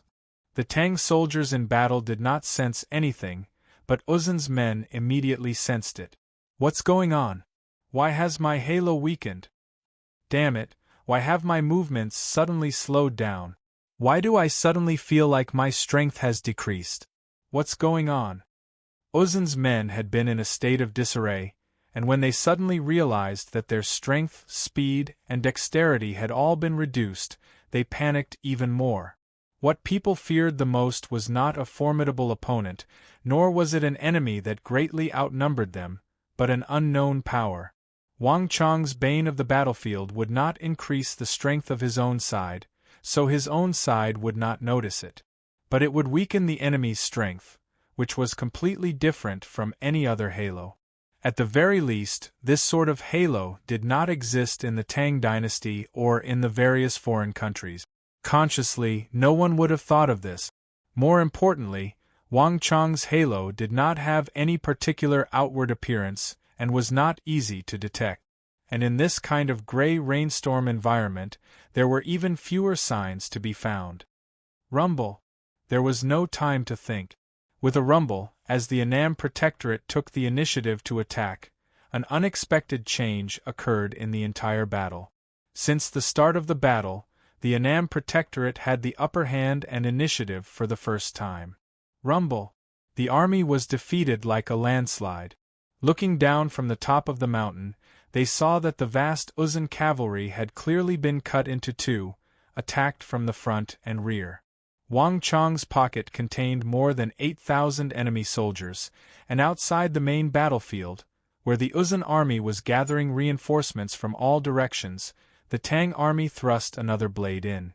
What was even worse was that the wave of arrows that Wang Chong had directed the sharpshooters to shoot had caused chaos at the node and indirectly obstructed a large portion of the army in the rear. As a result, even though the Uzun cavalry had an astonishing number of cavalry, they were unable to unleash their full power when they were blocked by the front. Nay! The war horses roared, and the Highland steeds fell to the ground, neighing miserably. The axemen in the Tang army were often able to chop down these Highland steeds with a single swing of their axes. Another Uzun soldier swung his blade, but he was sent flying by a single punch from another Tang soldier. In terms of individual strength, the Tang army was unstoppable, unable to withstand even a single blow. For some reason, the valiant and ferocious Uzun soldiers seemed to have suddenly dropped in strength. Unbelievable! When did I become so strong? A soldier with a shield stared at his own fist in shock. In all his years of fighting in Lion City, he had never seen an Uzun soldier fall from his horse with a single punch. Ha ha, the Uzun soldiers are only SOSO. A spearman watched as his spear pierced through a chink in his opponent's armor, the tip of the spear emerging from his horse's head and stabbing into his opponent's neck. He didn't understand what had just happened, but the usually fast and nimble Uzun soldiers had suddenly slowed down. The spearman could only watch as his opponent's scimitar brushed past him by half a step, allowing his spear to pierce through his opponent's body. No matter what had happened, there was no doubt that he had succeeded. Similar things were happening all over the battlefield. The strength of the Annam Protectorate and the Uzun soldiers had originally been about the same, but at this moment, the Annam Protectorate had clearly gained the upper hand and was suppressing their enemy. Ha ha ha, brothers, kill! The time for our Annam Protectorate to take revenge has come. Kill! Battle cries resounded through the world. The gloominess of the Annam Protectorate was swept away, and everyone's spirits were roused. The soldiers with shields, sabers, axes, and spears all advanced in unison. Something's wrong. The Tang army had not yet sensed anything, but the Uzun generals immediately sensed it. Amidst the vast army of Uzun cavalry, A strong-looking general with bright eyes widened as he subconsciously looked toward the summit. Wang Chong's bane of the battlefield had not only affected the northeast region, but the entire battlefield. In that moment, he could clearly sense that the strength of his subordinates had greatly weakened. But Wang Chong's bane of the battlefield had no effect on generals, so not even he could determine what had happened. What's going on here? What's going on? His bright eyes swept across the battlefield and scanned one round.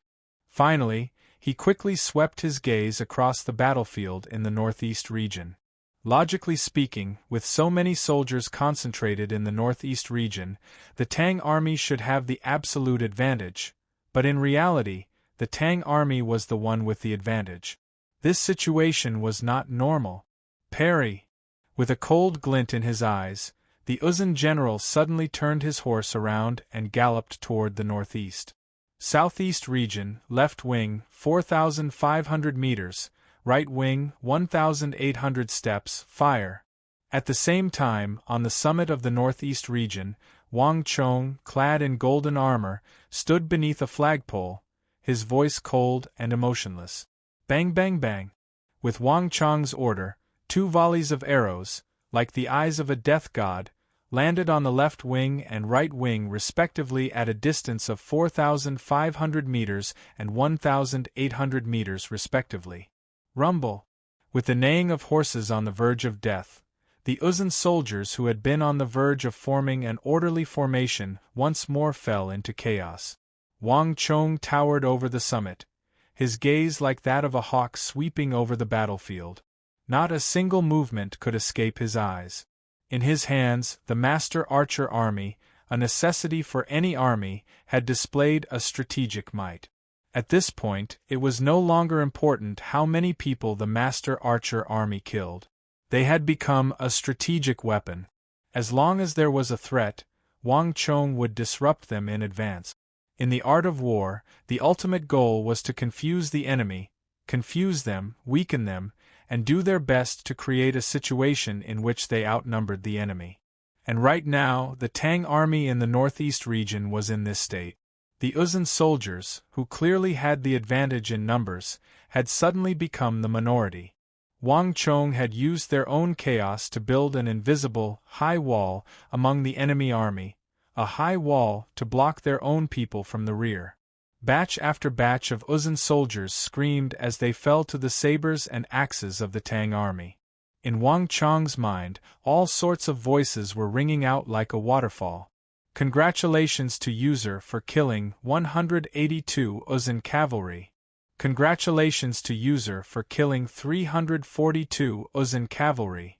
Congratulations to user for killing 687 Uzun cavalry. Congratulations to user for killing 1,344 Uzun cavalry.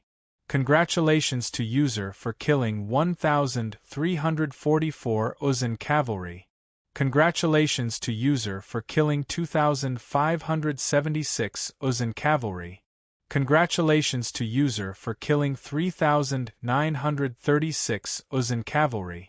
Congratulations to user for killing 5,722 Uzun cavalry. Congratulations to user for killing 7,549 Uzun cavalry.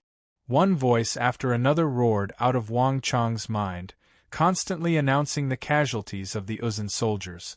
This was not an even increase, but an exponential one. In a short period of time, the casualties of the Uzun soldiers reached an astonishing rate. The wind howled on the mountaintop. With each death of an Uzun soldier, a stream of energy poured into Wang Chong's body from the surrounding void. Wang Chong had already reached Tier 9 of the true martial realm, but now he was showing signs of advancing toward the peak of Tier 9. If he advanced further, all the halos would merge into one, forming a large halo of thorns. That would be the profound martial realm. Welcome to my official WeChat account and Weibo. Just search for Huang Fuqi. There's a lot of content not found in novels there. Incredible, incredible! On the mountaintop, Chen Shusun and the other generals were filled with excitement, completely stunned by this scene. Although they were not like Wang Chong, who could know the casualties of the Uzun soldiers at any time, looking down from the mountaintop, they could completely see what was happening on the battlefield. Defeat was like a landslide. That was exactly what was happening on the battlefield. Although the Uzun had the advantage in numbers, they were no match for the Annam Protectorate. In the pocket that Wang Chong had set up, large numbers of Uzun soldiers were falling like harvested straws. On the other side of the battlefield, the Annam Protectorate was like a sharp sword stabbing straight into the heart of the enemy, making it impossible for the enemy to stop it. If the Uzun could be described as a vast ocean, then the Annam Protectorate was a rock in that vast ocean. Although it appeared to be the weaker side, it was in fact the one with the upper hand. Great, this is great! Chen Shusun clenched his fists, his face flushed with excitement. Even the other guards and generals around the flagpole looked at Wang Chong with completely different expressions. When Wang Chong had first taken over the army, everyone had been skeptical, including Chen Shusun. But at this moment, looking at the battle at the foot of the mountain, there was no longer any doubt. I really didn't expect the young master to be so accomplished in the art of war. Even if the eldest young master were here, awake, he would still be far inferior. The army is saved. Chen Shusun was overjoyed.